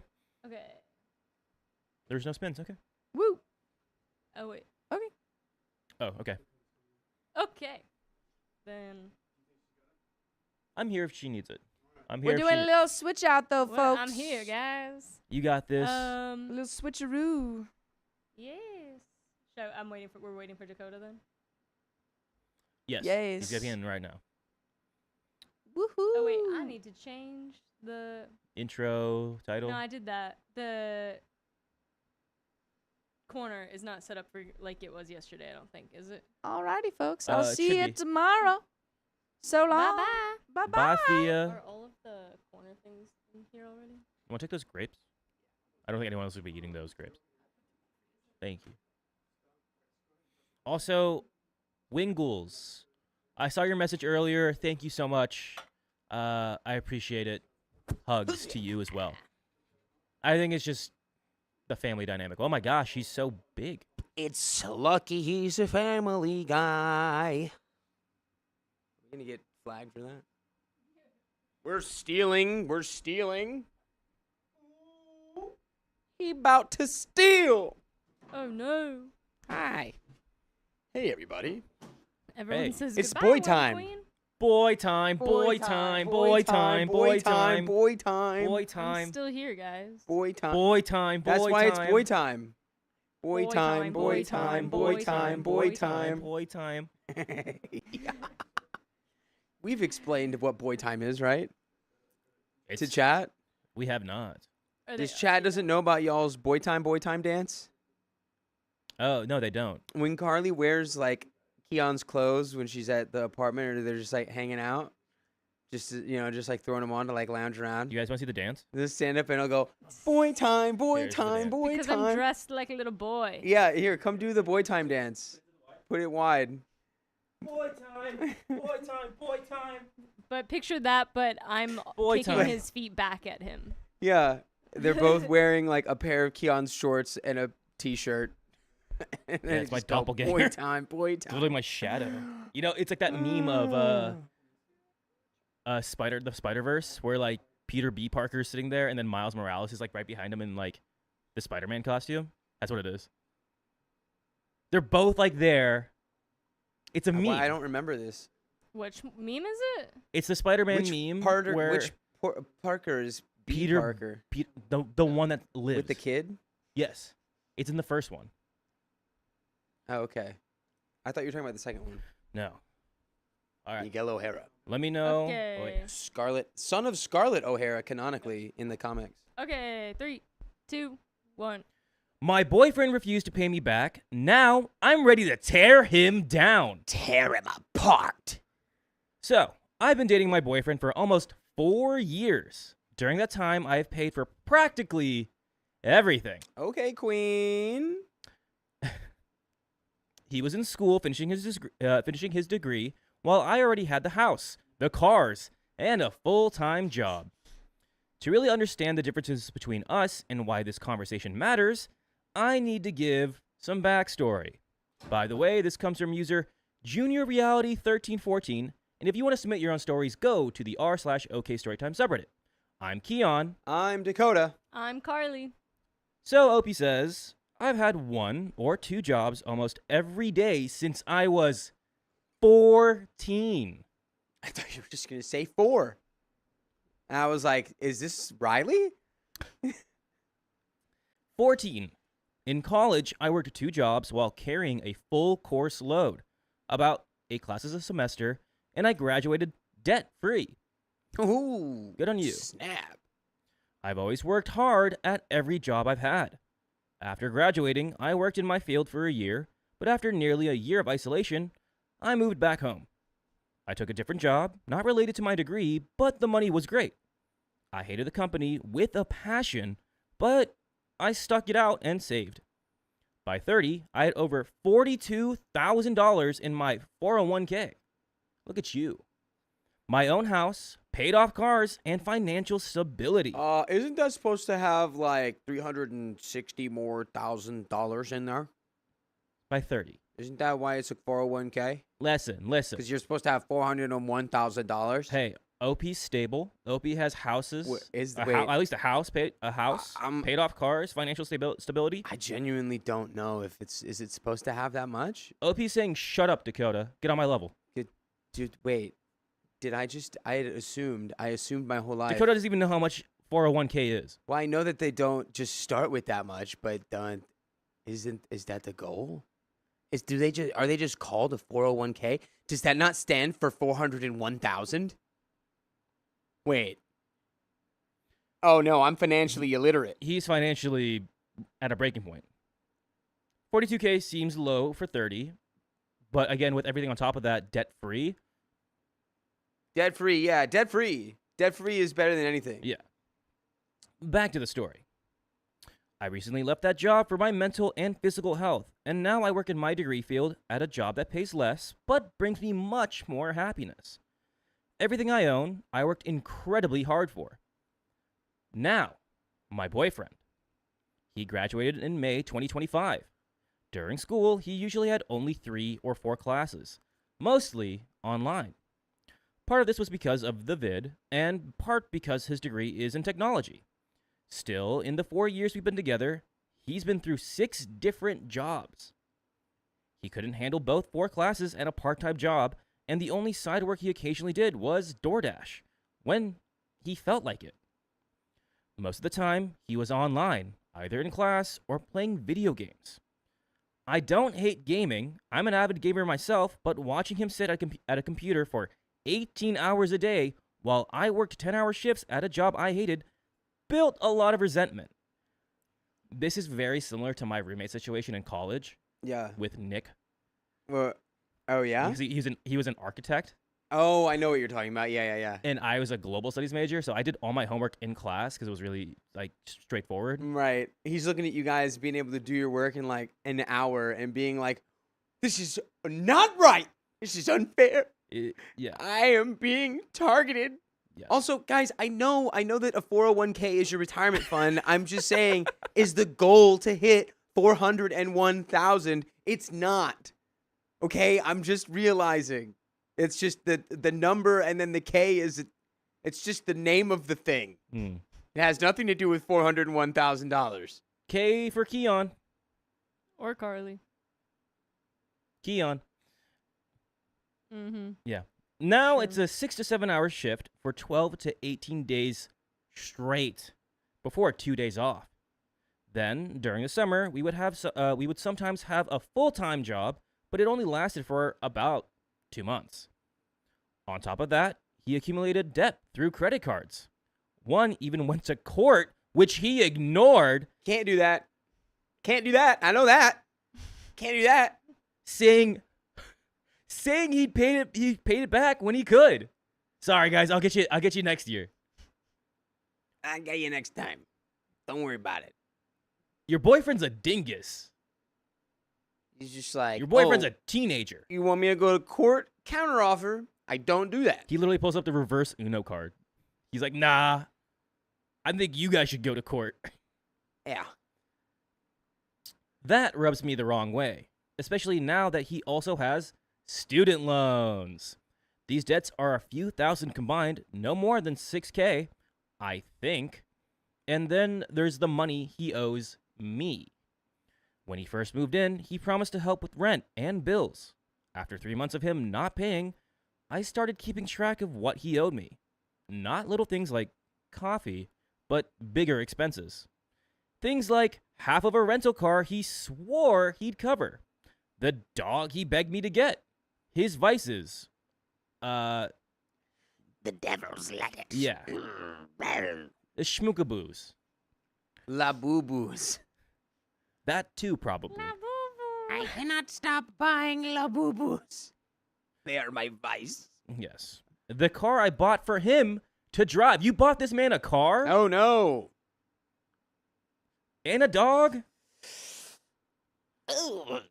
Vacations and tuition. That's all. Did you read out that list? That's a wild list to be like, you owe me. Like, this is what you owe me. I mean, hey, when things are going good and you really like somebody and you have the financial ability to do it, it makes sense, but not forever and not on the condition that like nothing ever needs to change or no one ever needs to grow. That's crazy. Yeah. At one point, he couldn't afford tuition, and his grandmother gave him $4,000. I gave him another $1,000. That's crazy. Another $1,000 so he could finish his last semester. Altogether, he owes me over $35,000. Around $25,000 of that is the rent he promised me, which was about $650 a month for 4 years. Oh my God, man didn't pay you rent for 4 years? OP. No. What are you doing? Oh no, that is way too long to let him do that. No. No. Where's director, to all my Star Wars fans, where's director Krennic was like, are we blind? Are we blind? Deploy the garrison. Deploy the garrison. And by deploy the garrison, I mean stop giving him money. Don't live with them. Get him out of there. For 4 years, you were working your tail off. Oh my You were God. stable. And this man took advantage of every single penny, nickel, dime. Every single dollar. What? I'm not even going to look. I think that there was a way that you probably could have approached that and maybe try to keep things alive if every other aspect of your relationship is great. Yeah. Except he doesn't make any money and he's just not making any money and he's not paying you back. You gotta, before 4 years, be like, look, let's separate. I think you need to learn a little bit more independence, and I really care about us, and I'm doing this because I want us to work. Because if we keep doing this, it's gonna be the poison pill that destroys our relationship. Whitney Anderson. But he's so nice, and he's a little dreamy on the eyes. Ugh, no. He's like a little puppy. No, you need to immediately say, hey, this needs to happen, and if he goes, no, then you go, well, then we're breaking up. Ugh. I didn't keep track to screw him over. I just knew I would forget otherwise, and he promised me he would pay me back. When? When 10 more years? That's so crazy. Double it and give it to the next person, it seems. In fact, for the past 2 years, I've left things off the list that he said he'd repay, but never did. And yes, I did include credits for the few times I owed him money. At one point, when things got tight, we agreed that once he got a good-paying job, he'd cover for the mortgage for however long it took to make things even for the rent he owed, and he'd pay me back for the rest as we went along. He also once suggested buying me a brand new expensive car to make up for everything. But I don't need or want that. As of now, he still doesn't have a job in his field or his CDL license. What is a CDL license? Commercial driver's license. Thank you. It's a commercial's driver's license. It's what you need to drive. Big truck. Thank you. He works about 12 hours a week at one part-time job and hasn't started the other job he's supposedly been hired for because they're just not communicating. Oh. You mean you didn't get the job? Great. Recently, he suggested getting a joint bank account. No. Don't do that. Getting a joint bank account where he could deposit money, but only I could withdraw. That conversation brought us back to what he owes me. His logic is, I'm going to take care of you like I promised. And if it was you who owed me, I wouldn't make you pay me back, babe. My logic is, he promised to pay me back, and I value keeping promises. He doesn't. For example, once he swore on his dad's ashes that he'd do the dishes, and never did. Ew. Who even does that? Oh my God. Oh, I would leave anyone who did that on principle. If that man can say that with his chest, that I'm gonna do the dishes, a normal chore on his dad's ashes. No, you don't understand. I'm actually just talking about the ashtray. My dad is alive. I'm talking about the contents of his ashtray. That my is dad. insane. My dad's at work right now. He just rips darts all day. So, am I the a-hole for expecting him to pay me back? I don't care if it's $200 a month or a lump sum one day, but I feel like he expects me just to forget the $35,000 and trust vague promises of a better life later, even though he has a hard time keeping small promises, let alone big ones. Yeah, dude. Come on. What, were you born yesterday? He can't even keep his promise to do the dishes, but he wants you to believe he can keep his promise that he's going to give you the best life ever. What? Give me the plan. Where's the game plan for that? He doesn't even think he needs to pay his grandmother back for the $4,000 she gave him because I'm the only grandkid who's never asked her for money before. That's still $4,000, my guy. Dang, man. What a scumbag This guy's a way to think. scumbag. I mean, like, she gives you $4,000. Bug, that's they are one thing. Bug, they are not married. Thank goodness. Oof. Any advice on how to navigate this situation would be really appreciated. He's already asked my dad if he could propose someday, and my dad said yes. So, am I the a-hole for wanting my boyfriend to actually pay me back? Oh, and we my have God. an update. You're the a-hole for even... Look, The it's been fact, going on for 4 years. and it's not like if it was like a payment plan or like $1,000 or maybe $5,000, maybe $10,000, but like over the 4 years, and like okay, if as long as we have a payment plan of like getting something back, come on, OP, come on, you use your head. That's crazy. He can't be that good in bed. There's no way. There's no way. This guy, you're not being fair to yourself. That's crazy. You're practically his bank. You are partially facilitating this behavior by, Yeah. I assume, like you said, it's been like 4 years. Yeah. Years, plural years. This is something that needed to be after he didn't pay you rent for 1 year and hadn't gotten a job. And and again, the stipulation was, I will pay you this rent. I just can't pay you right now. It's like, well, a year is a long time. 4 years is a very long time. And you've only heard promises on promises that he's going to pay you back, but from what we have read, he has not paid you a single cent. I know you said we're going to wait for him to do this, but you're just waiting. Is that what you want? It's just to be waiting and you don't know? That's crazy. Yeah. We have an update. And he said, OP says, he's got 2 job interviews today. One in his degree field and another one with his CDL. Both would actually pay more than my current job. So, fingers crossed. Wait, did he not have a job for 4 years because he was in school? He was in school. That's why he didn't have a job for 4 years. He had part-time jobs doing like DoorDash and like, but he couldn't handle Okay. it because he was doing literally 4 online classes and DoorDash, but he couldn't do it. But now he's saying, okay, he just wants you to ignore $35,000 because it would be an inconvenient thing to have to pay, essentially. He's trying to make it, well, I wouldn't make you pay it back. It's like, great. What other fairy tale situations do we want to talk about? Because in no universe would I have to pay you $35,000.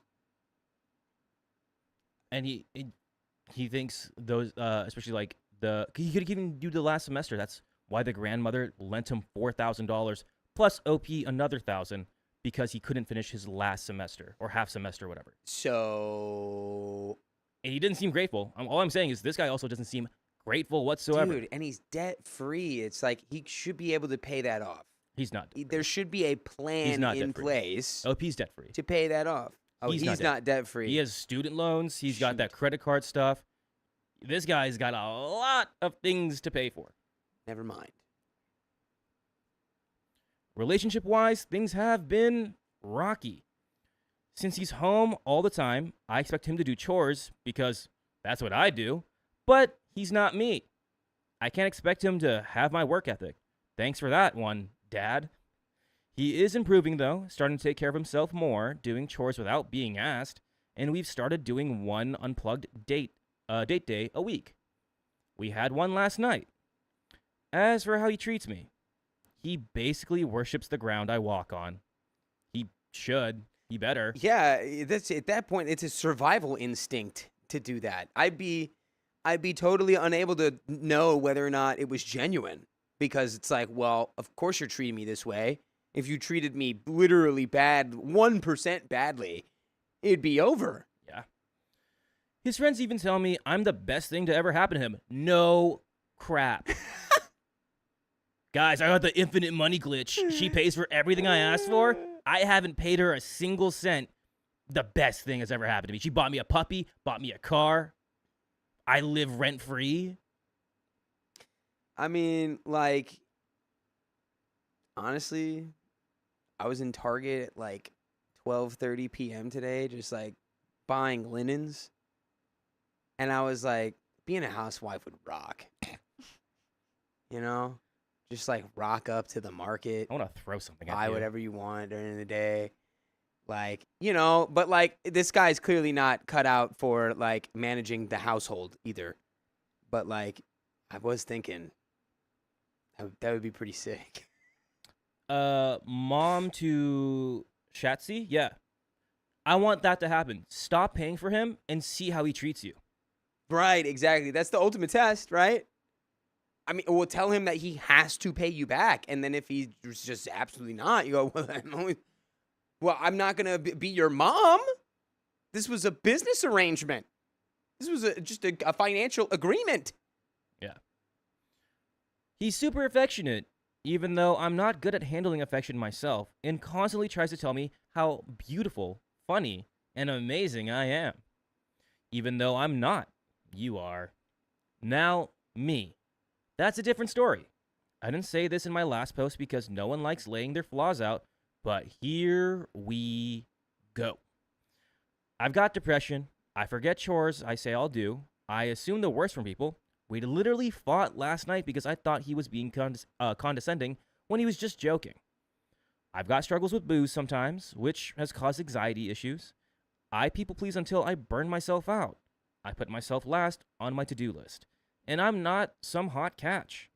I'm overweight, 170 at 5'5", unhealthy, maybe a 6 out of 10 on looks, and some days I don't even brush my hair because it feels like too much effort. I'm not saying this for pity. I'm saying it because he puts up with a lot from me.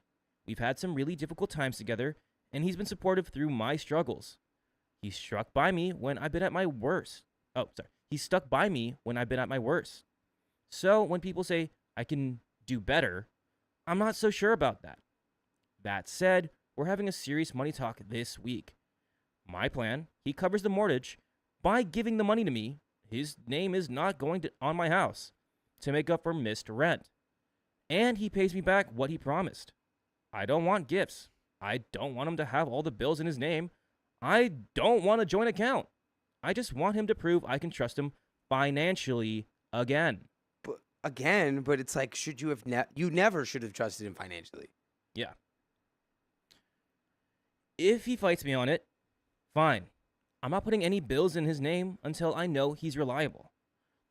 And by the way, I know I can rely on you guys by listening to full episodes with stories just like this one, by going to your favorite podcast app, Spotify, Apple Podcast, iHeartRadio, and searching OK Storytime. 72 days? 72 days. That's a lot of days. That's 72 of them. And counting. A little bit left. OP, you're defending this. You're defending his actions. You're coddling him when you know it's not right. You're not being fair to yourself. And I think, again, with everything what you said, obviously, I don't know. I don't know your relationship, but again, it's if the money keeps coming, I'm going to keep kissing the ground she's walking on. I'm going to keep telling her things that she wants to hear. But he hasn't done, it seems like his actions speak louder than words. What has he really done? Other than like saying things. And yes, words of affirmation are great, but they have to be backed up by actions at some point. It can't just be words only for 4 years. Can't do that. Toki says if he can't contribute income, he should at least take a big bulk of the housework. Yes, and he's not doing that. I think Christina Styko says this girl needs therapy, self-esteem, and a lawyer. Yes. She doesn't need a lawyer because they're not married. Yeah. But I mean, they shouldn't get married. Yeah. Yeah. This is crazy. I would have a conversation, and hopefully have that conversation with him. If he really financially cannot do some plan with you, and he just says, I'll promise to do it, what's the point? Yeah, I don't know. There was a funny comment from, I think, Wrestling Mama. It's like, the only way I'm being cool with any of this is if this guy looks like Jason Momoa. But even then, yeah, it's even then. Yeah. I'm imagining Jason Momoa in my head as the boyfriend. That's the only way you're getting $35,000 from me. Yeah. Yeah. That's how did you let it build up to that much money without this being a very serious conversation? I would put it on like the door or like the fridge. I'm like, all right, you owe me this much. You owe me now this much. If I saw that number every single day, I'd be like, first of all, I would never want to be in debt like that. That's crazy. I would never want to make my partner financially. I mean, again, it wasn't like really a struggle for OP, but just financially stressed. It only wasn't a struggle because they worked so hard. Yeah, OP, you work your tail off. You deserve a better man than this. A better partner. But let's go ahead and finish this story. OP says, and if we break up, I've documented every single expense and stored it in multiple places. Good on you. My contingency plan is clear. The car gets put in his name after he pays me for it, which he wants to do anyway. We will notarize paperwork for what he owes, and I have a way to handle the situation if needed. I may sometimes be too trusting, but I always prepare for different outcomes. His family has been supportive of our relationship, and they respect me. And honestly, he wouldn't fight me if I ended it. What? I doubt that. I feel like you say that now, but I'm sure he, in the moment, might try to play it cool, being like, she'll come back. But as soon as he realizes that you're actually over, he will crawl and beg and cry and plead and say, no, I promise I'll get 3 jobs. I'll get 5 jobs. Come on. Yeah. And honestly, he wouldn't fight me if I ended it. I was clear from the start about my Oh, expectations wait regarding. a minute. Go back. Oh. We gotta have the. There There we go. Yes. I was clear from the start about my expectations regarding financial responsibility.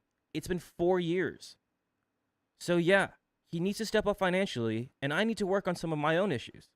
Depending on how our talk goes, if he lands one of these jobs and actually starts acting like an adult with money, maybe, just maybe, we've got a shot. If not, I'll handle whatever comes next because I've made sure I'm protected. So, it seems like OP does have a plan for if things do go south, which is good, Yeah. but you shouldn't have never allowed this to happen in the first place kind of thing. But since you are at this crossroads of does he get a job, we'll have to see if he does pay. Yeah. And if he does, good. If he Well, doesn't, not good for him, but at least you have, you've only supported yourself and you know how to support yourself. You've done this all by yourself. Yeah. You know what you're doing. It's You don't need no man. any partner with any level of like self-awareness or empathy, or I don't even know if it's empathy. It's just like common sense. It's like if I have a partner who's paying all of my rent, like I lived with my girlfriend before, like, and guess what? I paid rent. We paid rent together, and it was really cheap, but we still paid it.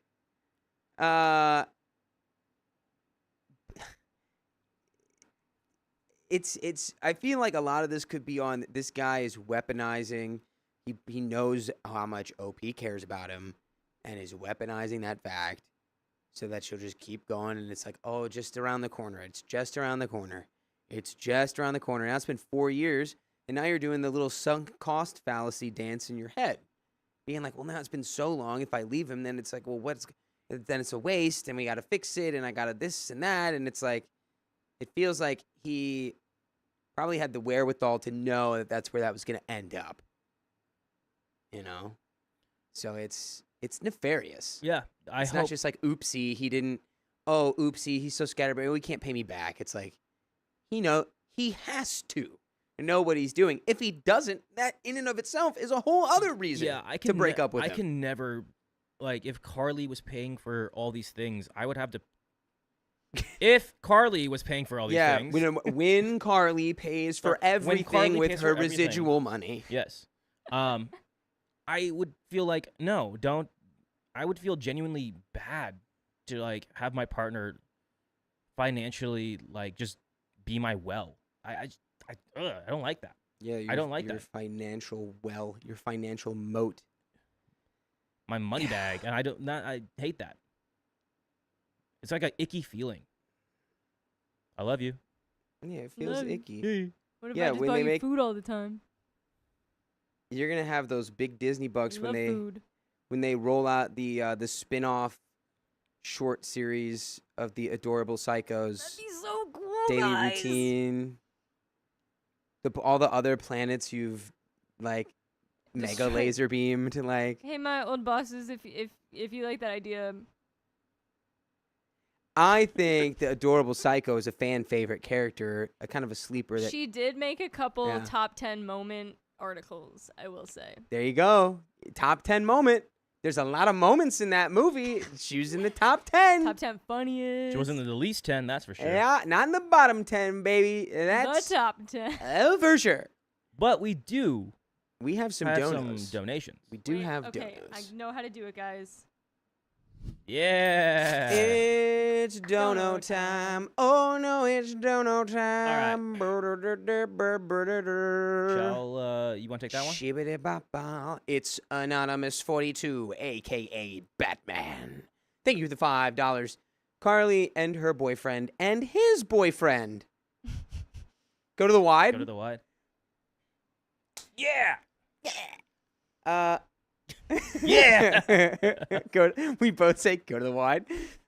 Like Garfunkel and Oates, you and me and Steve. You three are still adorable. I love you guys. Aw, thanks, Anonymous. Thanks, Anonymous. We love you too. Hope you're feeling better. Yeah. Whitney, thank you for the $5 via Ko-Fi, where YouTube does not take 30%. Pretend this is $401,000. For Dakota, haha, 401k, K in parentheses, is an IRS code. Yes, now I know. I learned that today. I always assumed it was just like you're aiming for $401,000. You're reaching above the stars, but Well, because it's like 5K, like 50K. Like I remember 401k. K, exactly. I just had always assumed.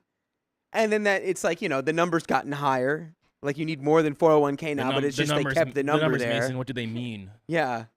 Dang. It was so silly. Angela said for me to start looking after my voice, and I have to stay. I should, because I was bad with that at haunted houses. Yeah. Okay. Hit that. I lost it a couple Oh, times. that's very true. Bug has been a member for 13 months. Dang. So glad I could pop in for my 13 months. We are finally moving on Monday. As soon as we'll sell this house, I'm dropping my first $100. Love you all. Ooh. Bug, you don't have to do that. Take your time. I know moving is stressful, but also, Yeah. was Bug the one who did Yes. the drawing? Yes, your drawings. Thank you Thank again you. for that. Yeah. His looks so good. And they're all great. Yes. I love that John's giving me little rabbit ears in the No, it's Carly. in the drawing. No, it's John. No, that's Carly. No. Bug That's can me. Bug can confirm. Pull it up. I'm behind Keon. Oh, it is John. What? Boom! It is John. And that's a W. It's John. That's a W We'll for give you me. that one. I We'll give thought that you one. were saying that the Um, person behind Keon was John. Oh, no. Yeah, no. Hannah, thank you for the 20. Thank you for those $20. Anonymous 42, thank you for the $10. Samuel Donner, come out and open my gift. I've been waiting for like a month. So have we. We've been waiting for Well, what's so a little long. bit more? I mean, he's busy. For so long. Did you not see him? No. Is that it? That's it. There's no more? Well, double that check. is the end of that dono and the end Of the stream. Okay. of this stream. Well, so if you love us, make sure to subscribe. We love you. Hold on. And somebody tipped $100. Oh, Somebody. boy. See how it says 0? It really says 3 hours. Spin Okay. that wheel. Somebody. Is that just somebody or It who just did says that? somebody. We don't know who. Quick. Who was it? If you meant to put your name, say your name. You spin it. Really?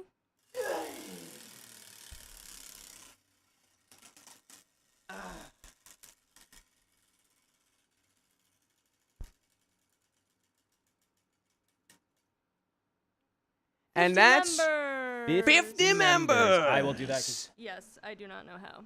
50 memberonies coming right up. One of the best wheel spins you can get as a value proposition. Yes. I'll hang out while Keon's fixing that. What's up, y'all? Yeah, what I was saying though is the one specific year that I worked at Haunted House, I talked so much in it that I fully lost my voice. Like Just at the haunted nothing. house? Not even like a. could Was come it out. was it from talking so much, or was was from it talking to from the people. ghost that was in the haunted house? Who's to say? I think it was from talking to people. Two ghosties. Well, And Purple Trader sent $49, $50 because. Just because. Just because. And looky And who there it it is. Look, you guys, why didn't you do this? Guys, Why didn't you do this a little earlier? they like to wait. Guys, I thought I was going to go home and watch Alien Earth. You should never think that. All right, we got stuff Um, going on. I can't watch it if I come home late tonight. Awkward Turtle sent 10 memberships. it was 50, right? Who's 50? We spun 50. All right. Well, I just did it. Thank you, Woo! Turtle. Thank And you, another everybody. one We got membership. another Thank you, 30 Turtle. minutes. Right there. And Go 50 memberships read for you guys. Another nice little story for you. Actually, anonymous. okay. An anonymous tipped $54. Is there a message about this one? There should be. No, I was at work when he was on. Yes, Yeah. Sam will be, but Sam is back. Sam You will be guys back. should watch the beginning if you haven't. Yeah. After this stream. Not right now. Don't leave us now. Don't leave us now. Can't leave. Leave us later. We can't leave. It is. What time is We it? can't leave. You can't leave. It's like 7. Oh. 7:30 maybe. All right. Is there time anymore? What Who even knows? is time? All right, so let's. All right, you can come back here. Bye. Oh, well, that's right. No, so I was doing the math in my head wrong. Look at us. Look at us. You see, I knew better. Like we had that 0, but it doesn't say 0. It doesn't say 0 anymore. I did. Give me 2 seconds. Although I know what everyone will say, I think that we should implement No, I said it earlier the already. if the timer hits 0, whatever happens after, we implement in the next stream. Oh no, I didn't say that. Or else it's like, why does the timer exist? You know, I said y'all gotta be faster. I said but that everyone when the will timer hate runs that. out, we should start our own timer so that if we get more time, the time that we went past 0 counts. Oh Like, so if we are no, at I just 0 think if it hits 0, it should be no, finish but if, line. if we're at 0 better for luck like next time. 15 minutes and then we get 15 more minutes, we're still at 0. Yeah. No, I don't know. What I I don't do know. We have another story. We've got another story lined up right here, and this one is from the subreddit. You guys just love to Yeah. like just dom us. We are almost ready. Give me 2 seconds to figure out. Everyone is saying no, no, no, but that's you guys can donate before the clock hits 0. That's the thing. Doesn't matter how delayed it is. Right. Gayla, I know it's to tease us. I just want everyone It's not. can relate to the feeling. And I don't even get this feeling doing this anymore because I just know better now. But adjusting to the, like, being like, oh, and we're done, and then not being done, even though this is great. I love doing this. It's just the psychological, they've done studies on this. Like people lose their minds when they get told, like, it'll be in 10 minutes. And then they go, actually, just 20 more minutes. And then 20 more minutes after that. Someone said 20 seconds for the delay. What delay? There's a delay on YouTube Oh. by 20 seconds. All right. You get 20 extra I'm seconds. not a traitor, guys. I'm just trying to make you have consequences. And once the clock hits 0, Vanessa Redmond, there's no thank you for consequence. the $10 via Ko-Fi. That's for you. Sophia Okay. says, you loved the time when you didn't have a girlfriend. Guys, that's why I always, anyone who's like, why is he saying that clock says 3 hours? It's because it has to say 3 hours in my head. But Or it bothers me when that we're happens. so But ready it doesn't for this anymore. next story, though. I love you all. And Riley is great. Yeah, at that. Okay, here we go. Okay. 3, 2. Oh, wait. Never mind. I lied. Entertain them. I don't know if this was done. Well, why? Wait, what? Oh God, you told me to entertain, and now I can't think of anything to say, and all I do Well, is guess do what? yap all the got- A story time. like that where it's I got covering great your news eyebrows. because you're already done. You don't need to entertain them anymore. All Okay. right. 3, 2, 1. My boyfriend put hidden cameras in the house after learning about my Let's past. take it from the top. Scooch me? Do I Yeah, need to so scooch? Scooch, can you just turn a little bit? Like this? Yeah. Okay. 3, 2, 1. My boyfriend put hidden cameras in the house after learning about my past. Again. All right, last one. 3, 2, 1. My boyfriend put hidden cameras in the house after learning about my past. That's kind of gross, my guy, and I don't like that. It's pretty illegal. Very icky. Trigger warning here as well for emotional abuse. I, 30 female, have been with my boyfriend, 30 male, let's call him Jay, for almost a year. We were born and raised around each other throughout our childhood, but never actually met until recently. By the way, this comes from user Blue Sunny Goddess, and if you want to submit your own stories, go to the r/OK Storytime subreddit, where we got this one. I'm Dakota. I'm Keon. And our OP says, we connected through social media while I was in a previous relationship. We established a friendship and talked occasionally for a couple years. After I separated from my previous relationship, and moved back to my hometown, we started talking again and reconnecting. We spent more and more time talking or video calling and began planning around moving in together as roommates, though nothing was concrete. After a year of friendship, I started developing feelings for him. He finally told me he was in a 4-year relationship, but that it wasn't going to last much longer because of problems. A couple things make me think. One, how did you not know, after talking for years, that he was in a relationship? 2, are you the problem in his relationship? And 3, is this relationship worth it? At this point, it seems like. I mean, it's a friendship right now, but now you're like, oh, but I got feelings, and he's kind of saying like, I got a girlfriend, but not much longer. It's like, well, you could break up with her today. I don't know. This just always rubs me the wrong way. Yeah. So, Icky. I was disappointed and hurt, feeling like I was being played. Good instincts, I think. I told him he needed time to figure things out and that I was going to give him space. I decided to continue my life, save money, and once I had enough saved, move to a different state. Another year passed, and during that time, I dated someone else. Let's call him Chris, 28 male, but was still in occasional contact with Jay.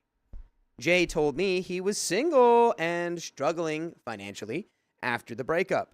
He asked if I was still up for being roommates like we'd planned before.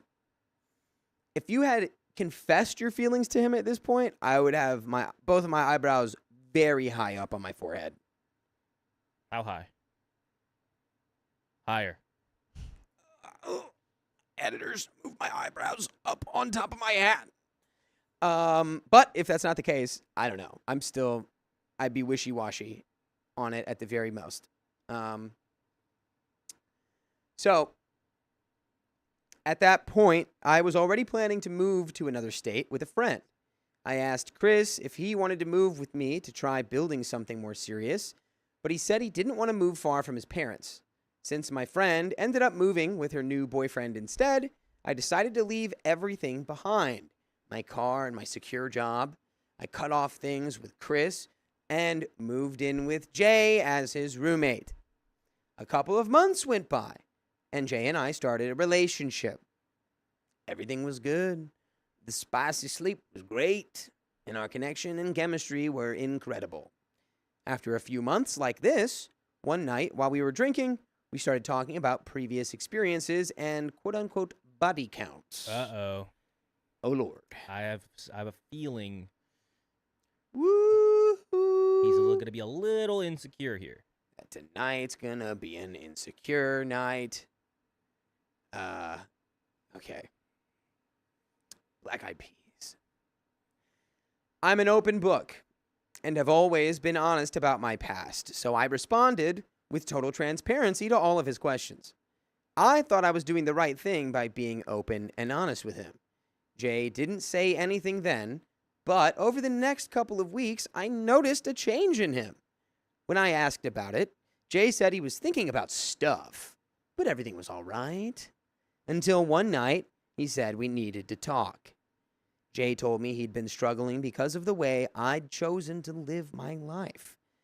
I asked him to explain, and he said that while he was working, being alone and struggling with depression, I was being, quote, young and wild. Hey, man, working with depression is young and wild as well. Right? I think that's what Right? the Gen Beta kids or Gen Alpha kids are going to call it? I feel like anything lower than Gen Z and below, it's just like, yeah, dude, that is the young experience. Bro, just I'm working young- and being sad. I'm young and wild.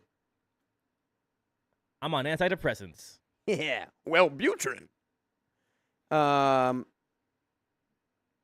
So, according to his beliefs and the way he was raised, I wasn't a woman worth building a life with. Girl, he's trying to tell you you're for the streets. Leave him immediately. This didn't give me much sense of security or stability, so I asked if he wanted to break things off. Jay responded that he wants to be with me, knows he shouldn't be with me, but would go against all of it and give us a try. Is this guy Anakin Skywalker? Dude, It's not right. It's not the Jedi way. But I kind of like it, but I don't like it. I'm sorry. I don't know if you're watching this right now. I know this is coming from our community. Girl, he is saying that he's ashamed of you, but he'll look past it. Leave him. Because a body count is not something to be ashamed of. Him saying, "Oh, I had to work and I have depression," in no way justifies his thinking that you are lesser than him over the way that you've lived your life. And you did the right thing. You were completely honest and transparent, which should be in a relationship, unless if your partner says, you know what, that's your past. I don't want to hear it. I'm happy with us now. But sounds like everything was on the table and everything was open book. And he's upset that he read the book. Crazy. He's upset at you. Yeah. That's insane for your past. Insane. After that night, Jay started to change. Our spicy sleep wasn't as frequent, he wasn't as attentive, and he would close himself in a bubble and not talk to me for days because he was, quote, in his head and thinking. All of this brought me insecurities. I contacted Chris and started talking to him again. I know I was wrong to keep an open door for Chris while in a relationship, but Chris always made me feel good about myself and loved me unconditionally. Chris had actually tried to propose to me after I moved, but I declined.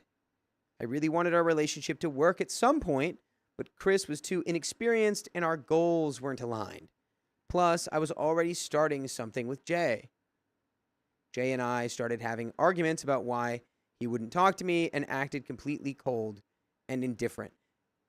Girl, if you're starting a relationship with like Chris, your ex, who was going to propose to you, you are now in the wrong.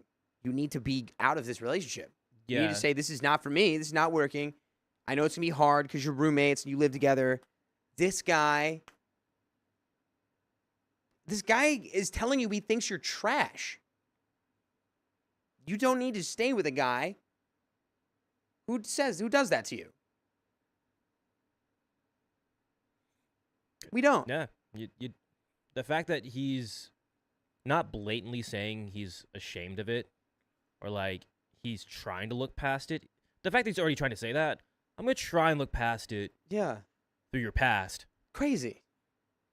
But I also don't agree with you communicating with an ex while you're still in this relationship. I feel like you can't do this overlap.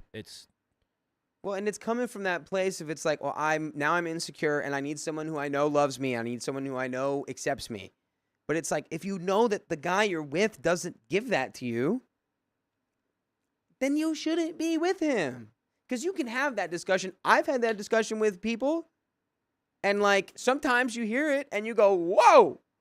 But it's up to you to determine if that's something like that you're okay with or not.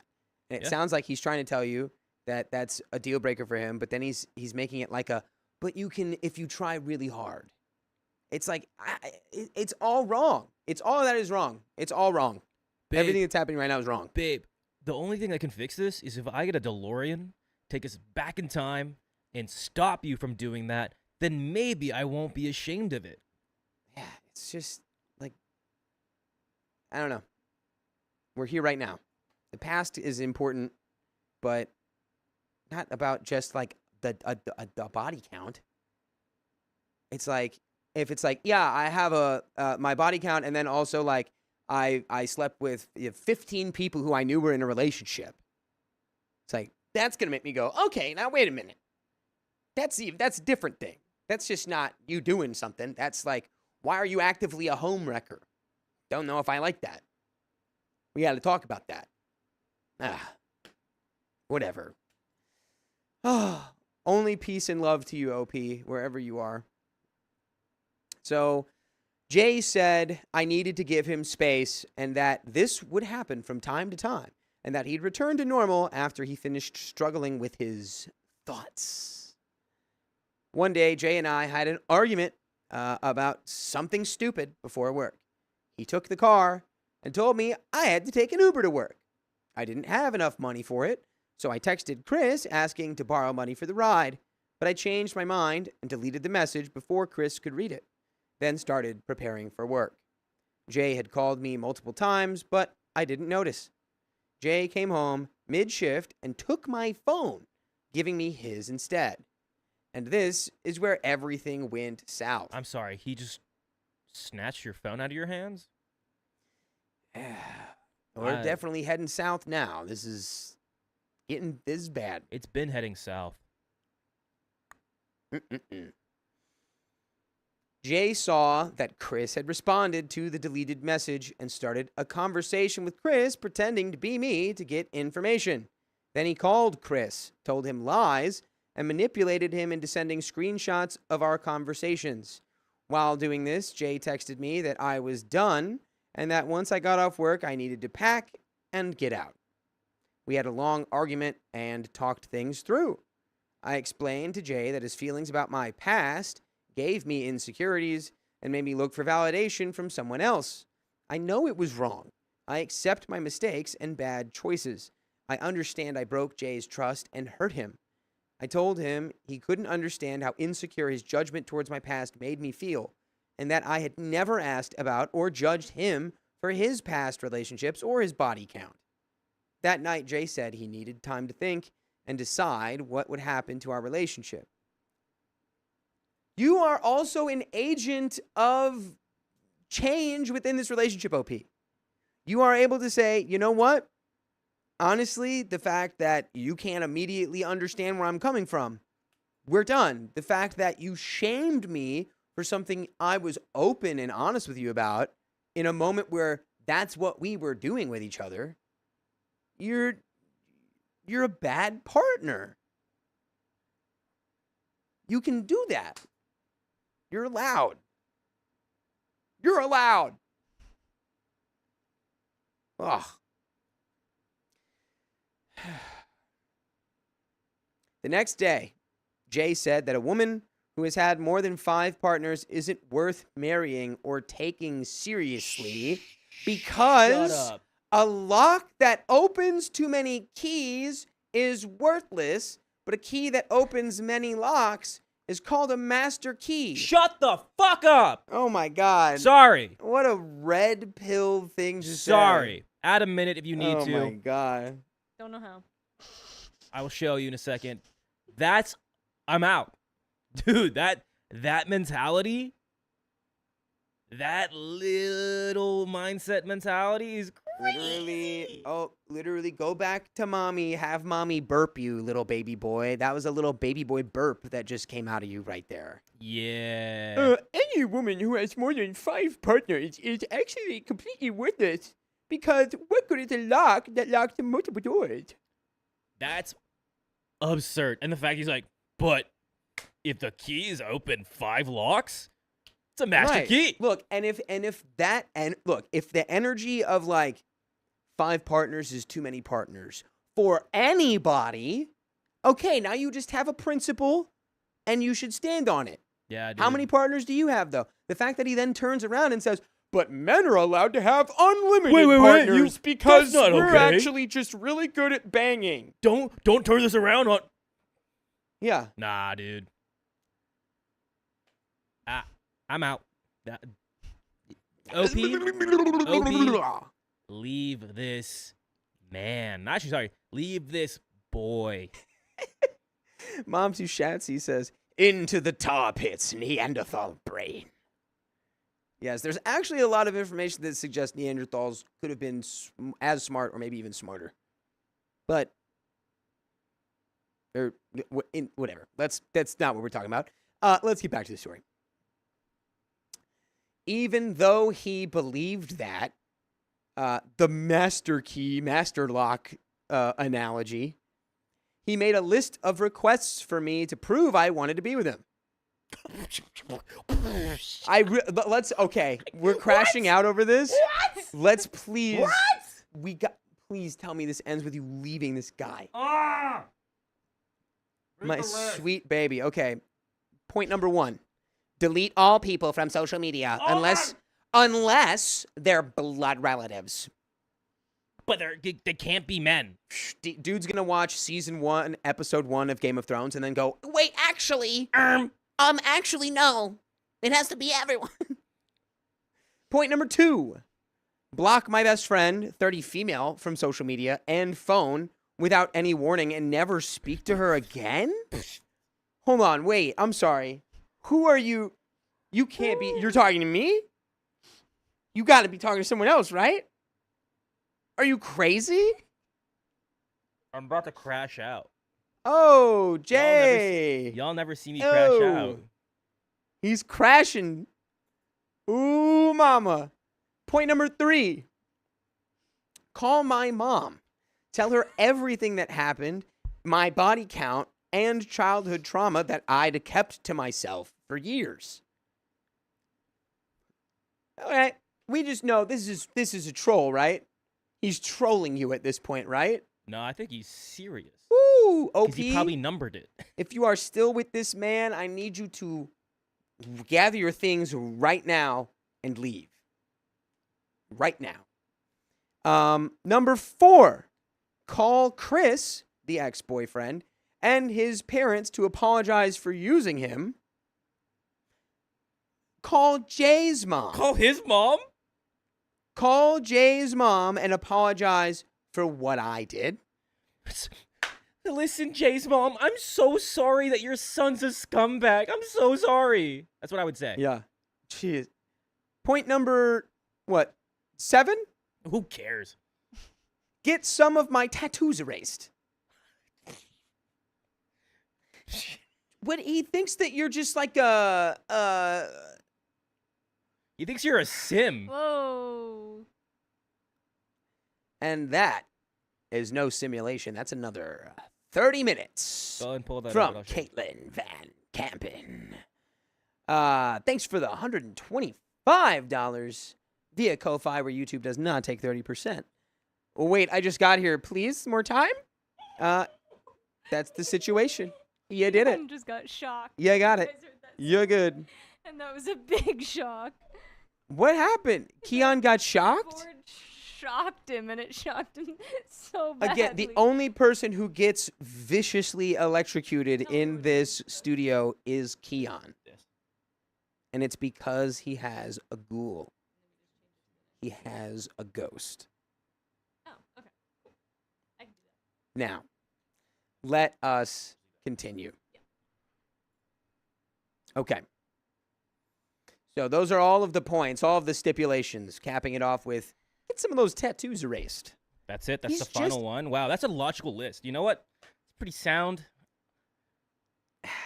What the heck? Look, when you're with somebody and it's like you want to change or like make changes to yourself like for the better or whatever, it's like that's okay. It's like sometimes when you're with somebody, like you have a feeling you're like, I do want to change because I want to be a better version of myself for this person. But like that comes from within you, not from them being like, yeah, here's a list of all the things that about you that disgust me and I'm ashamed about.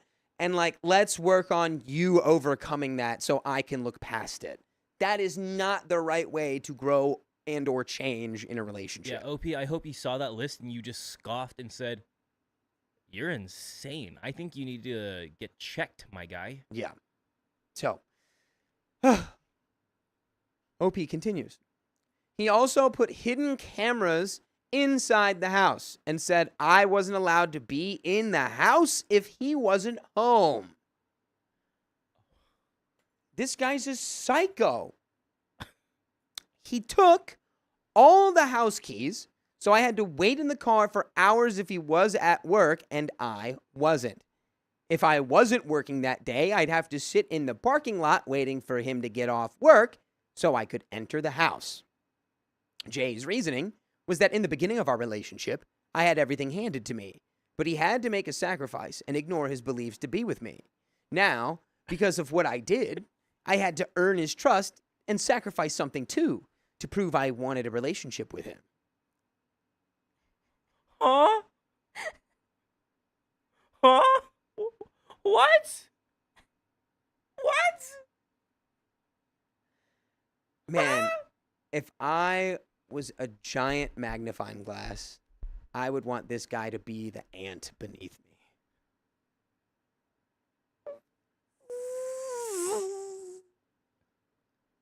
Ooh. And I would go, anything else, my lord? God. My goodness. Dude, what? It's not her fault that you did. If you ignored your beliefs, then that's you. That's 100% on you. You're a spineless coward who can't stand up for his own principles. Instead, you want to make it a power play, which, by the way, definitely not even. Oof. Oh. All right. Okay. Please tell me you do not stay with this OP. All of this brought back feelings and personal trauma I'd put in the back of my mind and ignored for years. I've been struggling emotionally because of this. My confidence and self-esteem are gone. I feel like my relationship with my mother changed after I was coerced into opening up about my childhood trauma. No way, so she did call. No. I don't have my best friend to talk to anymore. I don't have any friends. I don't leave the house except to work. The only person I can talk to is Jay, but he doesn't understand my point of view. I am not my past, and people can change if they really want to. I just wish Jay understood this too. And he's not ever going to. OP, no. You heard that list, and you were like, that sounds reasonable. No. Amy Lynn just reminded us too, this is from our subreddit. Yeah, I know. You're literally one of our own. Even if it wasn't one of our own, it'd be like, no, but like, you're one of our own, so come on. I really hope you're here, or you're gonna hear this. And I know we're not at the end of the story yet, but we're getting there. I feel so bad that you had to literally just be like, all right, I'll adhere to all these demands, because if that's what it takes to make this relationship work, which it's not, no.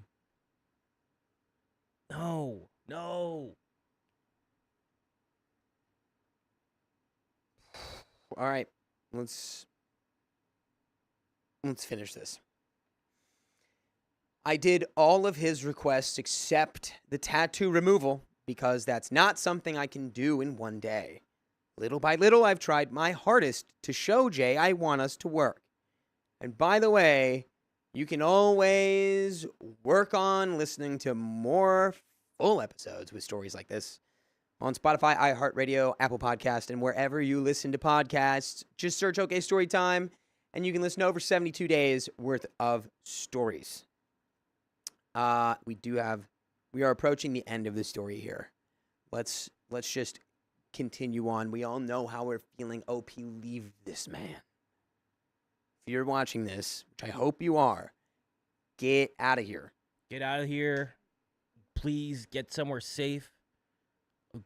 Get away from this man as far as possible. Get some therapy for sure, because get back your friends. Whew. Yeah. A few months have passed since this, and now Jay says that since our lease is up in a couple months, we have the choice of renewing for a year or not renewing and moving elsewhere. Jay also said he's thinking he might want to start living his life the way he wants it, and he knows I won't like that. Hasn't he been doing that this entire time? Is this... What is he even saying? What does this man want? No one is stopping you from living your life the way you want to, Jay. Or OP.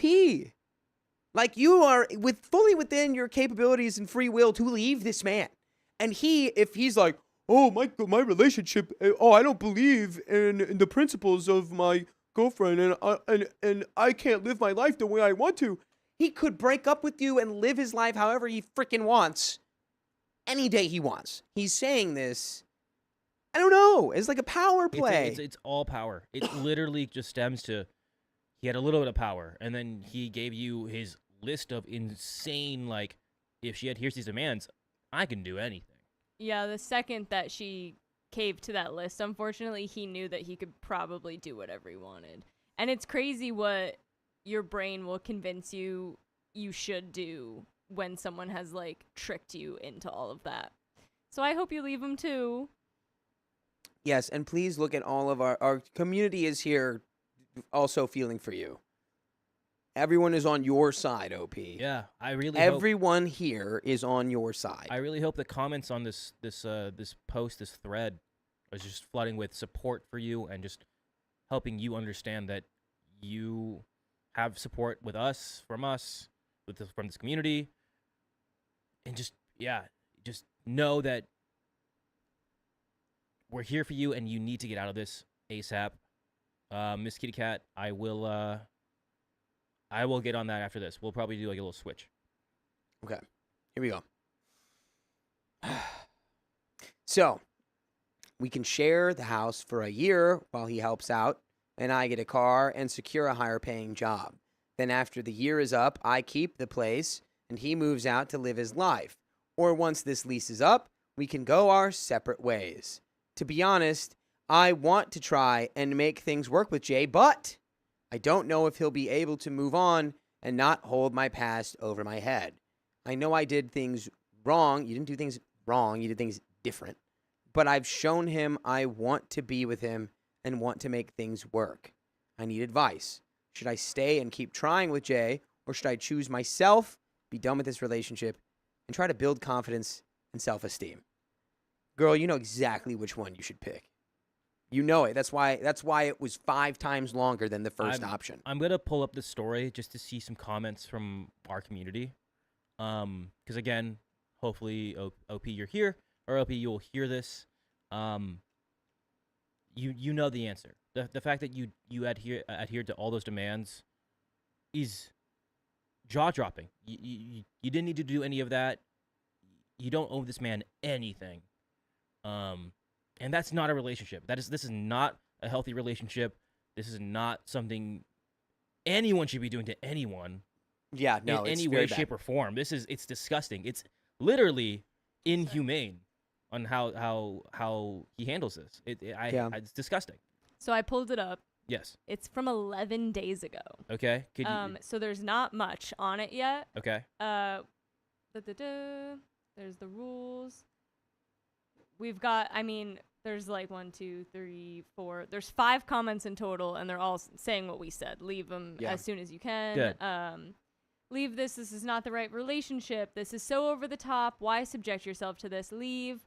OP, leave this person. I can't even call him a man because he isn't. He is everything we said. He's isolating you, making you feel bad about very normal things. He's also making you live in a double standard and is unbelievably controlling.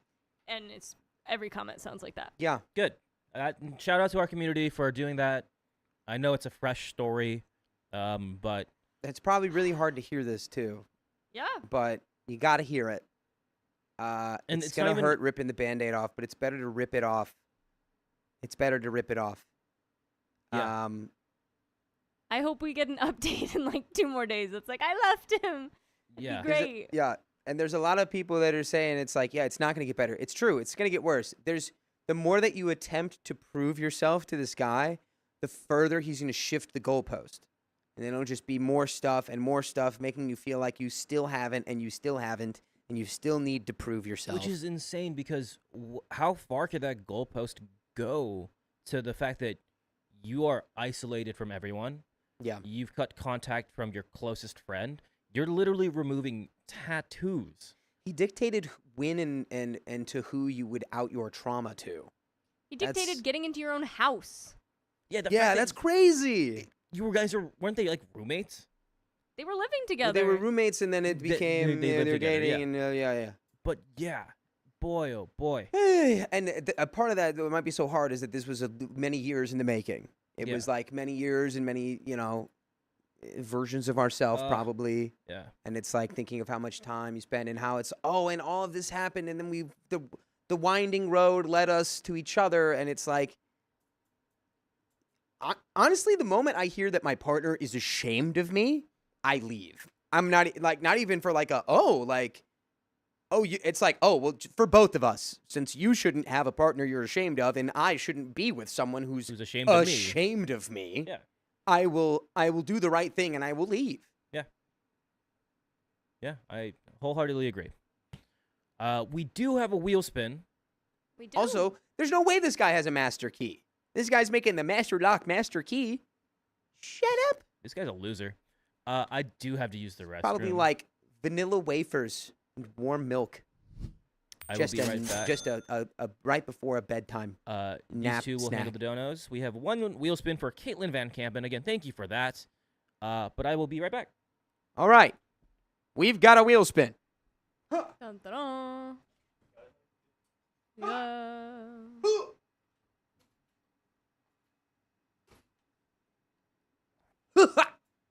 All right. This Let's was spin this freaking full- wheel for Caitlin Van Campen. Here we go. The wheel spins. Where does it land? Where does it go? Nobody knows. Nobody knows.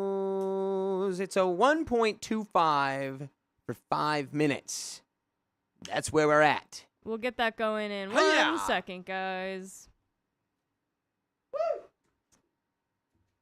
You tripped over the Yes. stool. Please leave that man. Oh my goodness. And I think we had We do. Give me a couple of more little donations here. God, he's just getting everything together. Next story, also from the subreddit. Very cool. Terabyte. Thank you for the $5. It's like, in regards to the timer, it's like you counting down for when you're off work and your boss makes you work overtime at the last second. Yes, it's exactly what it's like. However, I love that y'all are my boss. It's incredible. It's truly, anytime I talk about like it has nothing to do with me being like, I don't want to be here. It's more just like the psychological, I forget what the study is. There's a literal study. I forget where they did it. It's sort of in the same vein as that prison experiment or whatever. But it's like, if you just give somebody an indefinite like countdown timer, they, after a certain amount of time, they just lose their minds. Like, Okay, that was a 1 point. You know what? I'm not even gonna bother trying. 1.2 for 5 minutes. I'm not gonna bother trying that. You're not gonna. That'll You're just start gonna at wait next for the story, boy. guys. LOLE. Thank you for being a member for 17 months, almost a double baby. Been having a hard time the last few weeks, and my roommate just left the responsibility of the rent to me. Thanks for the distraction. Well, if they are on the lease, I don't know what kind of legal recourse is available to you, but I know that they can't just do that if they're on the lease. But if they're not, I have full faith that you can find a replacement. Thoughts are with you, LOLE. 1.25. There we go. There is Can no I study see or if I got gaslighting it? us. No, there totally is. Or am I confusing this with, I think Community even made a bit about it. It's like, it's people who are brought into a room for a study, like an experiment, and then they're told that the experiment's going to start in like 20 minutes, but please, like, don't leave. Like, it's going to start, and then they come out and they go, okay, it's going to be another 30 minutes. Sorry, please, and they get told that they can't leave or that they have to stay. That's another important thing. It's not like, oh, it would come back tomorrow. It's like, no, we're almost ready. Just stay here. And like after like hours and hours, I forget how many it was. Am I thinking of a Community episode? Or were they making a joke within Community about this?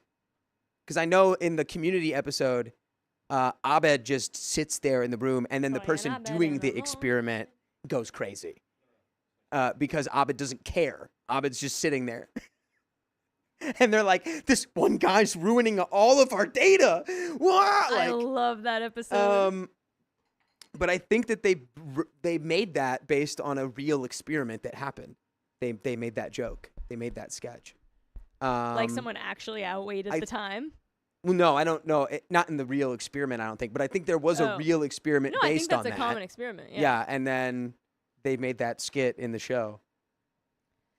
I was a psych minor for a year before I switched to theater, and I got to like help in some experiments like that. Yeah. And one of them happened to be, we also had to participate in 2. Oh. And one was like 4 times a day I'd get a text, and I had to immediately take a quiz about my current mood, Oh. and it would track everything.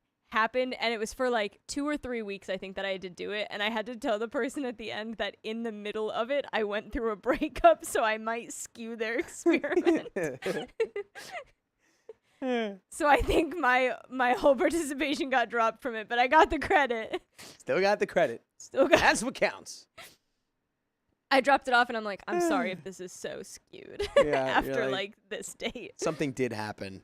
something There was happened. another external variable impacting the results. Dang. Yeah. I'm We just got a really. donation from Purple Trader. But it was a cool one. Oh, Purple Purple Trader. Trader.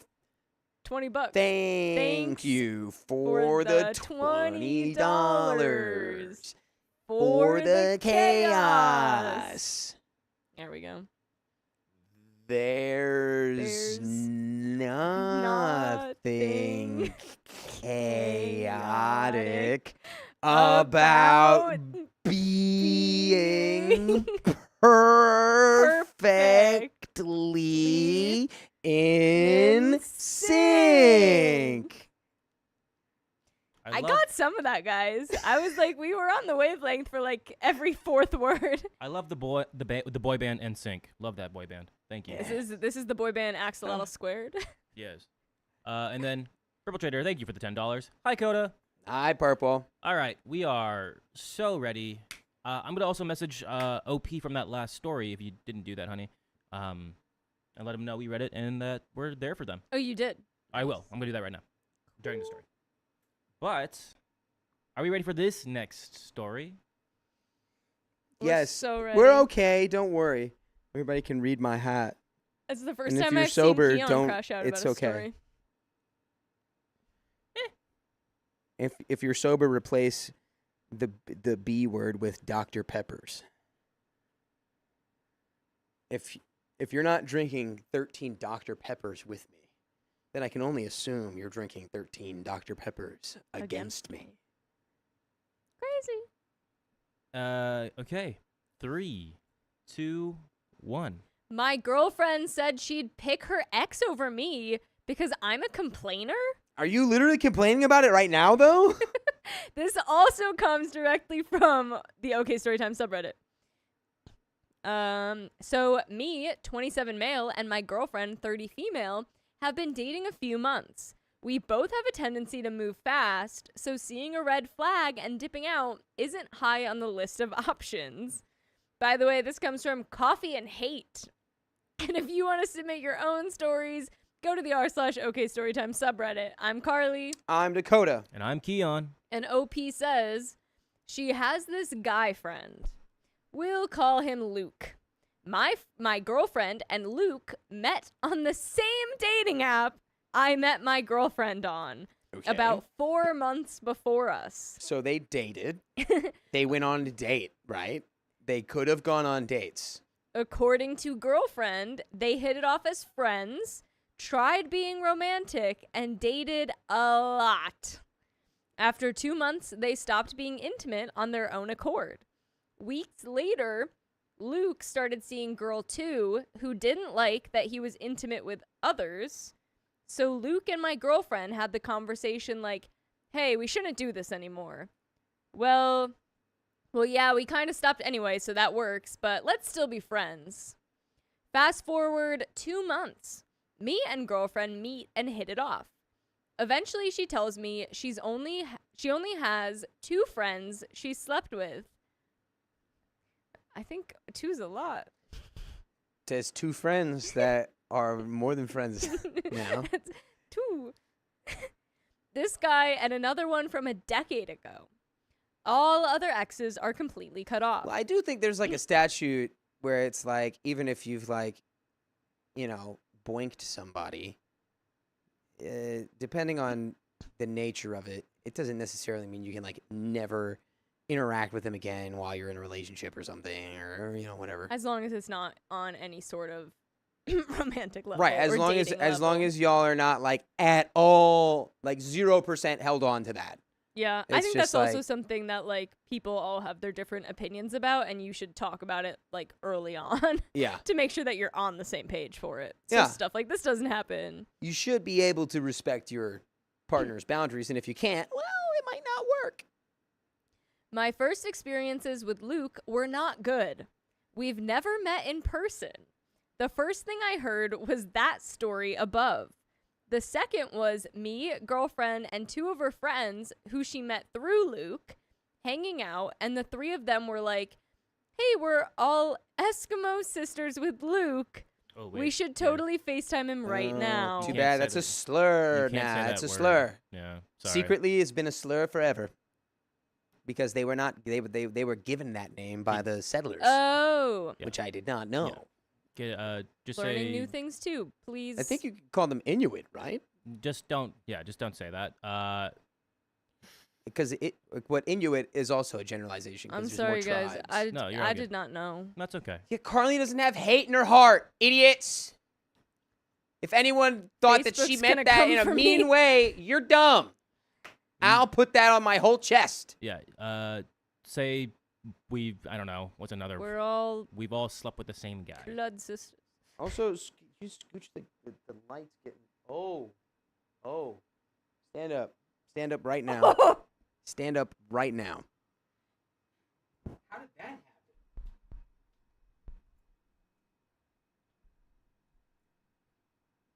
Purple Trader.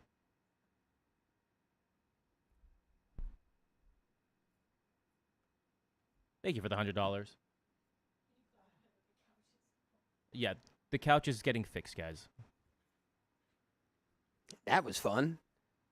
And look, now it's so much brighter behind you. Okay.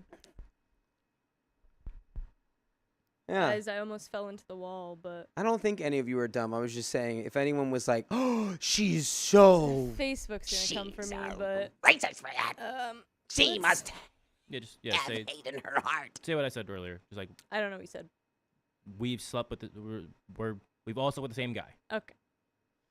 And 2 of her friends who she met through Luke hanging out as the 3 of them were like, hey, we've all slept with Luke. We should totally FaceTime him right now. And they did it. It made me really uncomfortable, and my girlfriend picked up on it. We talked aside, and I felt a bit better. It wasn't malicious, just inconsiderate. The second exposure I have to him is me and my girlfriend talking about bedroom stuff, and she brings up an idea and was like, yeah, remember when I told you about that? I was like, no, we never talked about that. I think we're talking about inviting someone else to join. That's my guess. Maybe. After some back and forth, she goes, oh, no, I was talking about that with a friend. I said, what friend? Luke. We never did that. It just came up in conversation. This was 1 month into us dating. Shortly before we met, but after they stopped sleeping together. This didn't make me feel good because, 1, while we're talking about that topic, she still thinks about it. 1, while we're talking about that topic, she still thinks about it with him. And 2, that's her friendly conversation with him while he has a girlfriend. The other thing is that girlfriend doesn't FaceTime or video chat, but while at my house, she answered a video call from Luke. I was confused because she's never wanted to video chat with me. Afterwards, she says, I don't like video chatting, but he does and insists we do when we talk. Now, apparently Luke's girlfriend is also uncomfortable with their friendship. So Luke suggested we should all go fishing. I'm very outdoorsy, but never been an avid fisherman. Luke is, and they have so many wonderful memories fishing together. When me and girlfriend tried, it didn't go great. She got frustrated and said, usually there's a guy to help me. So no, I don't want to go fishing with this guy, watch him put on a show, and help my girlfriend while he tries to big wiener me. I requested the first time I met him to be on more neutral grounds. The fishing thing is in a month. If we can't hang out before then, we're not going. I already set a boundary that I'm not cool with her going out of state overnight with him, even with others around. Until Luke brought up that his girlfriend is uncomfortable with their friendship, my girlfriend never told him I wasn't a fan. She didn't want that to be the precedent for me and Luke meeting. Personally, I wouldn't mind if he knew I don't like it. He's like, personally, I'd be fine with immediately making him an op. That'd be nice. Yeah, pretty much. Personally, I also would like to say thank you to Purple Trader for the $87 because we love late night Coda. And getting us another 15 minutos. Why do you do this to me? I just want to watch the movie. I know it's switched up. I don't have my Worm Queen boundary to protect me. No one likes to mess with her. No. I realize part of this is insecurities. I was burned by literally this exact situation a year ago, and 2 other times in the he's just a friend way. I don't mean to put my past traumas on my girlfriend, and she's usually very kind and validating. But she's made it clear there's no me or him. If it comes to that, she wouldn't be comfortable being in a relationship with someone so controlling of who she's friends with. So, am I the a-hole for not liking this friendship and being so negative about my feelings? If girlfriend finds this, I hope she's not upset. I kept it anonymous and she knows I'm struggling with my perspective. I'm not looking for validation. I'd rather be the person who isn't threatened by others in relationships, but there's a visceral reaction I can't let go of yet. We have some comments. OP in the comment section. I really appreciate everyone's input so far. I really just want to give this point as much room as possible. What if what she's saying is true? What if they really are just friends and the short-lived intimacy shared between them doesn't hold weight in their friendship? I feel it's necessary to add that she possesses a certain form of neurospicy that may affect her ability to have much tact in the way she handles conversation. I give her a lot of leeway with this in that she may just honestly not see the threat in the way I do, and is frustrated because it feels like an honest, genuine connection for her, not something inappropriate. I'm not in the business of ruining good friendships, and also trying really hard not to ruin a good thing we have over this situation. When I feel any sort of way about this topic, I can feel that familiar defensiveness that's coming from my experience with my ex. That said, my suspicion of exes being unfaithful, lying, or malicious have rang true in almost every instance, so maybe I have an awesome radar for this stuff. But I'm leaning more towards anxiety and retroactive jealousy. Someone replies, "This reeks of emotional cheating. You seem to realize this behavior is not normal and always seems to prioritize this other guy. Your gut is exactly right. They might not be sleeping together anymore, but she consistently puts him first when it should be you. That's never okay in a serious relationship. You should be prioritized above him. That's where it is reasonable to draw the line. As her serious boyfriend, you should always be put first when it's a choice between you or her ex. That's how this works. As the boyfriend, you might not be first when compared to her mom. That's husband level-ish, but you definitely rank above an ex and a friend, or ex-friend. I think it's ex and friend. Ex who has become a friend. Yes, you're right. An ex who's now a friend. You might rank fairly even with the best friend in her life, maybe a little higher depending on how serious you are, but she's elevating her freaking ex well above that. We have an update, but Yeah. what you thinking? I think that comment was solid. It's like, regardless of how anyone feels, if it's like, no, I don't see that. It's like, if your partner comes to you and is like, not just being like, you need to stop. Right. Like, just being like, hey, I've noticed so-and-so, and you seem to act XYZ, and Yeah. I don't know if I believe he is, fully just permanently in the camp of I'll just be friends with her. Especially when also other half of the the friend ex's girlfriend is also saying the same things. Like, there could be some merit, and you should probably listen when both parties involved are like, hey, this makes both of us a little bit uncomfortable, and you guys are kind of low-key still dating. Yeah, it's. I think you trust your gut, and don't make it about like a. There were some comments about being like, oh, well, we're just really gonna work. We're not really gonna break up over a red flag. We're just gonna be. But it's like, I wouldn't call this a red flag. I would almost call this like kind of cheating right in front of you, almost. Like emotionally. Yeah, I could see potential emotional. And like, even if she's like neurospicy or whatever, she's doing that. You still brought the concerns up, so that's exactly. Everyone knows what's going on, so if it continues, it's like, it's just not fair to you if that's how you're feeling. You're not an a-hole for having feelings. Yeah. About this, but yeah, I would trust your gut, dude. The gut is. Yeah. The gut is a wise master. She's also got to be willing to at least hear you out for she has to be able to at least hear you out for your concerns. Like, if she's just shutting down every concern you have and saying that you're just complaining, that's what the title was. Come on, they should listen to you. Update. I really appreciate all the input from my original post. I know everyone mentioned the obvious red flags. Some of you may roll your eyes, but I haven't given up. I want to play it out to see how much is true. Now the update. Things have come up that raise my eyebrows about compatibility.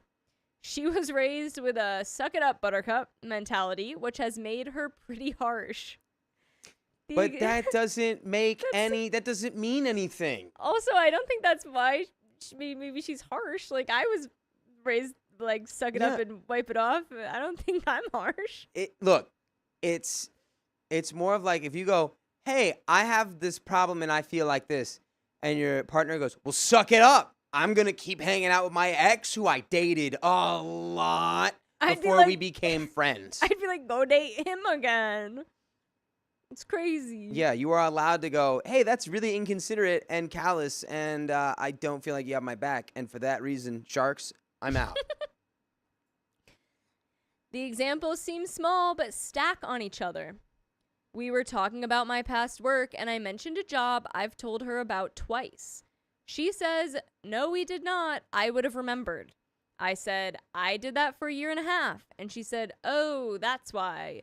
You only did it for a year and a half, so why would I remember? It's not that serious. It was a very prominent job in my past and still relevant to me. I said, well, I worked as a first responder for 3 years. Was that not long enough to be important? She said, no, not really. I don't think you really cut your teeth for 4 or 5 years. Bro, you're dating the girl who's in charge of, like, all of the resume requirements. Where it's like, yeah, this is an entry-level job. We need 25 years of experience and a master's degree, or else we don't really think you're being serious. Also, it's a prep cook position at Dunkin' Donuts. Yeah. Yeah. Yes, I could also see, instead of her being raised as like a suck it up buttercup being the reason that she's harsh, could be because you mentioned that she was neurospicy and maybe she doesn't realize that she's delivering it harsh. Could be. But like, I'm not also, defending her in any way. She still should be listening to you, but I'm just trying to look at all the sides. It's one of the craziest things to be like, oh, you worked somewhere for a year and a half? Not serious. Right. I don't actually That's like care about that. a week and a half That's is not crazy. serious. A month and a half is not serious. A year and a half? 3 years as a first responder. And No. she's like, that's not serious. Not serious, actually. Probably would have taken 4 or 5, I think, to cut your teeth It's a on first that. responder. It's the type of person who's never going to be impressed by whatever Yeah. you do. You can be like, I saved the universe. And she'd be like, but But did you that do was not 2? 5 years. But did you do that for 2 universes? Oh my God. I have 5 the at deepest least. cut of all time.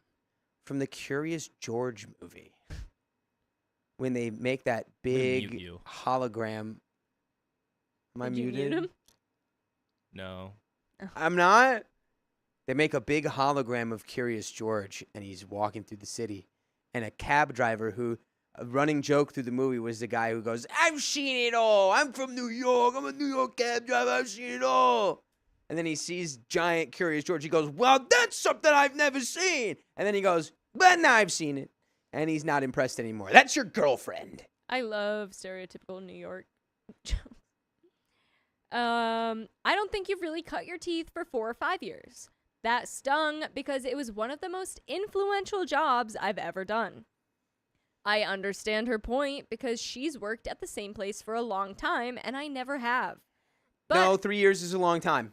also, some people are just contractors, like freelance. You don't have to be a 50-year like worker drone. All we've seen in reality is that doesn't work anymore and doesn't care. That's not how you live a good life. By staying honest, maybe being loyal to the company.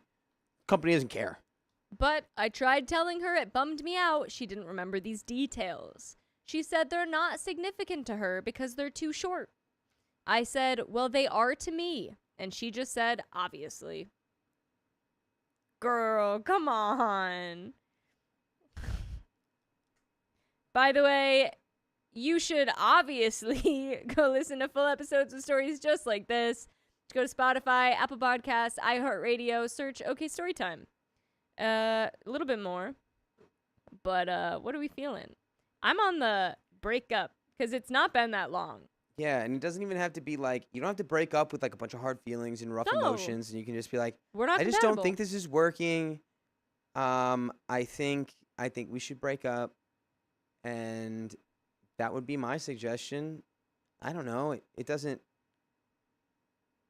read like she's a considerate partner, and I don't think you can just like talk somebody into being that when they're so resistant to you as well. She's not open to anything you're saying. Yeah. Like, it seems like she just wants a trophy, you know? Like, it's just, like, whatever you say, she just takes it and be like, yeah, so what? Be better. I'd be curious to know if X has some, like, also very stable job, or if he's also, like, because then, I don't know. Who knows, man? Like, I'm interested to see if they relate on that. I really just want her to give a crap about my stuff. I've had many different jobs and trades that made me who I am. And for her to not pay attention because she doesn't think it's important stung. There's another example. Because she comes from no money and my family gained money once I was out of the house, she always compares crap. I was telling her about an important but low-paying job, and she said, must be nice to be able to do that. I told her I paid all my bills and wasn't financially supported at all. But because if I failed, I could fall back on my parents. Then I had privilege she doesn't. She has that same safety net with her family. Okay.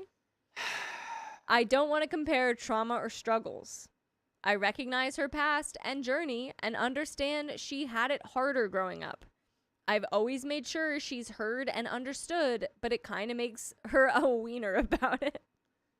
Dude, just cut your losses Yeah. and you'll be able to find another partner. I don't think we needed to test to see how far it would go. I think as soon Yeah. as you were like uncomfortable and she was like, I don't really care. It could have been like, okay, bye. Yeah. You can decide. You know? If this was years into because this was recent after they started dating, right? Am I mixing up the timeline? I know it was 4 months after she met the other guy. But it sounded like this was still pretty quick into this relationship. Might be in the title. But either way, regardless of everything that we just read, dude, trust your gut. Yeah, it really a few months. really sounds like you're trying to outsmart your gut, and you're thinking like, well, wait, actually my gut instinct is coming from a place of like maybe like trauma or like where this has happened before, so it's like maybe my gut's been overridden, but it's like, now your gut's just really like able to find that behavior. Yeah. And your gut is sensing that behavior coming from your girlfriend right now. And whether she's doing it maliciously or unintentionally, after it's been brought to her attention and she goes, I don't care, that's when it's like, okay, goodbye. Yeah. We should break up then. also confirmed they've only been dating a few months. Yeah, it's time. That's really early to have such a big problem that she's not willing to even listen to you about. And you're already not feeling heard. She doesn't care to remember things about you. She doesn't care. Yeah. Yeah. Yep. But that's the end of that story. Go to That's the end of the story. 1979 S3. You might have to refresh. Yeah, we might have to refresh it. I just added it. We do have a wheel spin, though, from Turple Trader. Oh, yeah. Oh. Ah. Ah. All right. For For Purple Purple. Trader. There we go. The wheel, it spins. The wheel, it spins. Oh. Huh. That's a 1.5 for 5 minutes. I was trying to get you those 10 minutes. But, You might want to give this a go. okay. Thank you again, Purple Trader, and everyone for keeping us here forever.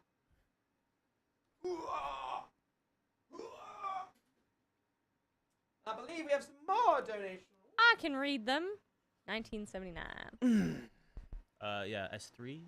If you could bring out 19, those when you get a chance. Shall. 1975. Bum bum. Bim, Purple bum, bim. Trader. Thank you for the $2. Everyone knows the secret. LOL. Everyone I does assume know, that means except yes. Riley. I don't think Riley knows, unless No. he's watching. I'm pretty sure Riley and Did Riley figure it out? I don't know if Riley think and Riley Angie knows. I do Angie, not. I Angie think, does has know. Caught on. Angie knows for sure. Anonymous42, thank you for the $25. Sorry, Dakota. I'm always late to streams because I work at a one-person office at Ben Franklin Shipping and Receiving. So I'm joining around 5 p.m. PST. Hey, you work for Ben Franklin? That's cool. That's crazy. I didn't How's know he he was doing? still around. He's still chilling. I thought the syphilis would have got him by now. My blue-eyed phoenix, Jessica Spila. super chatted Spila. $5. Coda, I need to know, were you thinking of the Stanford marshmallow experiment? Are you saying that instead of prison? Yeah, I mean, Was there it wasn't that one that I was thinking of, but it was like that one. Anyway, yeah. If anyone finds what the actual study was, that'd be phenomenal. Purple Trader, thank you for the $2. Hearts for Lisa Marie. Yes. I'm not sure what's going down, but I think her father passed away Oh, over the weekend. so sorry. So hate hearts to in the hear chat that. for Hearts. Lisa. yeah, that's real rough. No matter what. Yeah, hearts for Lisa Marie in the chat. Purple Trader sent $10. Last one for the night. Coda, you're such a good sport. Good night, y'all. Good night, Purple Trader. Trader. Good night. Give Good the night. boys a kiss. Good night. Good sport. Mwah. That's a little kiss on the forehead. Caitlin has been a member for 13 months. Thank you for always keeping me company and occupying my brain. 3 weeks no vaping and 27 months sober. You guys are saving lives Aw. out here. What? Love y'all. Congrats. Congrats. Keep it going. Pow. Treat yourself to like your favorite dessert or like your Get a favorite sweet food. treat. In the name of Unless you don't eat sugar. Parks and Rec, treat yourself. Treat yourself. Treat yourself. You're sad? Treat That's yourself. amazing. I'm glad we can be such a positive happy? Treat yourself. resource for people. You're happy, you treat yourself. You mad, you treat yourself. You sad, you treat yourself. Treat yourself. Treat yourself. All right. Ugh. I think we're ready for this next story. Oh, riggedy right. You have I accidentally. Yes, I do. Okay. Ready. 3, 2. Oh. What? The milligram obedience study. Oh, the Milgram Milgram. obedience study. Sorry. Nice. Go ahead. Looked at people's willingness to obey an authority figure. Yeah, exactly. That was yeah. Oh, I know what you're talking about. Yes. now. And Yeah. there is only one authority at the OK Storytime stream, and it is the chat. And it deems this story. And sometimes Riley. 3, 2, 1. I accidentally ignored my best friend's wedding invitation, and it ended our friendship. That's kind of fair, actually. Oof, but it was an accident. How do you miss an wedding invite? Let's find out. My best friend of This is- 20 years. This is also one of ours. Yes, and this also comes Whoa. direct from the subreddit. My best friend of 20 years unfriended me in a span of 3 hours from an unread message. We are both 30s, female. My friend Brooke and I met in middle school. We had some patches where we were close and distant, as friends for so long typically do. In our late teens, we really got to the point of being stable friends who talked all the time. And by the way, this comes from user Midnight Separate 8794. And if you want to submit your own stories, go to the r/OK Storytime subreddit where this story was submitted. I'm Dakota. I'm Carly. And I'm Keon, So let's see what OP has to say. I think. You are. Good. We'll run some tests. We were there for everything for each other. I watched her get married, have a child, and supported her through her divorce. I got to see her discover herself again and raise her child. She was there the instant I needed her when my boyfriend at the time passed away from a car accident. While me, his cousin, and his girlfriend all stood around the kitchen in a haze, Brooke was there supporting us all, trying to make us laugh, making us pizza bagels, and keeping us comfortable. She stayed with me that whole night and made sure I was okay before she left for work in the morning. When she got stood up by a guy, I showed up to her house with flowers and a fake beard, asking her on a date to make her feel better. After she left, when she left a crappy ex and was worried he would do something as she collected her things, I was there with pepper spray, making her laugh the entire time. We walked in and out while he stood and watched. I mean, we even have best friend tattoos. Oh, yikes. Point being, we have been Oh. there. Hold on. Also, did we see the level up? Yes. Cool. Oh, we've got 100 more seconds. 100 seconds. 100 more seconds. And if we get 100 more likes? Oh. Whoa, whoa, whoa, whoa, whoa. Whoa, whoa, whoa, whoa, what happened? Get back to it. Is it working? Check. I'm checking. Try not to make the Jeopardy noise. I'm checking. Uh, Can you see? Is it working? Is it working? yes. Yeah. Yes. All right, let's see. Finger up on tap. There we go. Whee! Boom. Okay. Point being, we have been there for everything in each other's lives. Everyone knew we were best friends above all else. The kind of friendship that made people question our spicy preferences sometimes. LOL. I started noticing changes within the last year and a half. Brooke had been in a pretty unbalanced relationship for about 7 years. She had another kid with him, and between her 2 kids, his twins, and him, she was basically a single mom with 5 kids.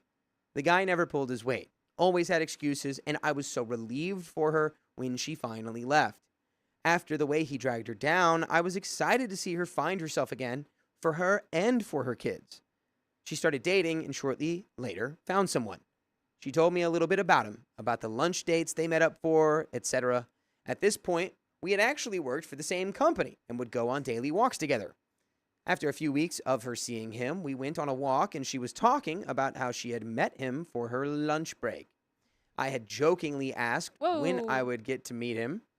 My blue-eyed Phoenix Oh. sent $100 in honor of Christy Cameron. Christy Cameron, it is your honor. For Let's you. spin that right now. Yeah. Also, well, hang on. Yeah, grab that.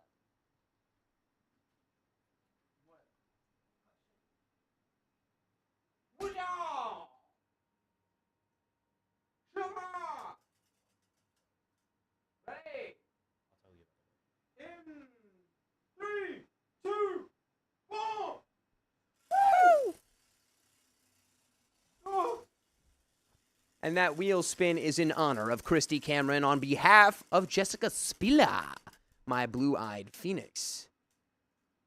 And that's another 1.5 for 5 5 minutes. minutes. Ooh.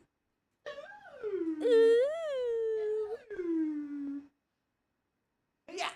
Yeah. Okay. Here we go. Thank you, Jessica. So, okay, after a few weeks of seeing him, we went on a walk, and she was talking about how she had met him for her lunch break. I had jokingly asked when I would get to meet him, and she said, I don't know yet. But she seemed almost strained when I asked. I followed up with, is that against me or against him? And she laughed again and said, kind of both, and then went on to talk with another coworker we walked with. I thought about this for a few days afterwards. It bothered me a bit, but eventually, I let it go.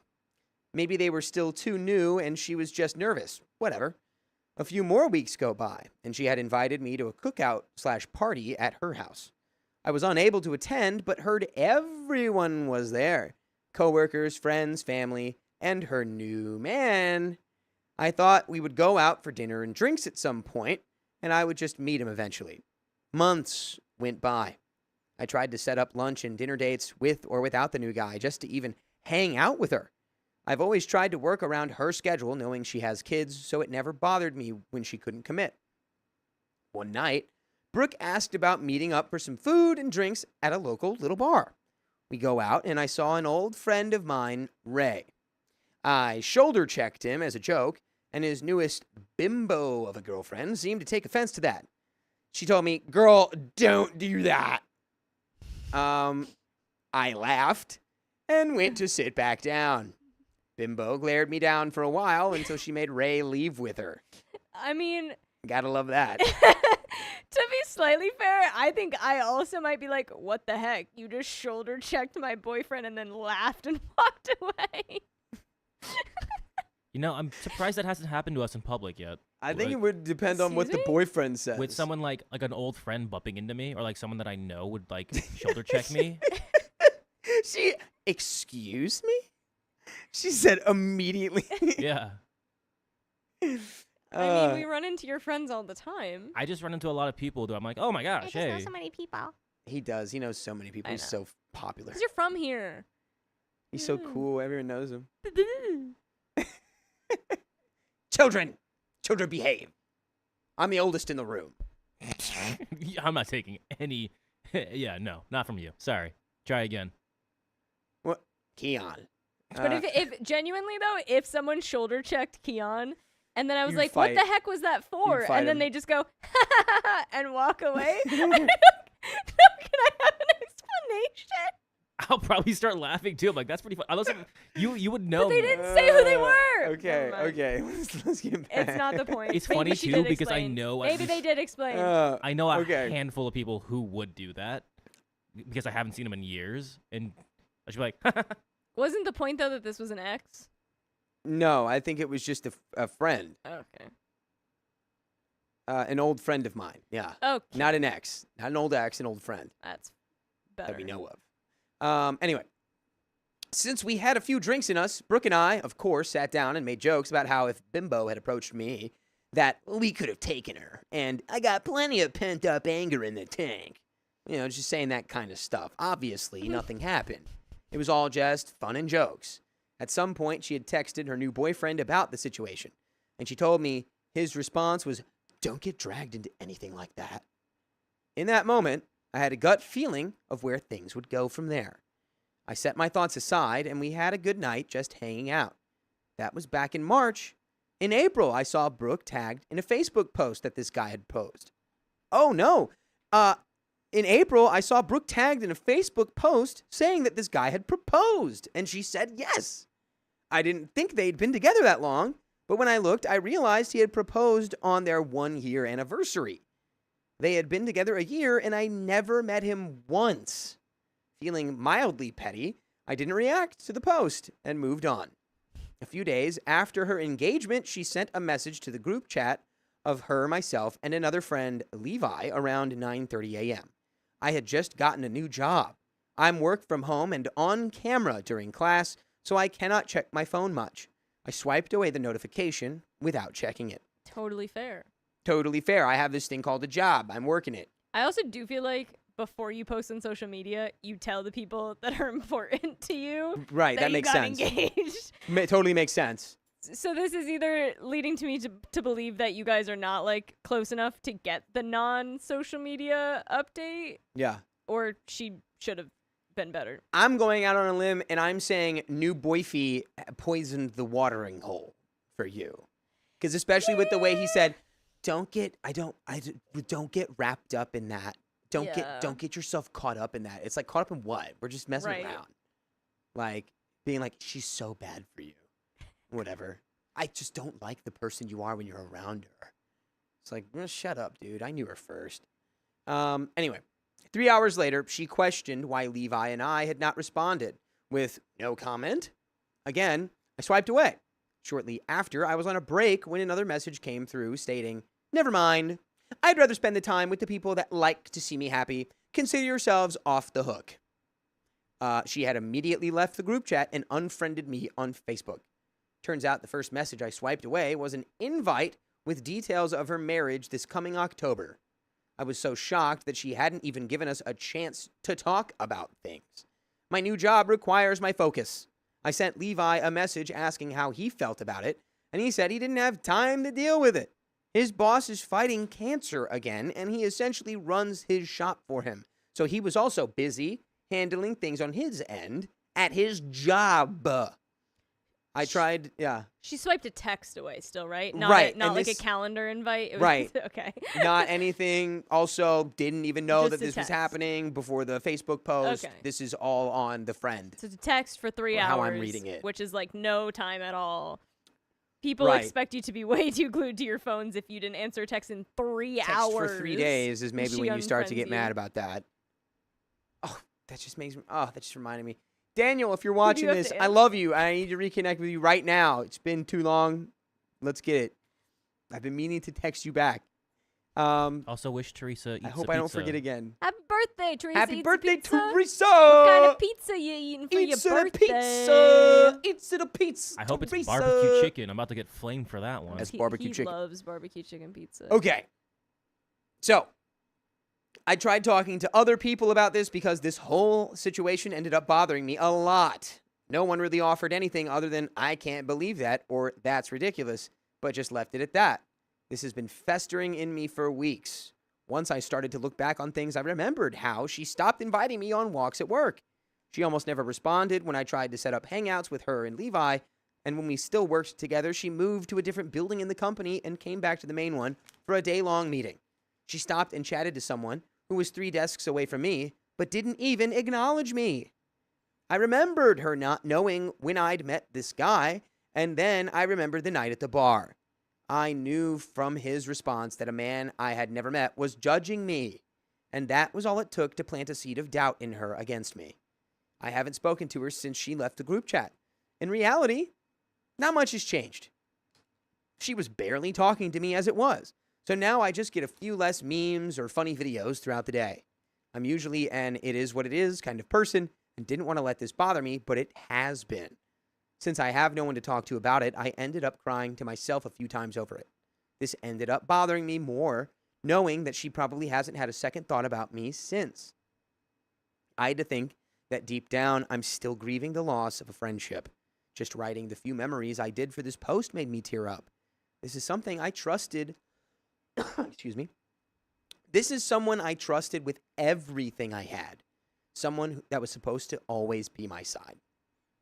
And by the way, the full episodes with stories just like this one will always be at your side as long as you have Spotify or iHeartRadio or Apple Podcast or your favorite podcast platform. Just search OK Storytime and you can listen to the full archive. It's over 72 days long. It sucks that your friend sort of quit your friendship without you realizing it. But like, you know, easy come, easy go. Yeah, I mean, it's gonna suck still, but like, she gave up on you so easily. Yeah. He planted like one little seed of, I mean, he could have been saying a lot more doubt. Yeah, About I'm you, sure he but- was. But her response of sending you a text during business hours during the day, and then being like 3 hours, too long. Sorry, so too bad, so sad. Blocking you on everything and never talking to you again. It's insane. If that So- was standard and people cut off people for 3 hours, No one would have any would friends. be talking to me anymore. Back in my day, we did pigeon mail, so we waited, I don't know, a couple months. You're not still sending carrier pigeons? Yeah. Am I Normalize the only carrier one still pigeons. on that? Pigeons. I think that'd be fun. Yes, my pigeons. All right, let's finish this story. Part of me wanted to have a mature sit-down talk with her. See, that would require her being mature enough to sit down and Mature. talk to you. Another part of me wanted to yell and argue. Like, are we really about to throw out 20 years of friendship for what? Has she outgrown me, or does she feel I'm too immature? It's been baffling me for weeks. I've felt angry and sad, but I'm to the point that I'm just letting it go now. If you made it this far, thanks for hearing me out. I'm not even sure what I'm looking for with this post. Probably just closure of some kind. Yeah. Because you had no communication with her over this. She just blocked you. But it's fine. It's okay to move on from this. You did nothing wrong. You know? You'll always have the memories of the good times. When it's time to move on, you can have more good times with different people. Yeah, and it's you know what? Yeah. If that's your decision, and you're like genuinely like, all right, cool, I will respect your decision. That's cool. Yeah. It sucks. That's life. The roads separate. Sometimes they can intertwine again, but the friendship's kind of strained now, and it's not going to be the same what it used to be. Yep. And folks, that is, I mean, there's one more line. Maybe I'm just looking for advice or just needing to vent, I guess, but that is the end of that story. Yeah. Yeah. And I hope whatever advice you take away from this is positive. Yeah. Yeah. You And know, then it's not your fault. she quit your friendship probably because of her now husband. Yeah. And Yeah. you know what? Funny enough, I was talking to a friend with this exact same thing last night. I told him, you know what? You just take that energy that you were putting into them, that was very positive, put it to something that you love, some people that you love, anything that you find happy, put that energy into that and distract yourself. Because I know it's a friend breakup. Yeah. Yeah. Friend breakups suck, Hurts just like does. a relationship one. if not more. You Yeah. know? It certainly can. 20 years. Yeah. Yeah. And if that's what they can do in 3 hours for 20 years, it is what it is. Come on. Really? 3 hours, no response? That's crazy. Do we have any donations? Do we have any No. Doesn't we look are- like it. All right, No. folks. Well, that was the end of that story. And it's the end of this stream. Love you all. Thanks for being here. See you on Thursday. So, if you love us, make sure you subscribe. We love you. And see you tomorrow.